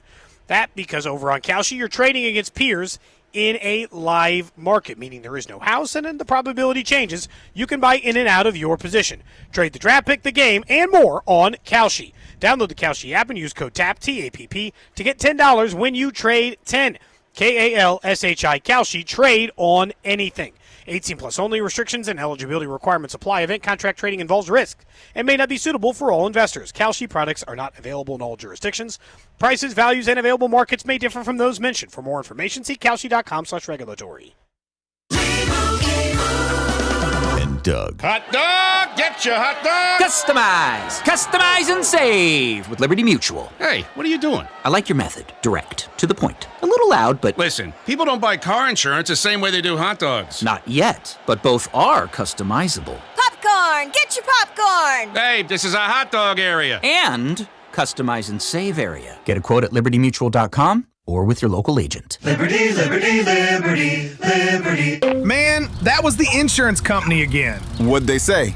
They want another statement, more paperwork. They're telling me what my car's worth. Now they want all my medical records. Dude, why are you dealing with all that? Call the Car Crash Kings. One call and they deal with the insurance company for you. The calls, the paperwork, the negotiations. You just focus on getting better. Hurt in a car wreck? Don't do it yourself. Call the Car Crash Kings. It's what we do. The choice of a lawyer is an important decision and should not be based solely from advertisements. This summer, Casey's has 89-cent medium fountain and new Frostbite by Casey's drinks. But if you don't have 89 cents, you could check your center console, dig between your couch cushions, ask grandma for $1, or just use your credit card. 89-cent medium Frostbite by Casey's or fountain drinks at Casey's. All summer long. Restrictions may apply. See store for details. For more than 6 decades, family-owned Ready Services has kept Kansas City comfortable. From expert plumbing to HVAC, they provide honest repairs, no high-pressure sales. Don't just get a quick fix. Get it done right the first time at ReadyServices.com. REDDI Services.com. A cancer diagnosis is overwhelming. Choosing the right treatment shouldn't be. If you've been diagnosed with breast, head and neck, or prostate cancer, before you decide, you have options. At Kansas City Proton Institute, we're delivering the future of cancer care. Proton therapy offers increased precision, protecting healthy tissue as compared to standard radiation. If you've been diagnosed, don't wait. Get your second opinion today and see KC's largest, most experienced proton therapy team. Visit kcpi.com. Kansas City Proton Institute, where you see the best in KC. Finding great candidates to hire can be like, well, trying to find a needle in a haystack, but not with ZipRecruiter. Its powerful technology actively finds and invites qualified candidates to apply to your job. So while other companies might deliver a lot of hay, ZipRecruiter finds you the needle in the haystack. See why 4 out of 5 employers who post a job on ZipRecruiter get a quality candidate within the first day.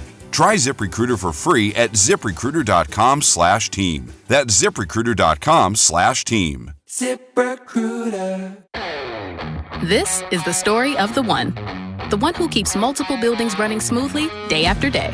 Plumbing that flows, HVAC that hums, cleaning supplies that keep surfaces sparkling. That's why she counts on Grainger. With easy reordering online and 24/7 support, Grainger helps her keep the products she needs on hand. So shelves stay stocked and buildings stay ready. Call 1-800-GRAINGER, click Grainger.com, or just stop by. Grainger, for the ones who get it done.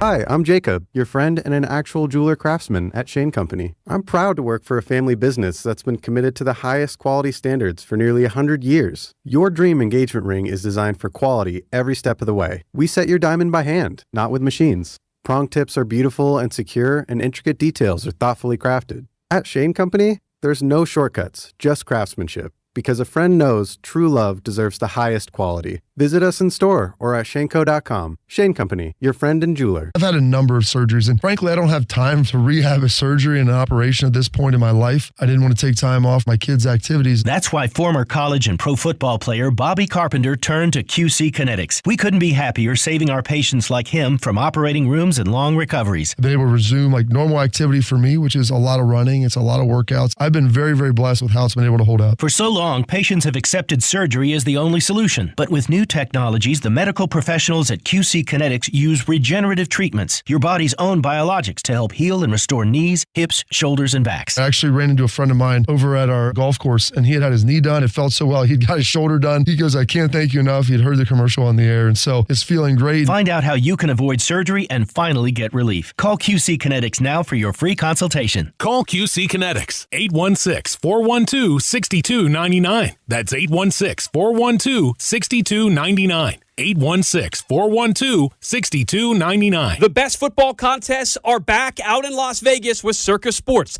$30 million in guaranteed prizes, no rake in any of the 3 contests. Circa Million, 18 weeks of point spread action, 128 ways to win. Or Circa Survivor, you pick one winner each week, the last one standing wins. And Circa Grandissimo with $100,000 entry. Enter in Nevada, play from anywhere. $30 million guaranteed. Visit circasports.com for details. You work hard, you pay your bills, but with credit cards, higher gas and grocery prices, you're making the payments, but not getting ahead. This is James Hawkins, president of Golden Oak Lending. Golden Oak can help you refinance, consolidate bills, and free up monthly cash flow. Call today for a free mortgage checkup. There's never a charge to talk with us. Golden Oak Lending cured my blues. NMLS 114937. Call 913-890-GOLD. I scream. You scream. We all scream. Because Wendy's famous small classic Frosty is just $1 for a limited time. More screaming, happy screaming, summer screaming, dollar small classic Frosty screaming! But please don't scream in the drive-thru. It hurts the employees' ears. Get a $1 small classic Frosty for a limited time, only at Wendy's. U.S. price and participation may vary. A la carte only, not valid for delivery. Limit 10 per transaction. Price may be higher in Alaska and Hawaii. This report is brought to you by Go Car Wash. It's your time to go shine.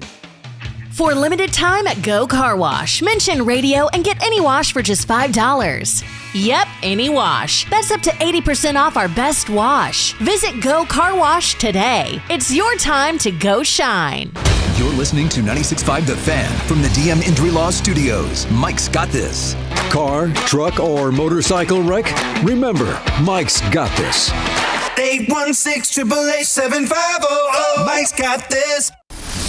What's trending? Cheddar, mozzarella, Havarti.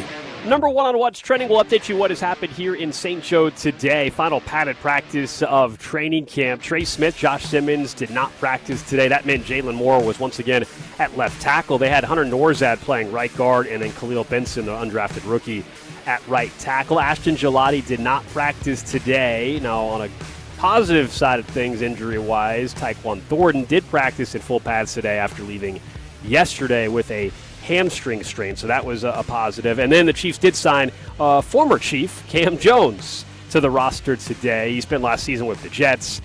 He was part of the Chiefs when they won the Super Bowl, first 2 seasons that he had in Kansas City.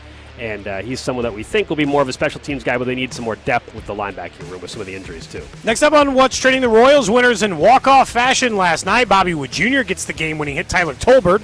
Tied it up before that. Daniel Lynch gave him 4 innings of 1-run ball in his 3rd, I think, start since returning to the starting rotation. Maybe 4th, but right around there in the early end. Either way, the Royals did win last night. Obviously, their season has gone wayward, but still, walk-offs are fun no matter how the season's going, you know? Good time last night had for I was very happy about that walk-off, Cody. I know, won you a big parlay, right? Well, it was the final leg of a very nice parlay. Carrington was texting me, I was telling me at our outing last night, and then I texted him after. He wanted me to cash out. He kept saying to cash out. I said, I'm not cashing out. I said, I'm not cashing out on this bet. I'm playing the Oakland Athletics or whatever the hell they're called. Their bullpen stinks. Yep.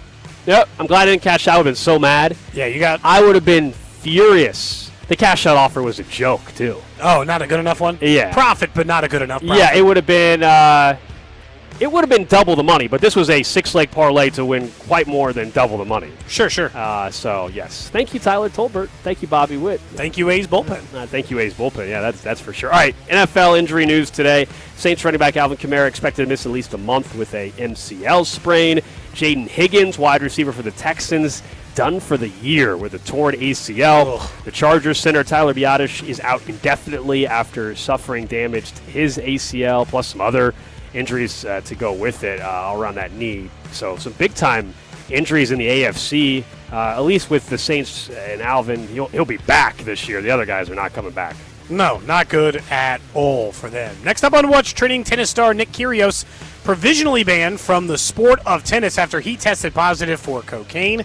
He was very honest in his press conference addressing the thing, saying he did make a mistake. He's going to be suspended, obviously, for some time. He's already 31 years old. The Australian had a checkered disciplinary record with the ATP Tour anyway, so we'll see what happens. Said he could face a ban of up to 4 years. Oh, he's done. Though lighter sanctions are or can be expected based on that, but it is considered a doping substance according to tennis. Other NFL news today, the Seahawks reportedly are signing ex-Cowboys corner Trevon Diggs to help out their secondary. Just a one-year deal. Right. Two-time Pro Bowl corner. He's obviously not played anywhere near that level the last couple of years. He turns 28. He's still only 28 years old. He turns 28 next month. And it's basically taking a flyer, right? Like, they're just taking a flyer to see if there's something there. But he definitely has not been the same player the last couple of seasons. He joins a impressive defensive unit. Well, they're obviously, they must not like their secondary because they're willing to take a chance who has 8 felony charges pending against him. They are desperate. And Trevon Diggs, so they don't like their cornerback room. That's all I can safely say. They are definitely desperate. That is for sure. Our training camp coverage here in St. Joe is presented by Yingling Flight. Football season starts here. Reach for Yingling Flight, the next generation of light beer. Enjoy responsibly. Right after practice today, former Chiefs wide receiver Danon Hughes stopped by. He, of course, is part of the Chiefs radio network. He'll be on the broadcast with Mitch Holthus and Josh Klingler Saturday in Tampa when the Chiefs have their second preseason game of the year right here on 96.5 The Fan. At this point in camp, we wanted to see what a former player would think players are going through at this point in time, knowing that they're done with padded practices at St. Joe. They're feeling like they can finally exhale. You got one preseason game in your pocket. You are now about to break camp. You're going to go on the road. You kind of get the experience of, especially the rookies. Okay, what does a road game look like? I remember what it looks like in college, but what does it look like at the pro level? And, from getting on the buses to having your assigned seats on the plane to the plane food, all of the things that maybe the general fan doesn't take into consideration that factors into the product that you put on the field, the hotel setup, your roommates, if you have roommates, who doesn't have roommates. So a lot of that comes into play. And then also the feeling of being able to break camp. And if you have family or a spouse or what have you, kids that are back in Kansas City, that you'll actually get to see them for a little bit before jettisoning off to Tampa Bay. So, it's a cool experience. The fact that they're having this cool weather, is awesome, and I know that's what they relish too. When you look at the roster overall, how are you feeling about their position this year versus last year? And I guess how much of last year do you look back and say it was a talent issue or an execution issue or some combination? How do you view last year's problems? Was it just they didn't have enough guys? Yeah, I think it's a mixture. I think it's always a mixture of talent and execution. You consider the year before when we were trying to go for that three-peat in Super Bowl runs, we were 12-0 between regular season and postseason, 12-0 in one-score games. Last year, I believe we were 1-8. So that's the difference between – it's such a small window of difference between being a great team or being a strongly competitive playoff team and being a team that's 6-11 and sent home in the second week of January. So I feel like the execution part is in part of that, but then there was also some personnel and players just not making plays. And I've said it throughout the offseason. Being 6-11 was better than being 9-8 or 10-7 because you can't, what do they say, put lipstick on a pig. Mm-hmm. Yeah. No, it forces you to. The pig is 6-11, right? And you can't pretty that up. And if you have any kind of competitive juices in your body as a player, as a coach, as a front office for the Chiefs, you look at that and you're sick, especially with where we were coming from. And I don't know if you would have that same kind of sick feeling if you were 10-7 and just barely missed the playoffs or lost in the wild card round. So I feel like there's a chip on the shoulder of guys. There are, whether it's off the field stuff, whether it's back from injury, whether it's age, whether it's lack of top shelf production last year. several of these guys that will represent the Chiefs on Monday Night Football against the Broncos have something to prove. And I like having that kind of aura around this team. We got Dane and Hughes joining us here on 96.5 The Fan. I can't have you on and not ask about these wide receivers. And Cyrus Allen, I feel like every single day we've been here, there's a moment that catches your attention. I'm sure you saw the one-on-one catch against Mansour Delane. What do you see from him right now? So what I see is extreme confidence, and I really like that. And one of the things, you know, obviously being a former wide receiver and being in the booth with Chiefs Radio Network now 7 years, my eyes always gravitate to the wide receivers. That's my position. What they're doing right, what they're not doing so right. And one thing that I thought was kind of a detriment to that group is winning your basic 9 routes on the outside of the numbers. Can you line up and be on the outside of the numbers going against the DB and bump and run or off coverage and run an out, run a hitch, run a comeback, run a dig, run a post, run a go, all of the curl route, all of the basic fundamental route tree that you have as a receiver. And I don't think we really were as good as we need to be at the NFL level last year in doing that. Now, how you counter that is having who I call the mad scientist of offense and Andy Reid scheming you up. Because if you can't win outside, let's scheme you up with pick routes and crossing routes and all of these different intricate game plans, and we'll get you the ball that way. There's only but so much of that you can do. And I feel like Cyrus Allen, to me, brings a different nuance of route running that I don't think we've seen from a lot of the guys in recent time. It might just be, it's social media clips, so I'll take your word for it more. Is release a big part of that? That seems to be the thing that everybody is complimenting him the most on, is the ability to just get off the line. That first move, that's what makes guys like Puka Nacua or other guys great, is their ability to just get free. You don't have to be the fastest or tallest guy.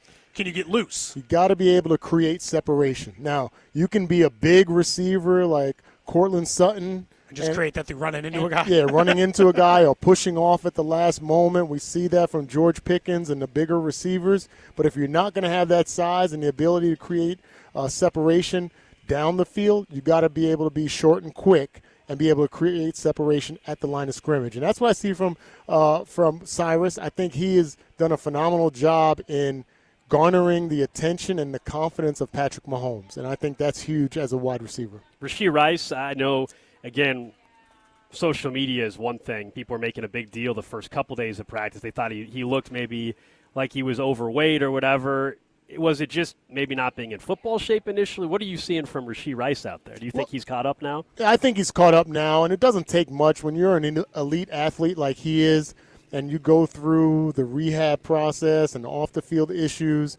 You're not going to be in top shape coming to training camp. Heck, back in the day, the players used training camp to get in shape. They came in overweight, and I had teammates that would come in overweight, and by the end of training camp, they were, specimens. So I don't put a lot of stock in it. I think he recognizes what it takes to be a pro on the field. And if there's no one else on this team that has to prove something this year, it is Rashee Rice. And if I had mentioned I'd done a speaking engagement talking about his mindset and how you bounce back from some of the issues you've had off the field. And to me, as a parent, as a guy that used to coach, as a guy that's been coachable throughout his career, you come to a situation where you look in the mirror and you say, okay, like, is it enough? Is the distractions and the issues and the money I've had to spend and all of the different things, is that enough? And how can I get back to being a top elite wide receiver? And I feel like this is the time now. So there's nothing that tells me different right now, and time will tell, but I like what I see from him as well. He had a couple of drops today in traffic, which I think that's a part of his game that he needs to be better at. We can go back to games last year where we literally lost momentum because of key drops in traffic. So he's got to be better at that. Patrick looked the same to you? Oh, yeah. He's been dialed in for a couple of these. I love watching him move to the left. That one yesterday when he just stopped and then ripped one? Yeah, move to the left, flip your hips. He's throwing across the grain, touch passes over the heads of linebackers in front of safeties. Had the one-handed catch by Travis Kelce in the red zone earlier in practice. So it shows you that he still has that ability to find the short windows and trust his receivers and tight ends and running backs. I don't know if you guys have heard anything, if he's going to play a little bit this week or. I'm hoping no, with no Joshua Simmons and no Trey Smith. I don't know why. I don't think we're going to see Andy him at all. Andy won't give the story until tomorrow. He has hinted at the idea that maybe the third preseason game, I think, is the read between the lines. But unless the offensive line's healthy, it might just be the first time I don't make him throw a pass before preseason or before the season starts. Yeah, the only thing that concerns me about that is the rust factor, but then also you're going to throw him to the Wolves, literally Nick Bonito and that pass rush for the Denver Broncos on Monday Night Football, and that'd be the first time he's ever touched. So, again, I don't want him to get touched in the preseason. I'd rather him come in for a series and we run 3 plays and he darts out. Maybe he runs a screen pass where he doesn't get touched. But to think about the first time you're going to be tackled or hit or pushed around or anything is against the Broncos, that is something that concerns me. Danon Hughes, part of the Chiefs Radio Network, color analyst, along there with Mitch Holthus and Josh Klingler. They'll be on the broadcast this Saturday down in Tampa. We were looking at the weather last night. Might need your poncho. Well, I guess you won't need the poncho. You're in the Josh booth. will. Kling might need the poncho. Yeah, Kling might need the poncho. Danon. Oh, darn it. So that was Danon Hughes with us earlier today. He was up at practice, and again, he will be in Tampa on Saturday with the Chiefs Radio Network here on 96.5 The Fan. We asked about Cyrus Allen there at the beginning, and if you're just tuning in, we did have our final Camp Darling Island Elimination Day, and no surprise, the official 2026 Camp Darling is none other than wide receiver Cyrus Allen. He, of course, was going to be Camp Darling Island. The final 2 came down to him and Khalil Benson. I also think that was pretty obvious. Final 3 included Emmett Johnson, but Cyrus Allen, it has to be the clear winner this year for Camp Darling Island. Every single day there was something to discuss about Cyrus. He also today, once again, made a great catch on Mansour Delane. How many times have we said that? Not necessarily on Delane, but how many times just in general. In general. And then in the preseason game, it was 2 for 20. Okay, we can calm down. But also on the tunnel screen, it got called back. You saw the burst. He also on the catch went up and climbed the ladder, made an impressive grab. He's done everything you would want from a Camp Darling. Correct. And look, Emmett Johnson, maybe he'd had a chance in a world in which they don't sign Ken Walker, and he was competing to be the lead back. Maybe that version of it certainly could be at least plausible. But I just think as you look at it, he was the obvious choice. It was. Really, I don't know if it wasn't day one, because when we drafted, we didn't all know it was going to be Cyrus Allen, no question, no arguments. But by the time we got maybe